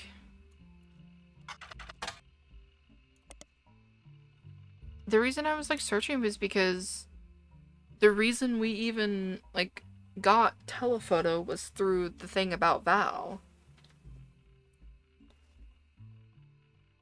And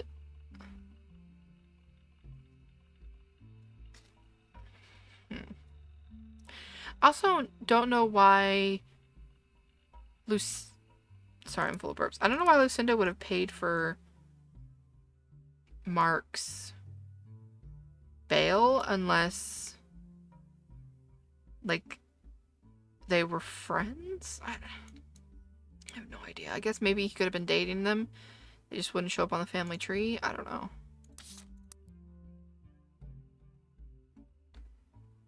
Also, telephoto seems so useless. I haven't gotten anything from it yet.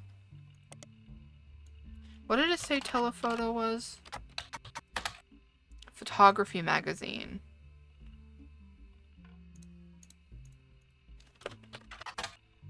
No, okay.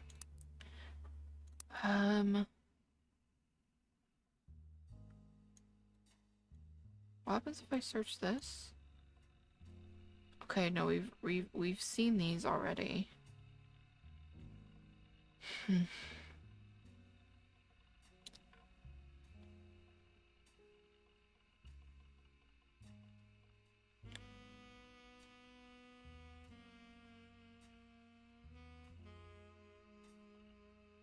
She was pregnant with her second daughter in 1975.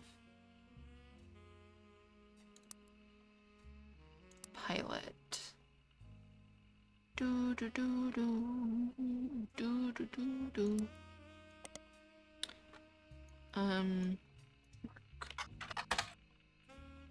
The infamy list. Okay. Okay, that give me nothing.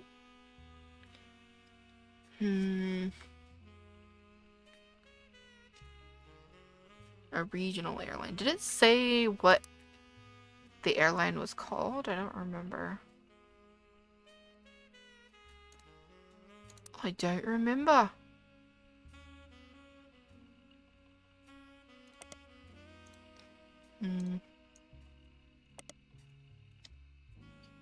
Mark Clementine. Juarez? I don't know where Juarez is.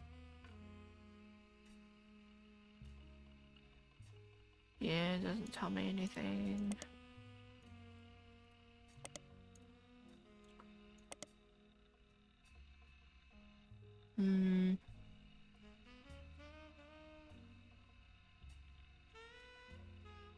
I just don't know.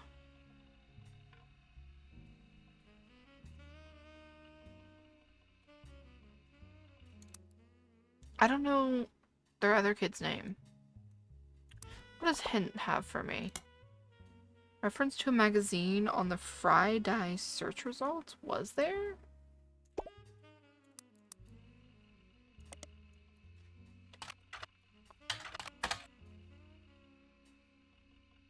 A website called... Did I not look that up? Wait, what did it say? Reference to a magazine? Okay, no, because that's a... Wait, did I not search up chef's signature? Oh, I did not. Magazine related to food and trendy restaurants. They cover subjects. Oh! What was that place called? Antonelli's? Antonellis? Antonellis. It's called Antonelli's Attic, and they're a dessert restaurant that serves a variety of dishes meant to evoke a neglected part of the house. This includes their signature dish, Cobweb Cobbler, which uses candy floss. Candy floss? Candy floss? I can't even think of the... cotton candy. Oh my god, I couldn't even think of that name for it. I was like, candy floss, like that's what some people call cotton candy, right? But I couldn't even think of the name cotton candy. Atop a blackberry pie, they also have a cheesecake they call the Dust Bowl, which is served in a mason jar and has very finely crushed cookie atop of it. As delicious as it all sounds, the restaurant does not seem to... Okay, well, except it does. No? Okay. How does that not... It's called Antonelli's. Rochelle Zimmer. No. Christine Garland. No. Steve. What was his name? Garland, I'm assuming. Okay, well. I'll try Mark, I guess. No, because he was at a bookstore. Gourmet for the Groovy. No? Kitchen Tales?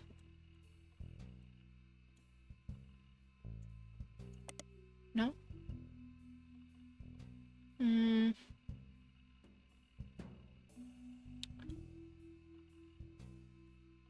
Don't know why this would be in something called Chef's Signature, but I searched it. Oh. Chef's Signature covered fried eye less than a year ago, right around the time you were doing your initial investigation. Each article in Chef's Signature tends to focus on a restaurant, and like the magazine's name implies, each restaurant lists the one main dish that the head chef is known for. Fried Eye's signature is a samosa cone. The cover and main article has been added to your evidence. Well, hello, boys. Oh, I just meant to click on the picture. I didn't mean to take those pictures. Can a vegetarian diet be trendy? Sitting down with the Garlands, the new boys in town. Okay. Chef's Signature, a nationally published magazine targeted towards fans of unusual restaurants, featured James and Robert Garland on the cover of their November 1998 issue. According to the article, the two brothers own a small walk-up window in Boston called Fried Eye, a play on the tie-dye shirts that the servers wear that exclusively serves vegetarian dishes.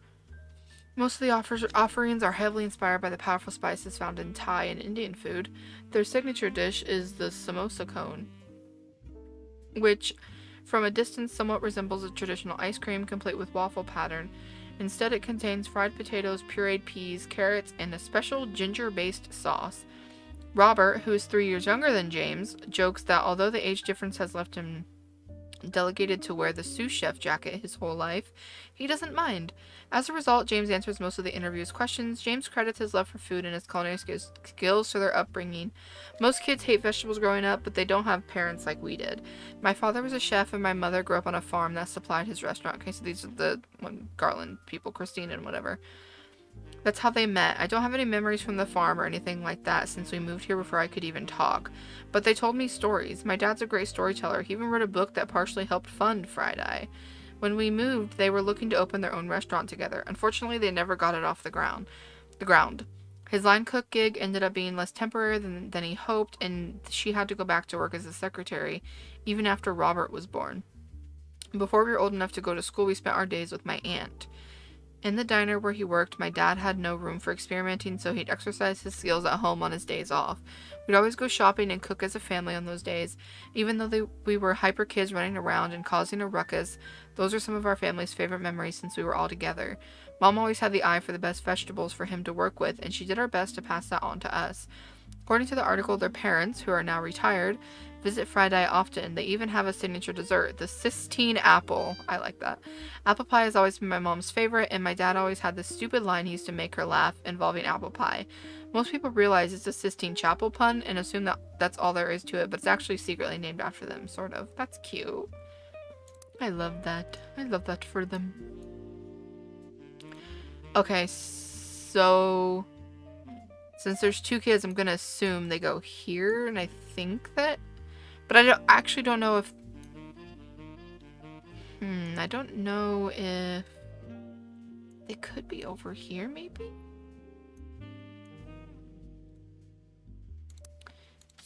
Because we know,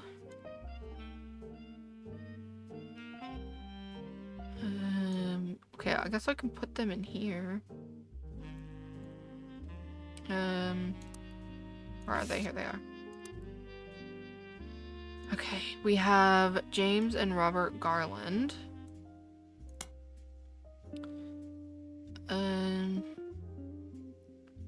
Jokes. Sous chef jacket, he doesn't mind. Most kids have hate vegetables. My father was a chef. My mother grew up on a farm. Which we already knew that though. Dad's a great storyteller. When we moved, fortunately they never got off the ground. We spent the days with our aunt. The diner where he worked, my dad had no room for experimenting.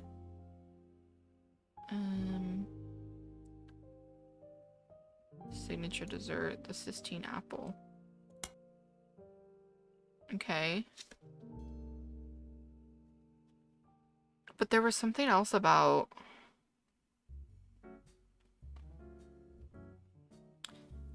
There was something about...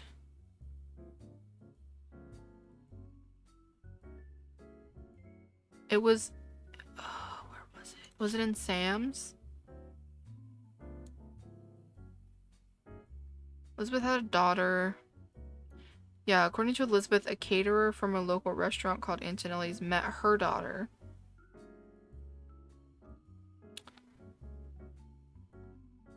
I'm confused. Okay.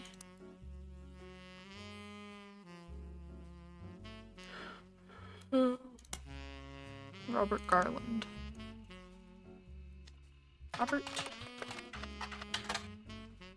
Robert Garland. Okay.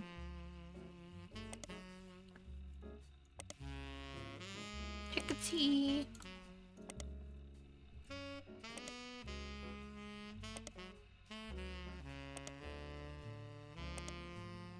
And James was the other one's name? James. James. James.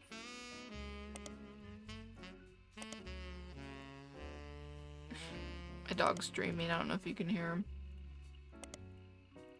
He's like snoring. That's the same thing. Okay. James. Okay, we had Christine. What was Steve, but what was his last name?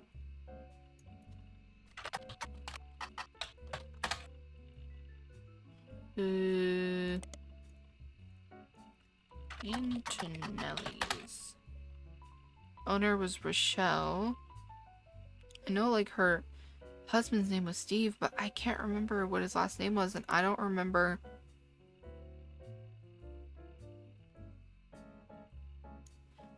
Let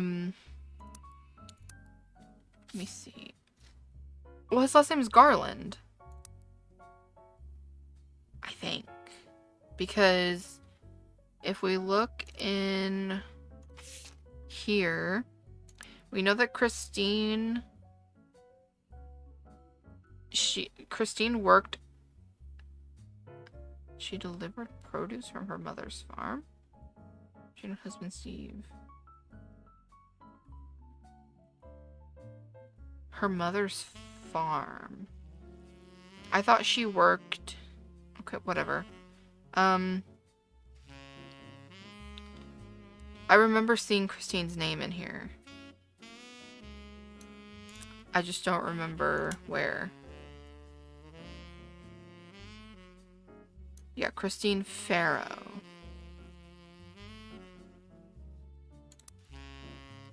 Christine Farrow?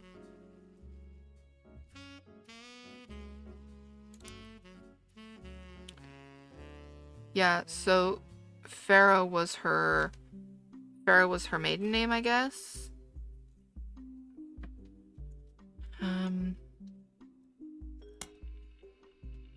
Okay.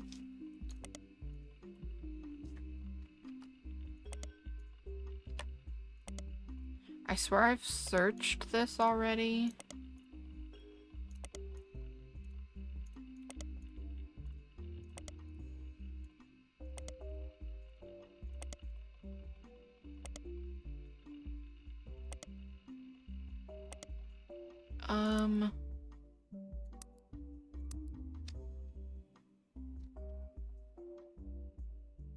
Have I searched Beth Knox? Because I don't think I have.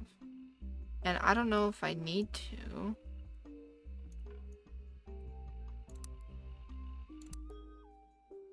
Beth Knox. Oh, forgot the B.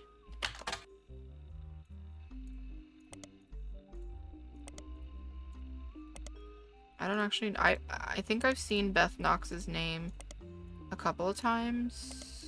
I could be bald. That's why I'm searching.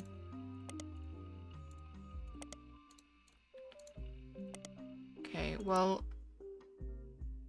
I'm just trying to figure out how Christine Garland is relevant. I know that sounds mean, but like...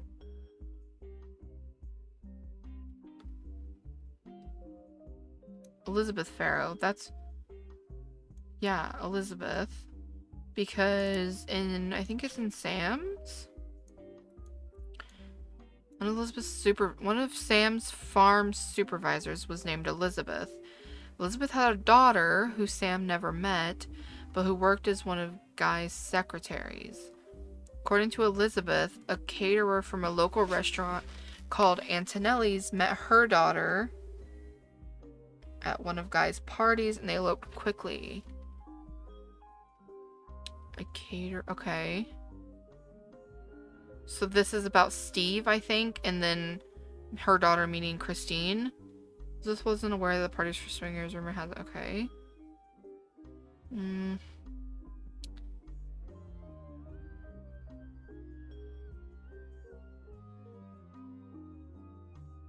When was this? 1975?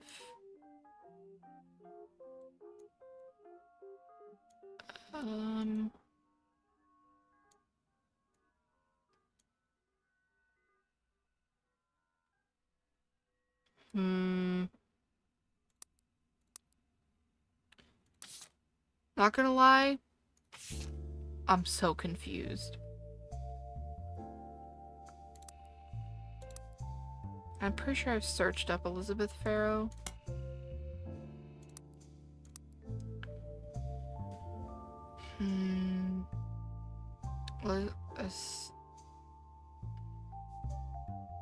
Yeah, he had a secretary named Elizabeth, but there's so many Elizabeths.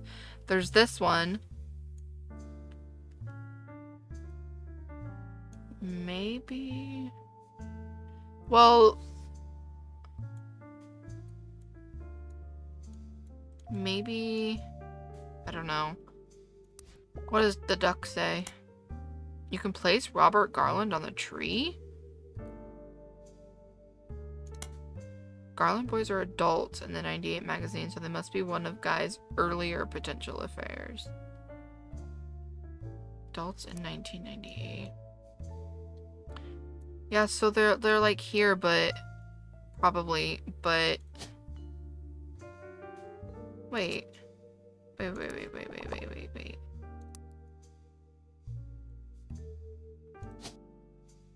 think I have her picture.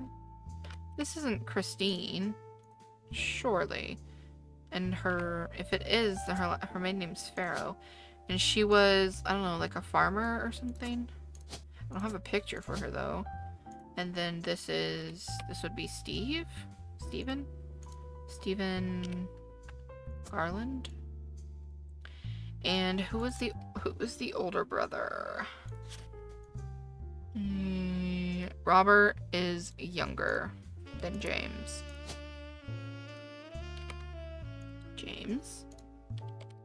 Whoops. And we have Robert Garland. And so they're both chefs, I guess. Chef. And where's their picture?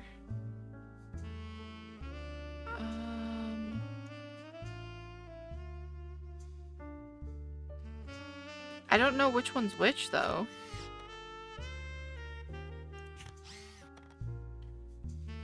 Which one looks older? I honestly don't know. Guess I could just guess.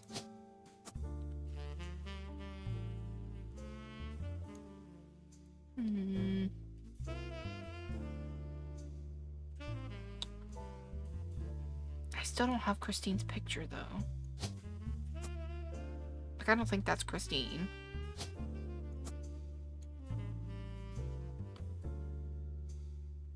I don't know. Guy's second affair. Yeah, I already knew that. According to the article, Robert is the younger brother, is wearing a suit chef jacket. Oh, I guess that means he would be this one. Do I look like I know anything about chefs? Okay, well, if these are... Wait, is sous chef an option? Sous chef is not an option. But I'm assuming they would both be chefs. So something's wrong. Let's try, instead of her last name being Clementine, let's try Webb. No. Lincoln? No, that wouldn't make sense because that's her married name. Maybe her name is also Mary Beth? No. When was this baby? This baby was recently born, but maybe I could try and see. No. So something's wrong, obviously, because I need 4 to be able to move on. And I'm assuming she's a traveler. She's like travel something. But maybe she's in advertising? No. So something's wrong because this is 1, this is 2, this is 3, and that's 4. So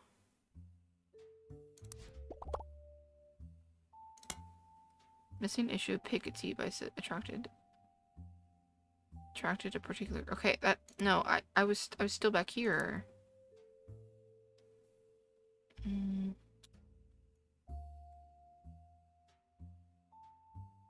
With their... They apparently have an aunt. Maybe their aunt was Elizabeth. Maybe this is their aunt. I don't know, but I don't know how these are wrong. Because they're both chefs. Like... Two brothers own a small walk-up window in Boston.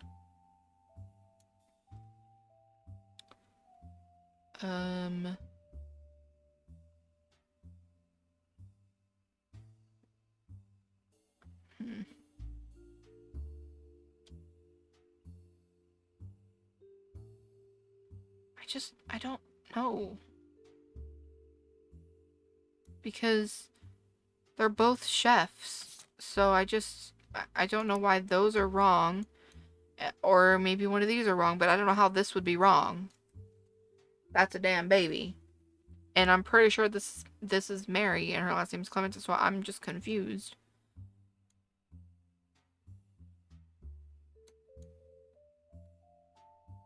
I don't even have Christine's picture.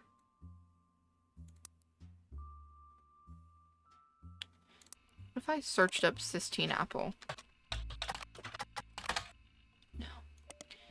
What if I did it in here? I mean, that just brought me here.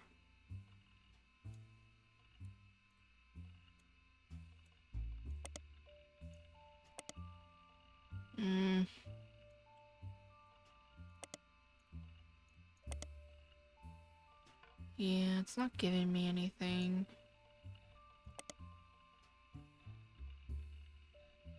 My Boston homepage.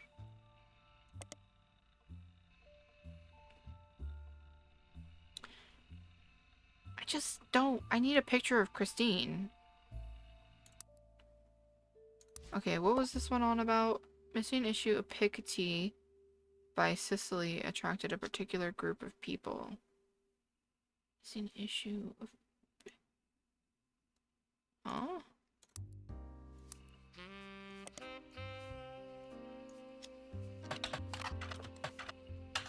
I've already looked into Sicily.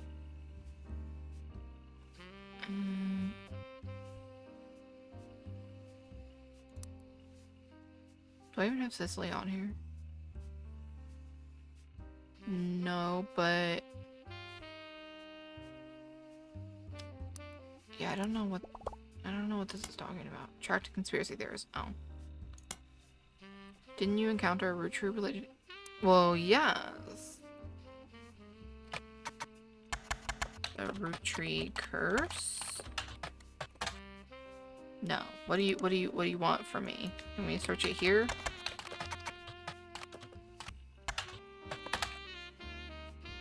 Came across Thomas Overwood's conspiracy page about the Roottrees. 8 months later, the page still exists and is thriving. Visitor counter has reached 7 digits. Many older articles have been replaced. It seems that the recent uprising in Roottree news has left Thomas Overwood with a constant stream of events to base new theories on. More than one of his theories involve Rootree deaths being faked. According to Overwood, statistically, when you have this many high-profile people who have died in a family, the odds are that one of them faked their death. It's just math. This newfound focus on death faking seems to coincide with a post mentioning that he's begun believing the guy's not dead theory. In his own words, my eyes have been opened. All this is beginning to make too much sense. One of his posts details the belief that Ron Roottree is still in charge, Gwen Roottree's death was faked, and that Clark is only there to throw people off. Apparently, this allowed Ron to travel to France to develop their new candy recipe in secret. Another is about the rapper 5Ps. He can't possibly be a Roottree. One of his first album songs, when he was performing under the devil name, actually mentioned that he wanted to have sex with Raina. Not even Sam Madsen, is spared. According to Overwood, the author of 6 Pieces isn't real. Sam Madsen is an anagram for Am Madness. They're purposely leaving hints for us. He claims that by using 6 Pieces with Lauren Roottree's book as a one-time pad, he has begun to decrypt a cipher. Most of the cipher has seemed meaningless, but he managed to pick out the words people and vastness and is working on figuring out what it means. There's also a request at the bottom. Next year, 2000, is a leap year, and Overwood is looking for funds and volunteers to catch the Roottrees red-handed in Operation RT-29. He specifically mentions not to volunteer if you ever drunk Spirit Cola, but doesn't go into why. Okay, what, like, literally what does this do for me? Like, hello? That did nothing for me. I mean, I could try searching RT29, but like... Find more... Yeah, this is the old one. I just don't understand why I needed to know that. Mention a curious new conspiracy theory. Oh, guy's not dead. Duh. The Guy's Not Dead conspiracy stems from a website that focuses on clues that the Roottrees have supposedly hid all over the place. This includes so many things coming through. This includes on candy wrappers and print advertisements and television commercials and their jingles, etc. The story, according to the website, is that Guy Hudson was a terrible president of the Roottree Company and introduced multiple failed products. Something needed to be done that would put the company immediately and instantly back in the favor of consumers. So they killed off Guy Hudson and replaced him with the new president. Why couldn't they just ask him to step down? This move immediately garnered sympathy, and the company recovered the next year, more popular than ever. The next president stayed much further out of the limelight, and some people even theorized that he was simply Guy Hudson in an elaborate disguise, which is why he stopped appearing in public. The people who run the site are asking for help. They're certain that there's a clue to all of this that accidentally leaked in a banned article from the magazine Piketty. On their page is a scan of the magazine's cover, the interview with Cicely Sanchez about Guy Hudson, and some photos. You add them to your evidence. Okay, so we have this one, which we can come back to. My voice cracked. Okay, so we have these 3. This photo is the first from a magazine interview with Cicely Sanchez and Piketty. The issue of Piketty magazine that it came from was pulled from the shelves, but you managed to find it online. Piketty does not label its individual photos. Both photos were instead under the shared label. Cicely was provided these photos by the Roottree Company for use in her book. In the background of the photo, there's a Christmas tree. Ooh, I didn't actually think I'd be able to grab that face. So that's obviously Guy, right? Like, anytime there's a ginger, I'm like, that's Guy. Okay, so the Christmas tree has to be important, or they wouldn't have mentioned it, so we can come back to that. Why does this guy remind me of Jeffrey Dean Morgan? Anyways, ignore the dogs barking, please. Okay, we have some more people. So this is Zach, I think. Whoops. I mean, it just looks like him. Zach. The dogs are barking, only God knows why. I know that's him, I think, anyway. Where was that? Piketty. Okay, Cicely was provided these. Okay, that's all it says. Not this picture. Okay. So we had 4 things, right? 1, 2. Maybe these 2 both are the 3 and the 4. Interview with Cicely. She was hired to write a book about Guy. You claim to have been paid a significant amount to write a book about one of the Roottrees, Guy Hudson. He was president for a short period at the end of the 1970s, right? Yeah, I met him on New Year's Eve, actually, the last night of 1978. Guy liked to throw big parties. I was just coming off of Changed Man and looking for my next project. Okay, Changed Man. No? Okay. Maybe Piketty. Maybe that's where I would find it. Ignore the dogs, please. Aiden, don't you start. No.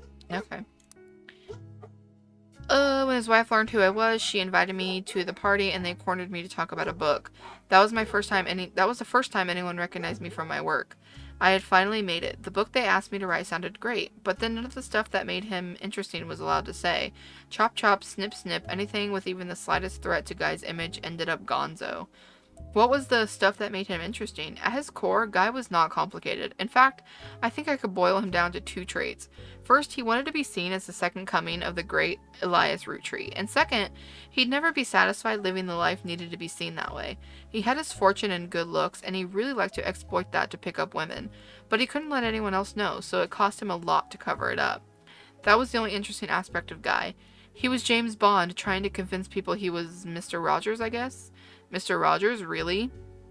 Maybe that's not the best metaphor, but Elias Rootree was boring as all hell and all about family. Guy did everything, so he was Vin Diesel.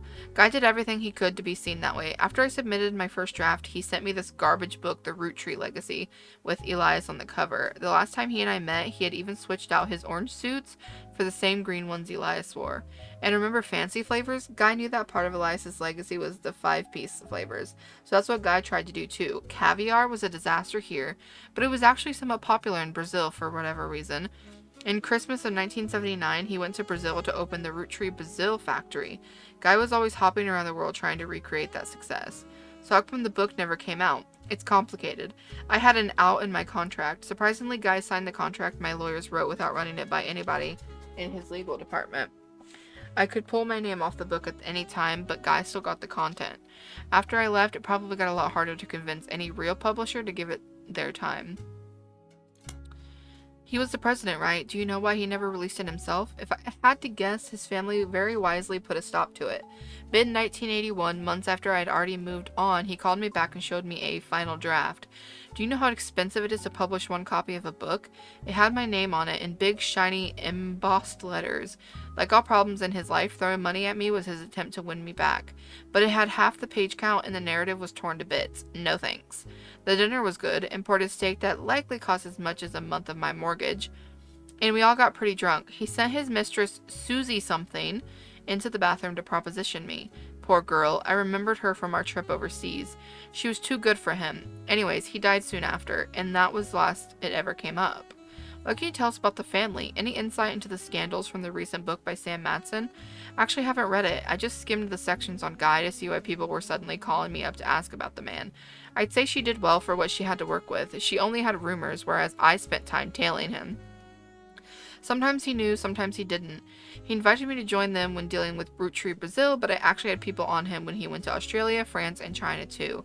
When he met with someone, I'd figured out who they were and how they were involved. Doubly so if the meeting happened when he didn't want me to be around. Despite his best efforts, I got the whole truth, including things even his family never knew. For example, the daughter of his business partner in Australia, I think her name was Robin, he and she definitely spent a few nights together that he didn't want his family to know about. But I did. Okay, Matson got things wrong. Sam mentions Guy's affairs and treats them like most people would logically think to treat them, like the infidelity was a problem for Patricia. When his wife first approached me, though, it wasn't to talk, if you get my meaning. Oh, okay. On paper and in public, it was a marriage like any other, but in reality, it was more of a mutually beneficial arrangement. They both got what they wanted out of it, the same thing. What was that? I'm assuming I only have to spell it out so you can get it in writing for your readers. Women.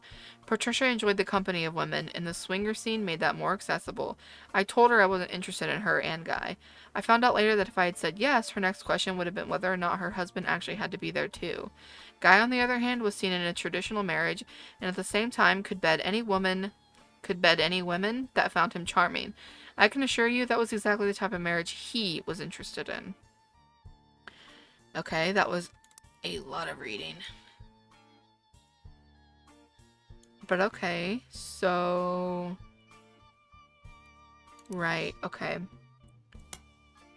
Okay, guy. Hello, go down.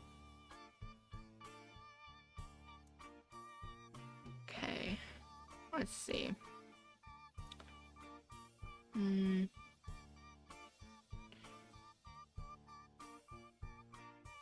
me see. I'm trying to think of what I need to put in here.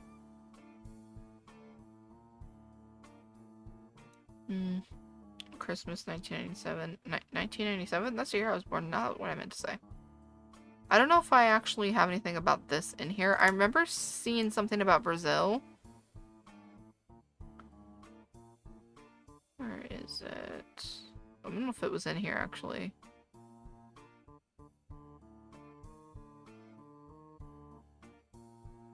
I don't think it was in here, but I do remember seeing something about Brazil.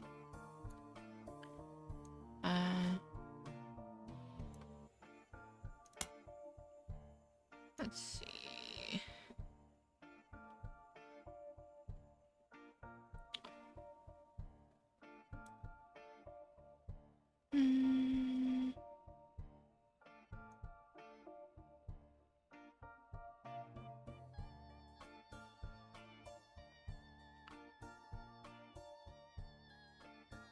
The daughter of his business partner in Australia. I think her name was Robin. I don't know who his business partner is.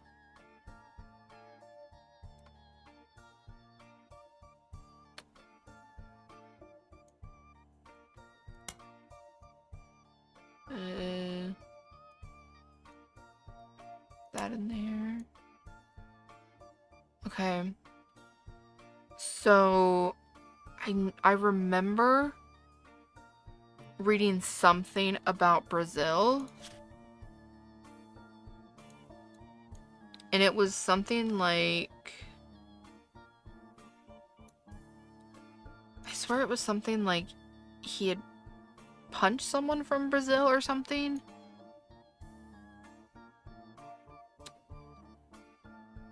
But I don't remember where it is.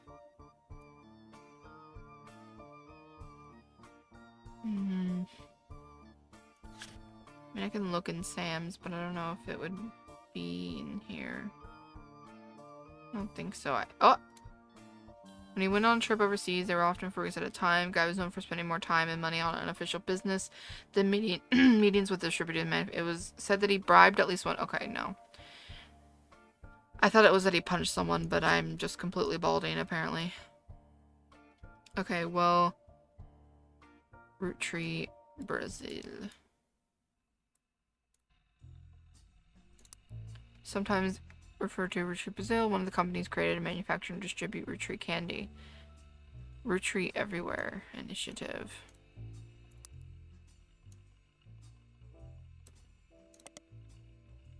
Like some of the other Roottrees Everywhere results, Roottrees Brazil seemed to be a success.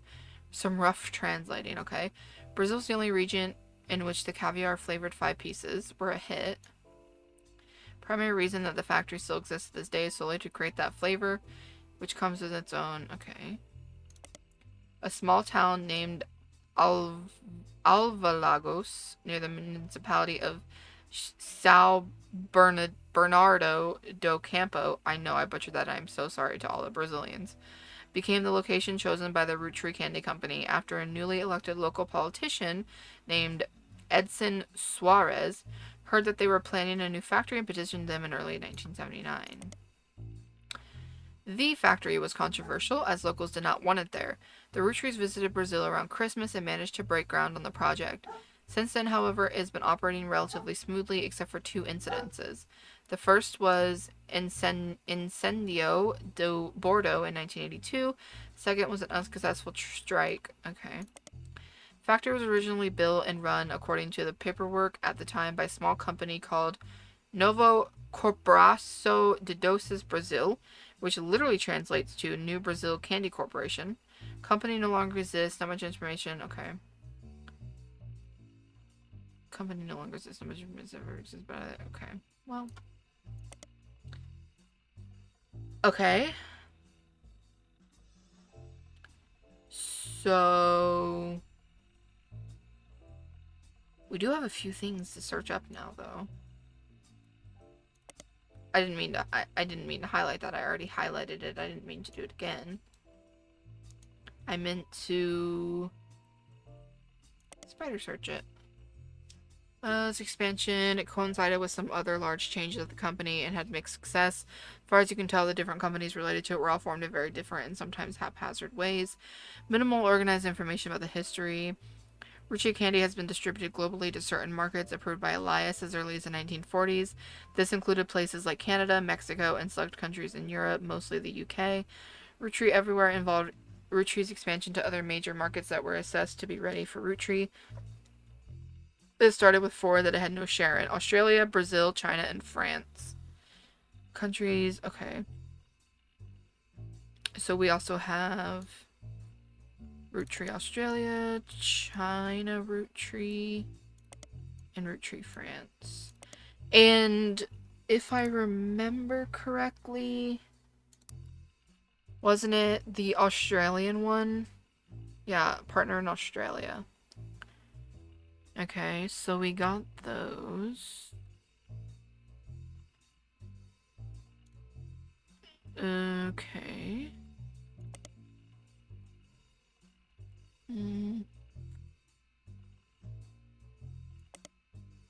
Real place in Brazil.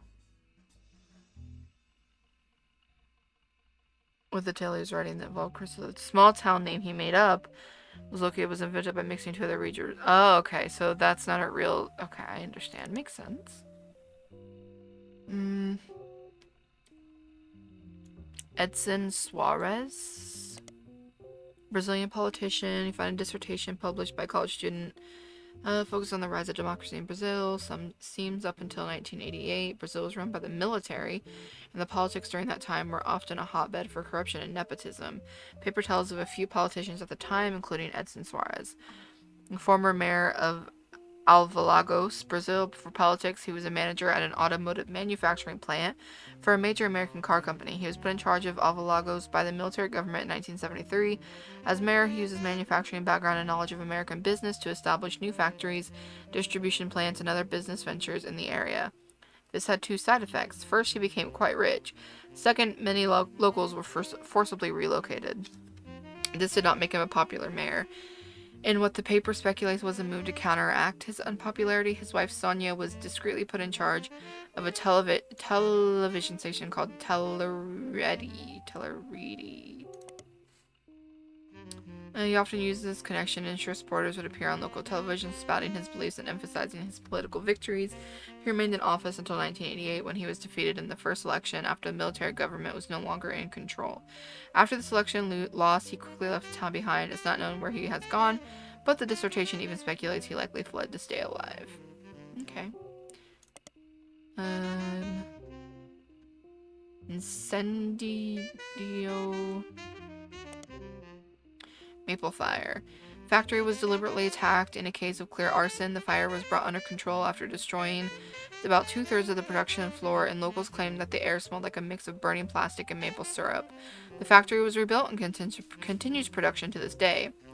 At the time, it was unknown why this happened, but last year a news special did list this incident as well as a few others in the small town as backlash to perceived corruption in the government at the time. According to the report, the mayor of the city was found to be receiving a cut of the factory's profits. Okay. Nova... something or other, Brazil. Did I already look this up? Oh, it's just bringing me here.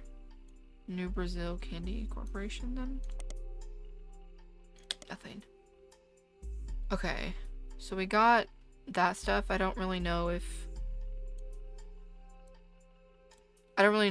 there was anything else to find in there, but when the company's created, okay, Roottrees, okay, according to a history website for Roottrees Australia, Charles Martin, who owned a company that manufactured licorice in Australia, was tapped to run the Roottrees factory after he impressed the American leadership. Okay, Roottrees did have some success, but only in certain regions. Manufacturing leg of the company shuttered in 1992 after the death of Martin and Roottrees. Okay. So Charles Martin.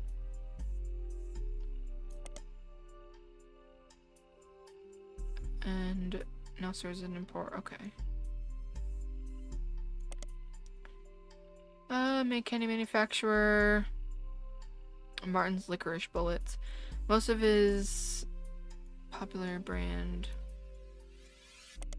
Most of his history is unrelated to the Roottrees. However, in 1979, he helped to develop Roottrees Australia. He used his own wealth to build a new factory, and they distributed the maple treats through the same methods he had already been using for his previous candy venture. A website about Australian commerce mentions that he had a very unusual business agreement with the main Roottrees company in the US. Much like how the Clancy Trust distributed the profits from the Roottrees company evenly to the Roottrees family, the profits of the Roottrees Australia would be split 50-50 between the American Roottrees company and Martin himself, for him to do with what he wishes. This made Martin very, very wealthy, but also led to many cost-cutting measures meant to increase profits as much as possible, especially towards the end of Martin's life in the early 1990s. Roottrees candy gained a poor reputation in Australia, and sales suffered immensely. Charles's vast fortune was passed along to his daughter, Robin Martin, who sold both businesses at first opportunity. So we know that Guy was like sleeping with Robin or something.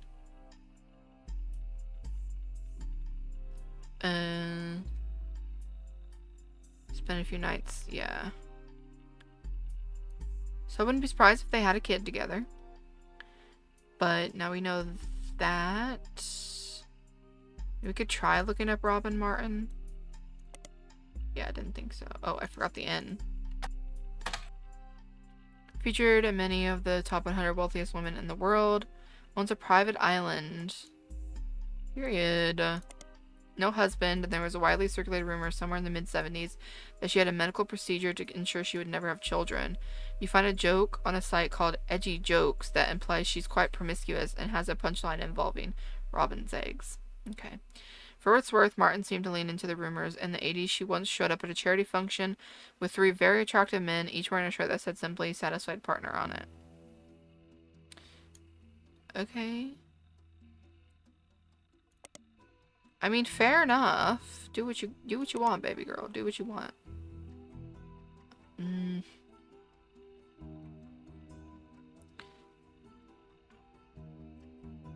Okay. Let's try China Roottrees now.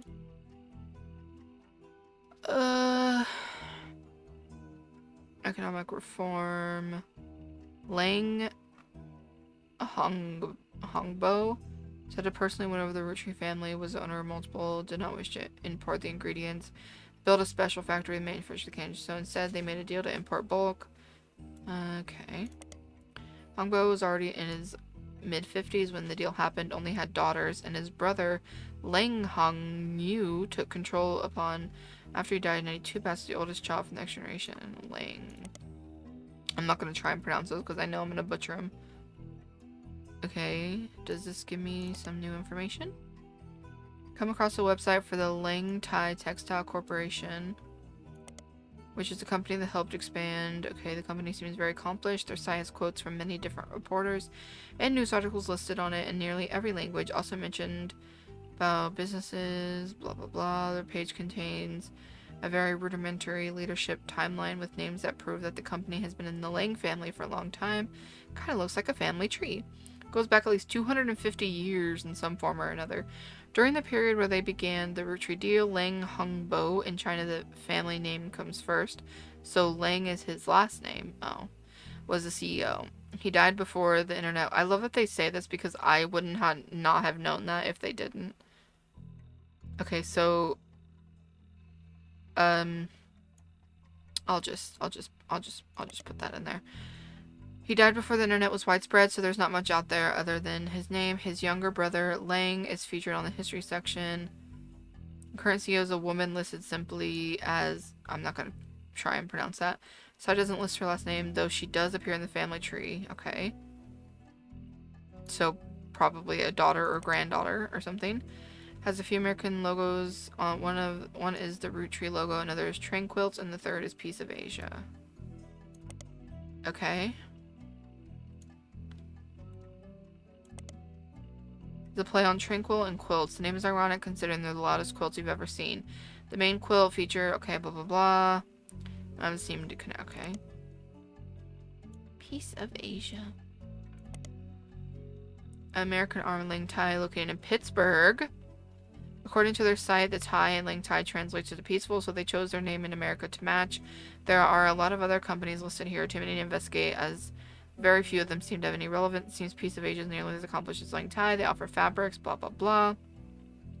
Business is said to be owned by husband and wife Jerry Linda Han. The Chinese name is listed too. I'm using an online translator. Okay. Okay. We have that.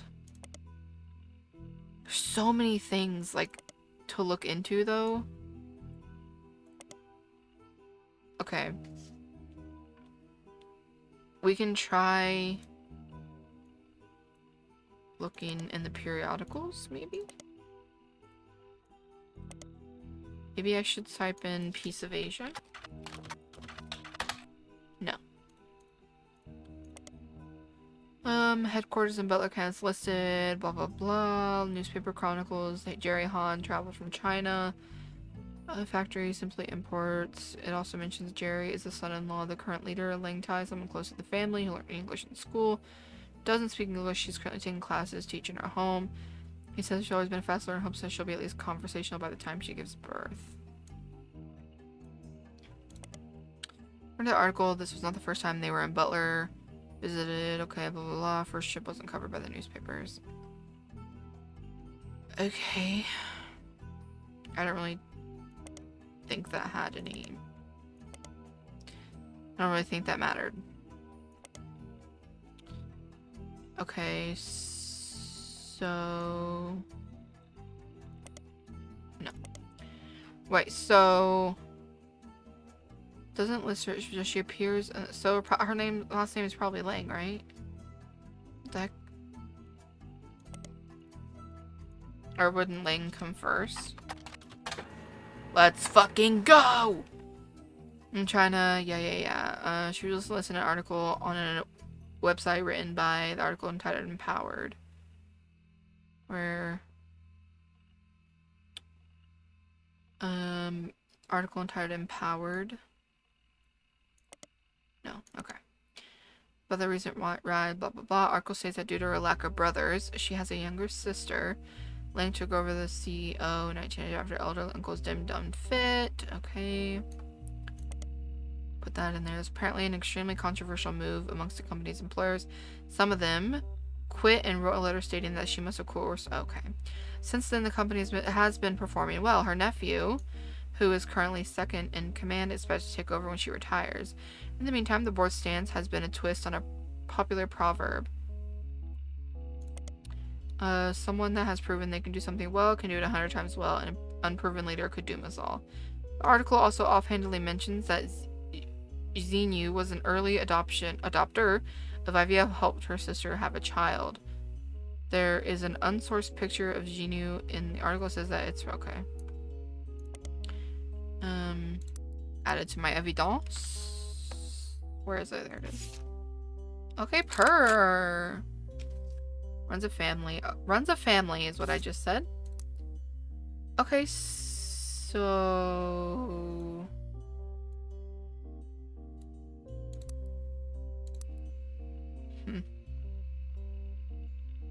Helped her sister have a child. What if her nephew is actually her son? Thoughts? You think her name's in here?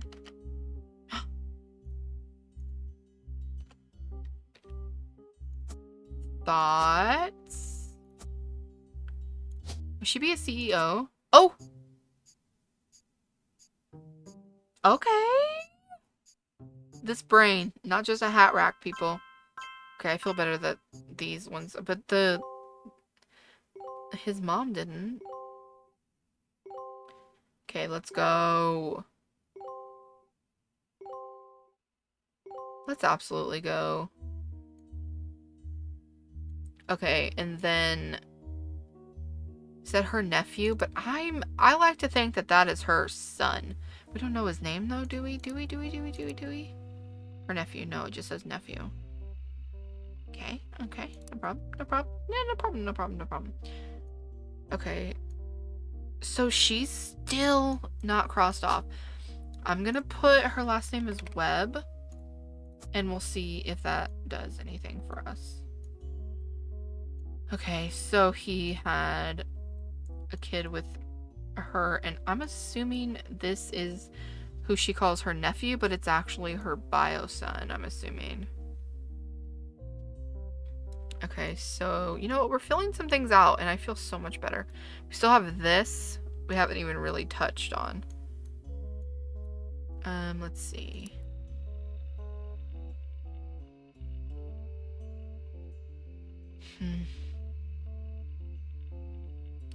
I don't really know how we're gonna... I don't really know how we're gonna find out, like... Maybe I should search this in the periodicals. I know it's not gonna... Oh! I wasn't expecting it to come in here, okay.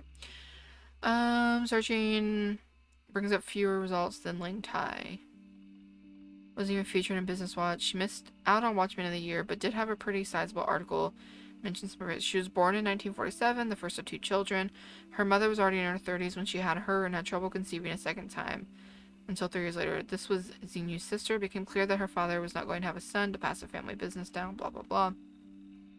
Her father stayed the president of Ling Tai for a very long time, and his daughters grew up. He began training them in hopes that, okay, they would have a son. One helped him in China and the other in the U.S. Neither were given... Oh, so... One helped him in China and the other in the U.S.? So his other daughter is in the U.S.? Is his other daughter... Linda?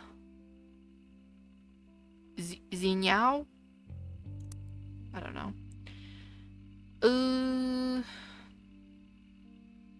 When he died, due to societal dynamics, the business passed to his male sibling, a younger brother. Many in the know knew that this could be a problem. His brother was not a businessman, was not much younger than his brother. During this time, ran the company, okay. He began to have problems related to dementia. Had already been running things, performed some under power play, stopped working until the results of her absence began to cause problems. Only then it admitted that he needed her, okay. Well, that doesn't really do anything for me. Have I searched it in here?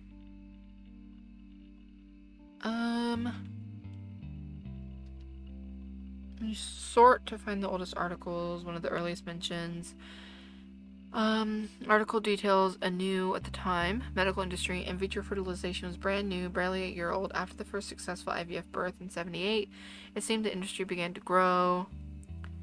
At the time, the CEO of Ling Tai was Ling Hongbo and his younger daughter Ling, and her husband could not have children, so in an attempt to create a suitable heir, he paid whatever that's however to pronounce to have their child implanted his older daughter who was unmarried. Right, okay, so it is her biological son, but it's their adopted son, and obviously, like, yeah, okay, makes sense. Except, you're not really telling me what his name is.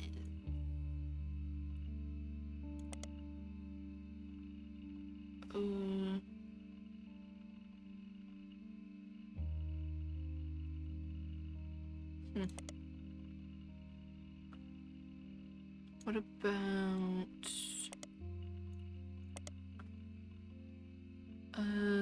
medical industry? Didn't I just read this? I did. No. I'm just gonna search all of these.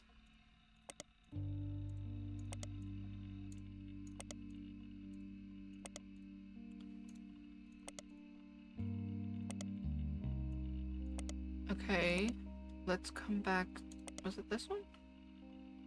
No. Give me this one.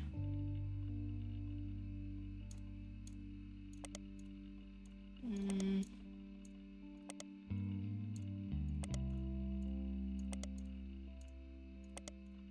Nothing.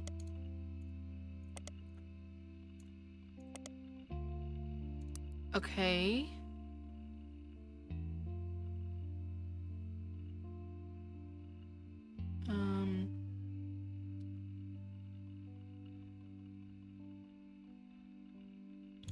Han Junwei.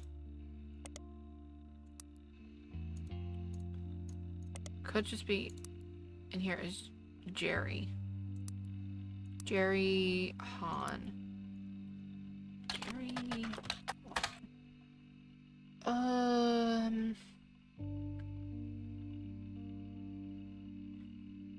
It says this by the time she gives birth.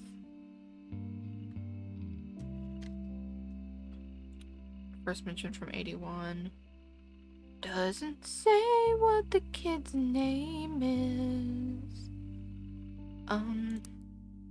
Okay, so I guess we just don't know what the kid's name is. Wait. So, okay. I forgot that she was on here for infidelity, like with guys. So, what I'm assuming is she got pregnant by Guy, but like they're not married. So, they passed it off as saying that she did in vitro for her sister, when in reality she got pregnant out of wedlock. And I don't know. That's just what I'm assuming because she's here for a reason, you know, so. But I don't know. I don't know. I don't think their last name would be Lang because it would probably be Han, I would imagine. I don't know. I'm just gonna put Han for now.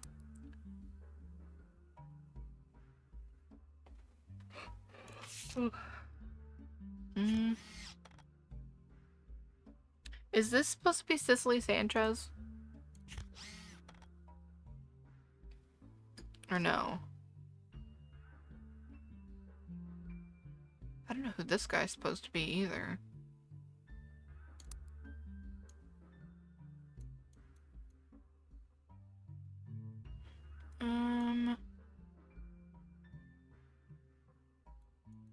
Okay. This doesn't say like what year this was.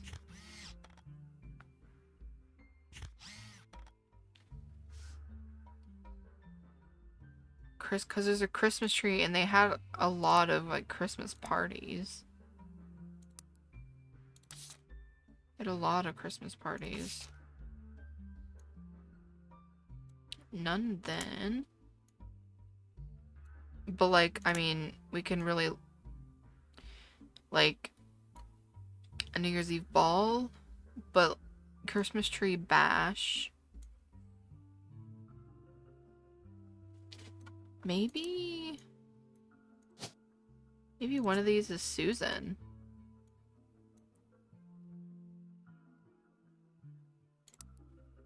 Because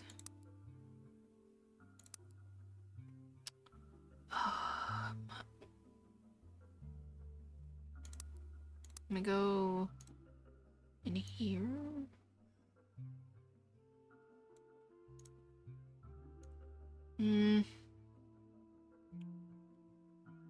No, I don't know where I have it.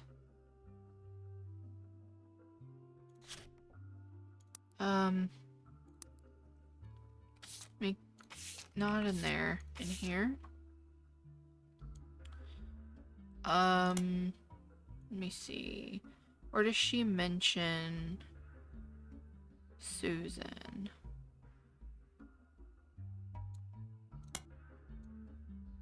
Right. We all got pretty drunk, seen his mistress.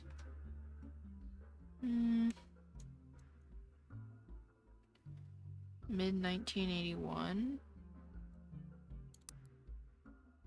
But I don't know if that's her.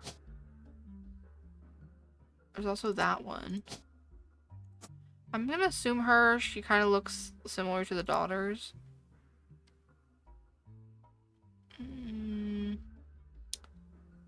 don't know.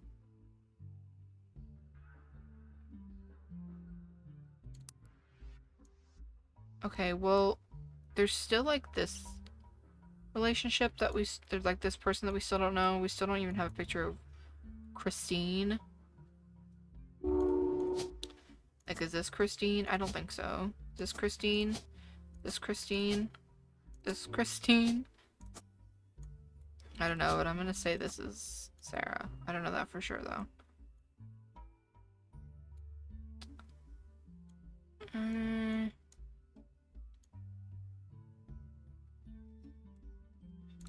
Okay. Right, so what was I doing? Let's do Roottrees, France. Whoops. Non-starter. Negotiations broke down pretty late. The CEO of Roottrees was meant to be Tristan Robert. Okay. Businessman. He's still alive. Seems that other countries were not immune to Roottrees mania. Okay, the article's in French. Takes some time to translate. Mentions guy by first name only. Guy, the president of Roottrees, was one of the worst men I've ever met. He approached my wife about having an affair, which she refused. He then kept insisting that this was the best way to celebrate the end of our business contract. I don't think he expected her to say no, and I don't think he thought she would tell me what happened. I punched him in the face. Okay, hold on. Punched him in the face and refused to attend another meeting with this man. They lost a lot of money on this deal because not only was he a terrible person, but he was also a terrible businessman. When he died shortly after, it felt like the universe was working things out. I wasn't surprised to learn he had a secret child. He seemed to treat women like collectible pocket monsters. It is very true. It seems mentioning Pokemon sidetracks the questions a bit, and the interview never returns to the subject of... Okay, well... Well, we have that. So Roottrees, France didn't go anywhere because, you know. So I don't think we have any... I don't think we have any babies from someone from France anyway. You know what? I feel better about how the family tree's looking because at the start of this stream, we literally had like this, and this. And this one wasn't even right because we didn't have her maiden name. So I'm feeling better about our progress here. I still don't know this fucking person's name, but whatever. Okay. Curious, like, what hint? Secretary and Piketty do the timing of Zach's... Oh. Yeah, you know what? I kind of forgot about this one. Is it this one? Is this Zach's retirement? No, this one is. This is the secretary.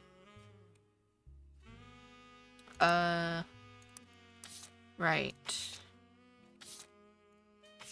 Okay, Zach's retirement. This one? Right. So I'm assuming it's Christine then? Christine, I think. We'll see. The results for her mentioned a wife. Could she be involved? Did it? I know it mentioned a wife, but I don't even remember what the wife's name was. If I'm being honest.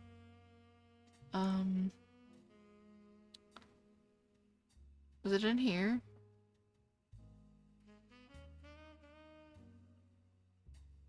Where? Oh, where?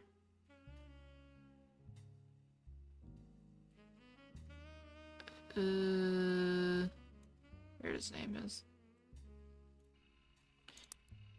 What was his wife's name? His wife Sonia. Oh, that's right. I didn't even look this up, did I? The former television station in Brazil.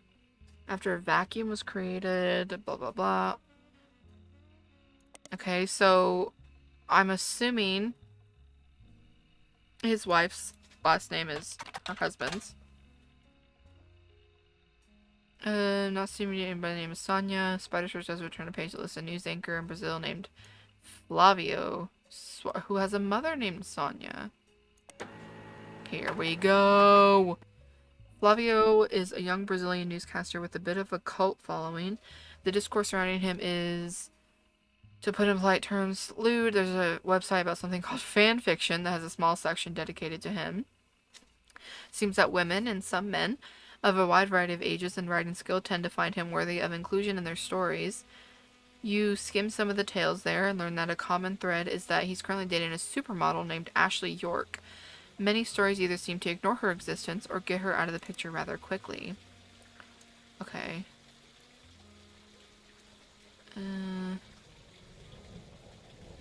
Put this in here. He's currently dating a supermodel named Ashley York. Also some other traditional fan sites that list some things about him, including his age.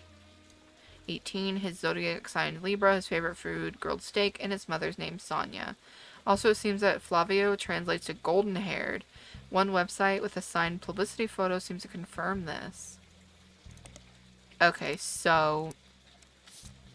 where is he? Here he is. He's not even that cute. Signed photo. So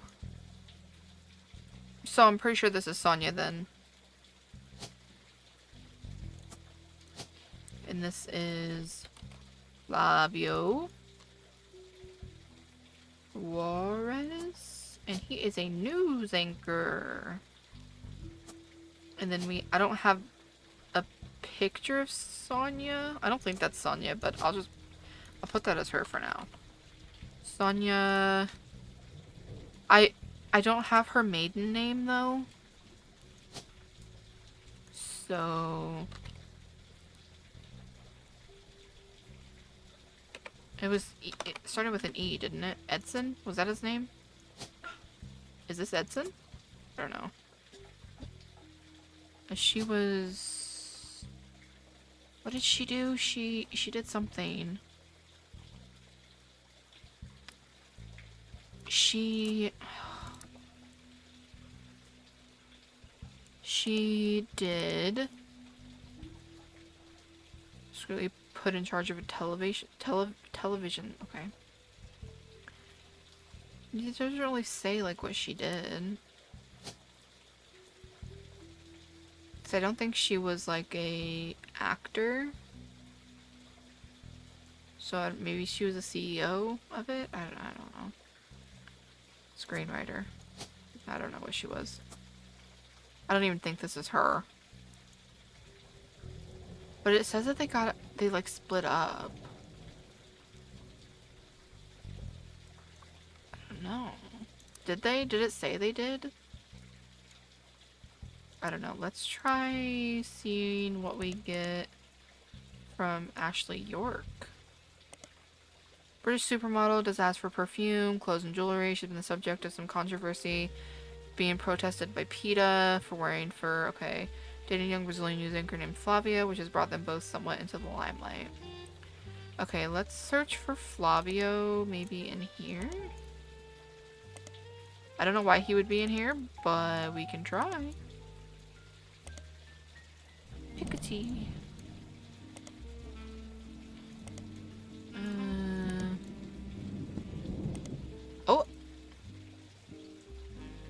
Oh. Appeared on the cover of Team Blast wearing a fur shawl. Appearance doesn't lead to any useful information, but another more recent appearance in text. Okay. Plenty about how they met. I was in Rio for Carnival and he was on one of the parade floats. I had no idea who he was, but I liked what I saw and told my people to invite him to the party I was going to. I felt pretty stupid once I realized that we were going to his party. Well, his mother's party. She runs a media empire down there called... oh my god, I'm not even going to try and pronounce this. Is a massive media group owned and run by a mysterious Albert.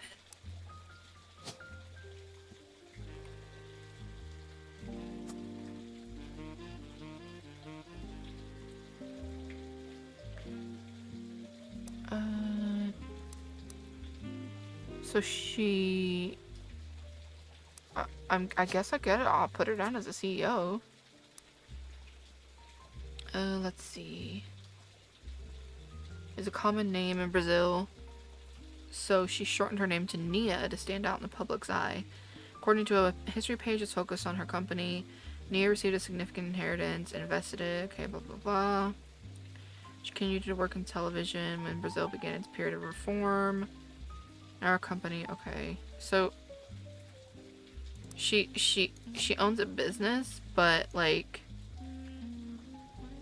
would that make her a CEO?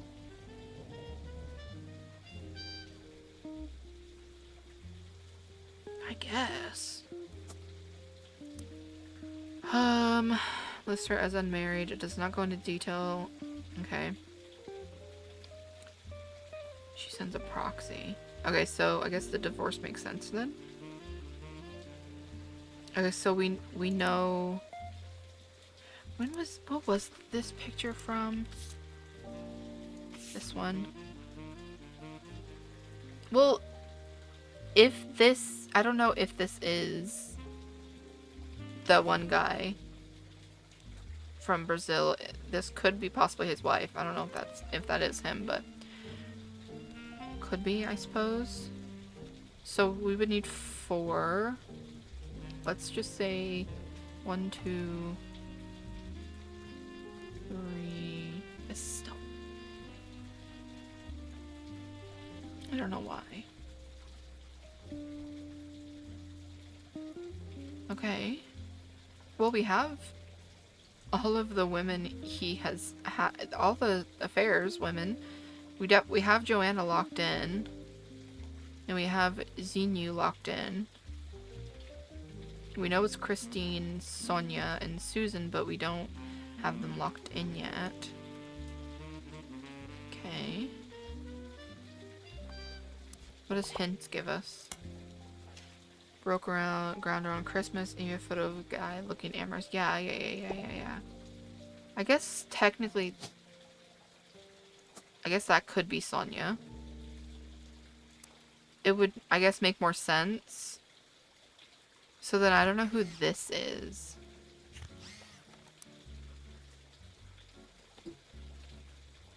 I don't know who that one would be, but maybe then that's Susan. I don't think so, but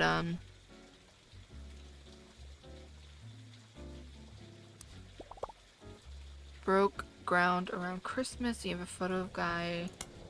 According to the article, she's divorced. We also know that she has 1 child, so she's a woman in the 4th affair, which I already knew that. 1, 2, 3, 4. Yeah, I already knew that. She's a media mogul. Okay, thanks for telling me what her. Because I did not know what to put her job as. Let's go. Let's absolutely go. Let's see what we got right here. Okay, we got Christine. Oh, that is Susan. We still haven't gotten, Mary? Oh.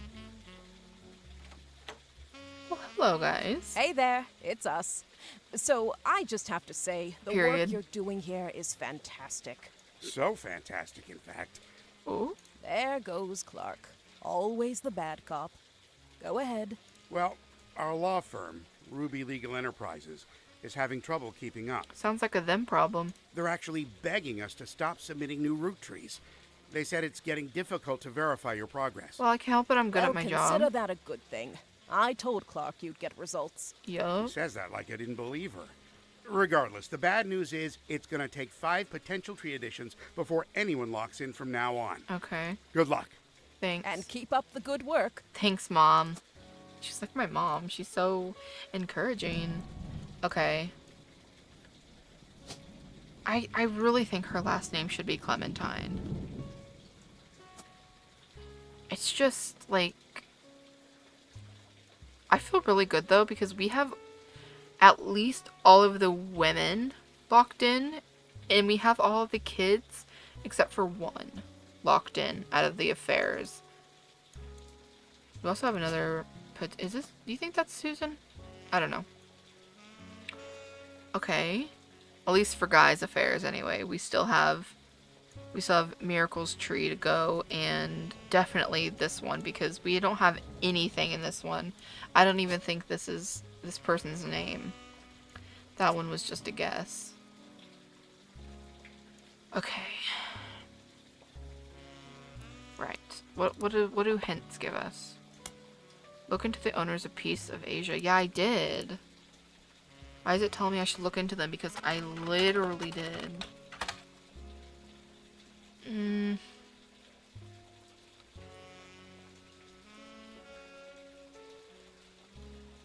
I know that, like, Jerry and Linda Hahn. Oh. Jerry, Linda, and Mark Hahn. Mark? Appeared recently on a website called Focus on Philanthropy under the headline Hanging with the Hahns. Okay, so Mark, then. Mark.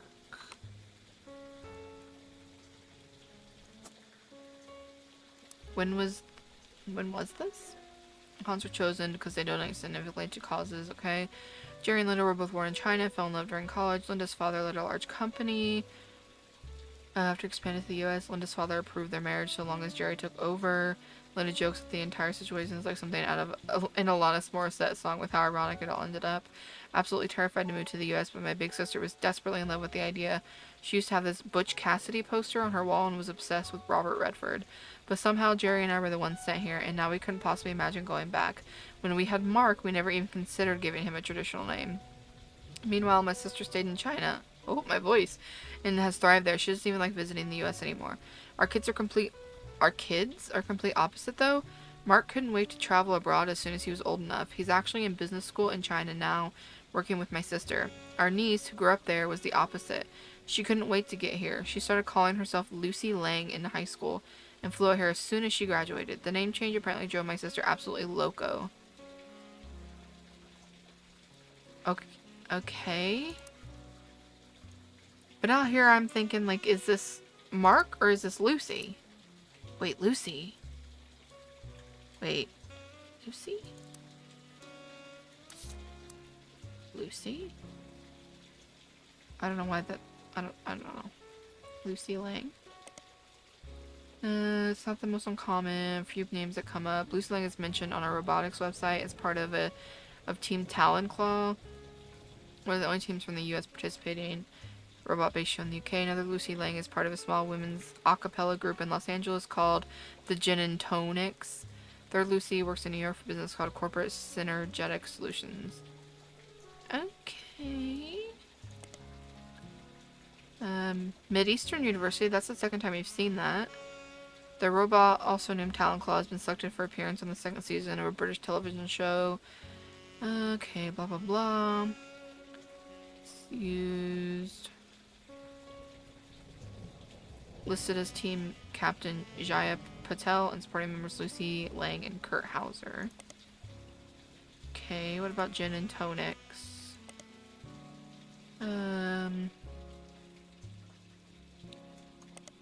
Okay, corporate something or other.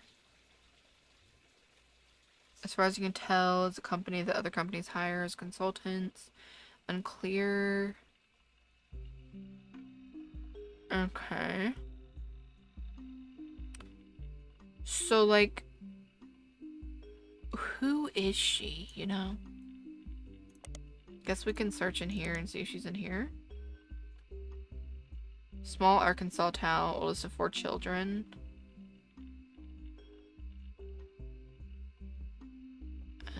I don't know if this is that Lucy.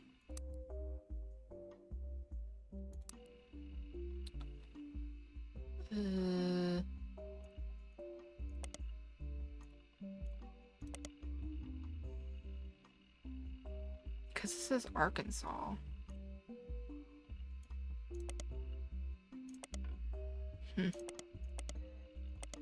I don't know.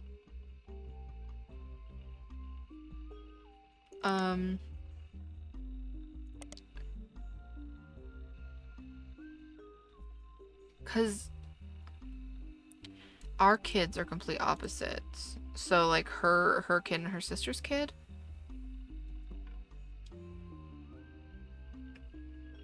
So she had a kid for her sister, but then had one of her own?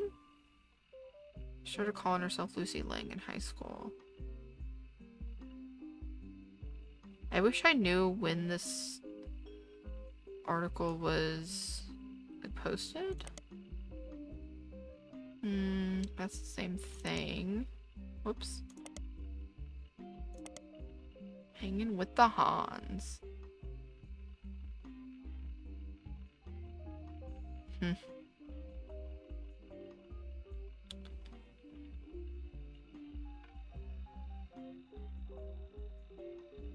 Okay, so Mark's in business school in China.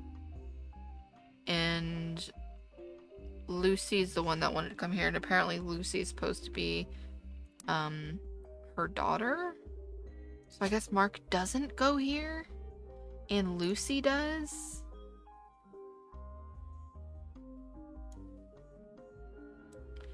But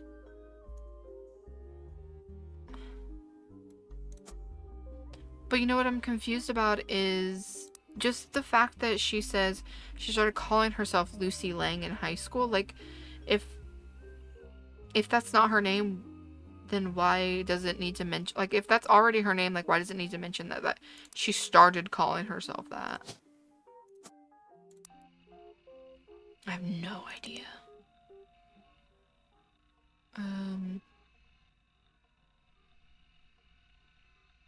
Grew up, oldest of 4 children. I don't think this is our Lucy. I don't think she's this that one Lucy. No, I needed to search Lucy Lang.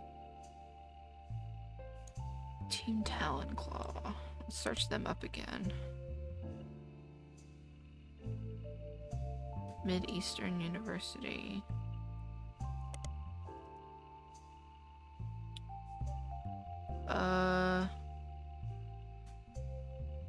No.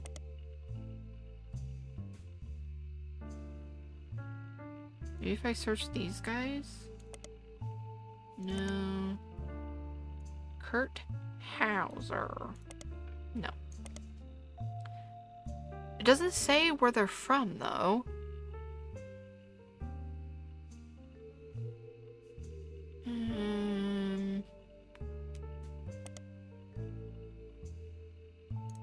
Not that. Gin and tonics. Boca. Best of College Acapella has existed since '95. Compilation. Okay, doesn't seem relevant. Nobody's ever done a cover of a song. Okay. So I don't think that one would be Lucy then. The only one that's like left is the one from Team Talon Claw.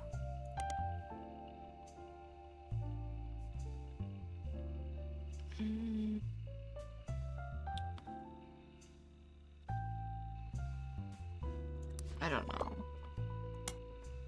Must be a way to learn more about Team Talon Claw. Okay.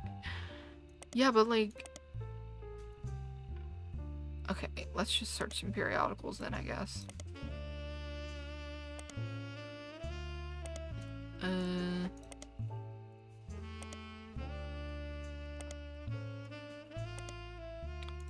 Must be a way, but I'm not finding one, babe.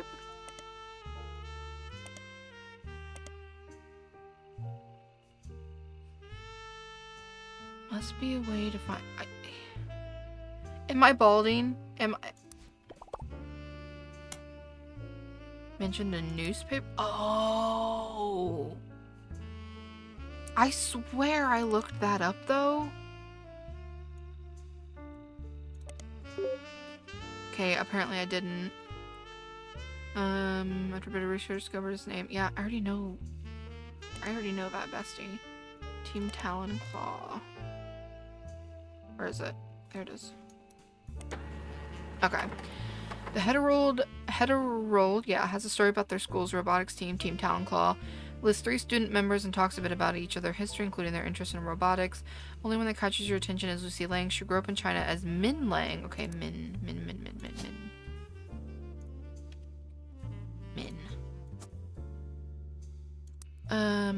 But came to the US specifically to attend university. She grew up around factory-scale machines that assembled products that would be shipped all over the world, and the moving parts and the automation fascinated her. However, as she has progressed through her major, she's become obsessed with smaller, more powerful hydraulics, such as the mechanism that closes Talonclaw's weapon.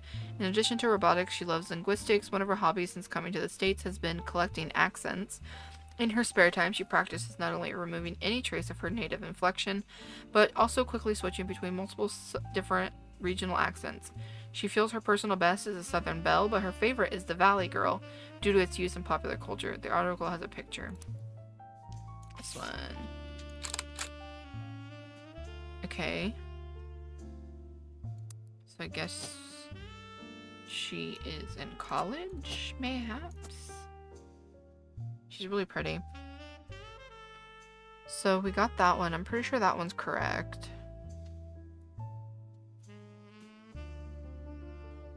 Who was... Did I ever learn? I don't know.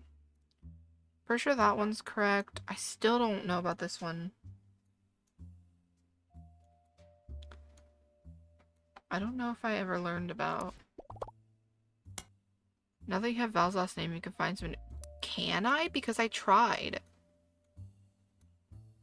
Val Lincoln. I literally already tried.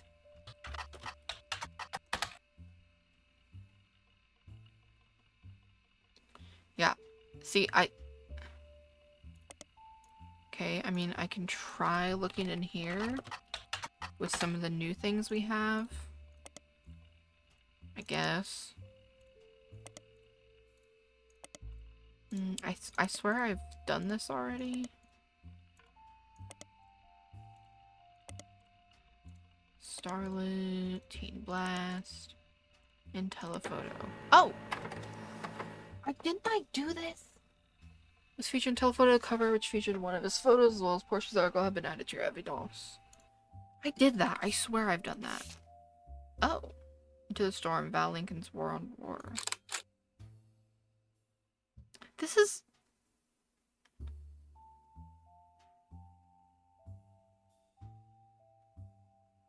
Is this Val? Because it says Val got his start in high school.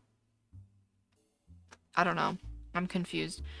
1992 issue focused on the photos of Val, a photographer who went overseas during Desert Storm. He won the Sepia Award for photojournalism, specifically for the photo on the cover, because I'm guessing that's not him then.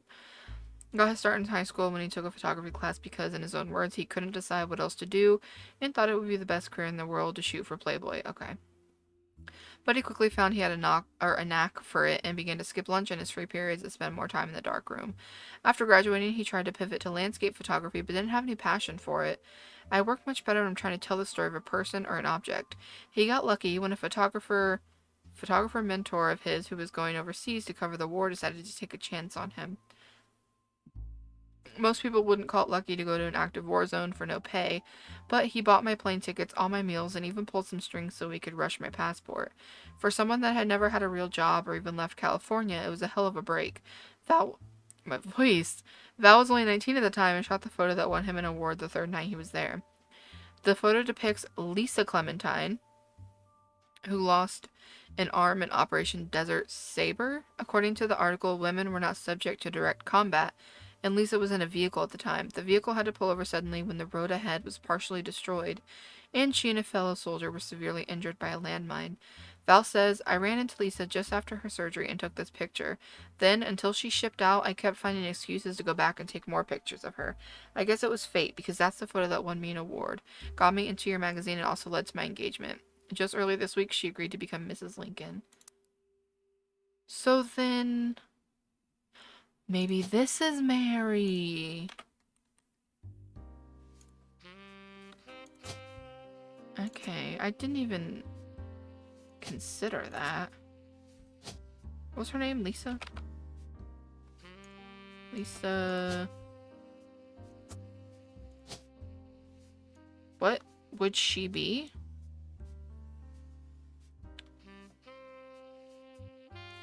Military.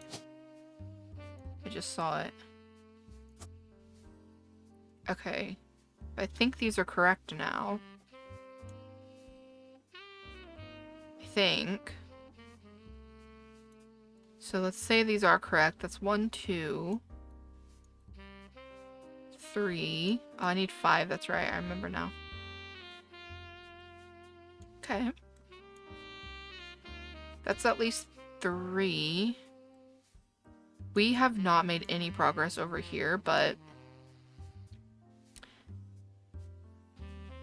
I think I'm gonna end the stream. I should keep going, but because like we don't have much left, but I think I'm gonna end the stream. I've been going for so long. It's been 5.5 hours.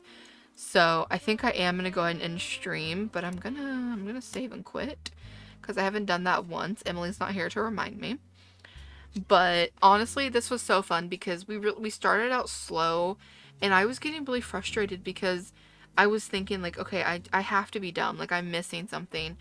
And then it kind of picked back up. You know, I was using hints. I'm not afraid to admit that I was using hints because my dumbass just couldn't, you know. But it picked up and we were on a roll, so I feel a lot better. And we're probably going to finish up the game in the next stream of this, which is really exciting. I don't know, like, how long it's going to take us. So it kind of depends, like, if we'll do anything else that stream. I don't know. Anyways, thank you guys so much for hanging out with me. It's been fun. As always, I love this. I love this game. This game is really fun. But, yeah, so thank you guys so much for hanging out. And I'll see you guys in the next stream. Bye, guys.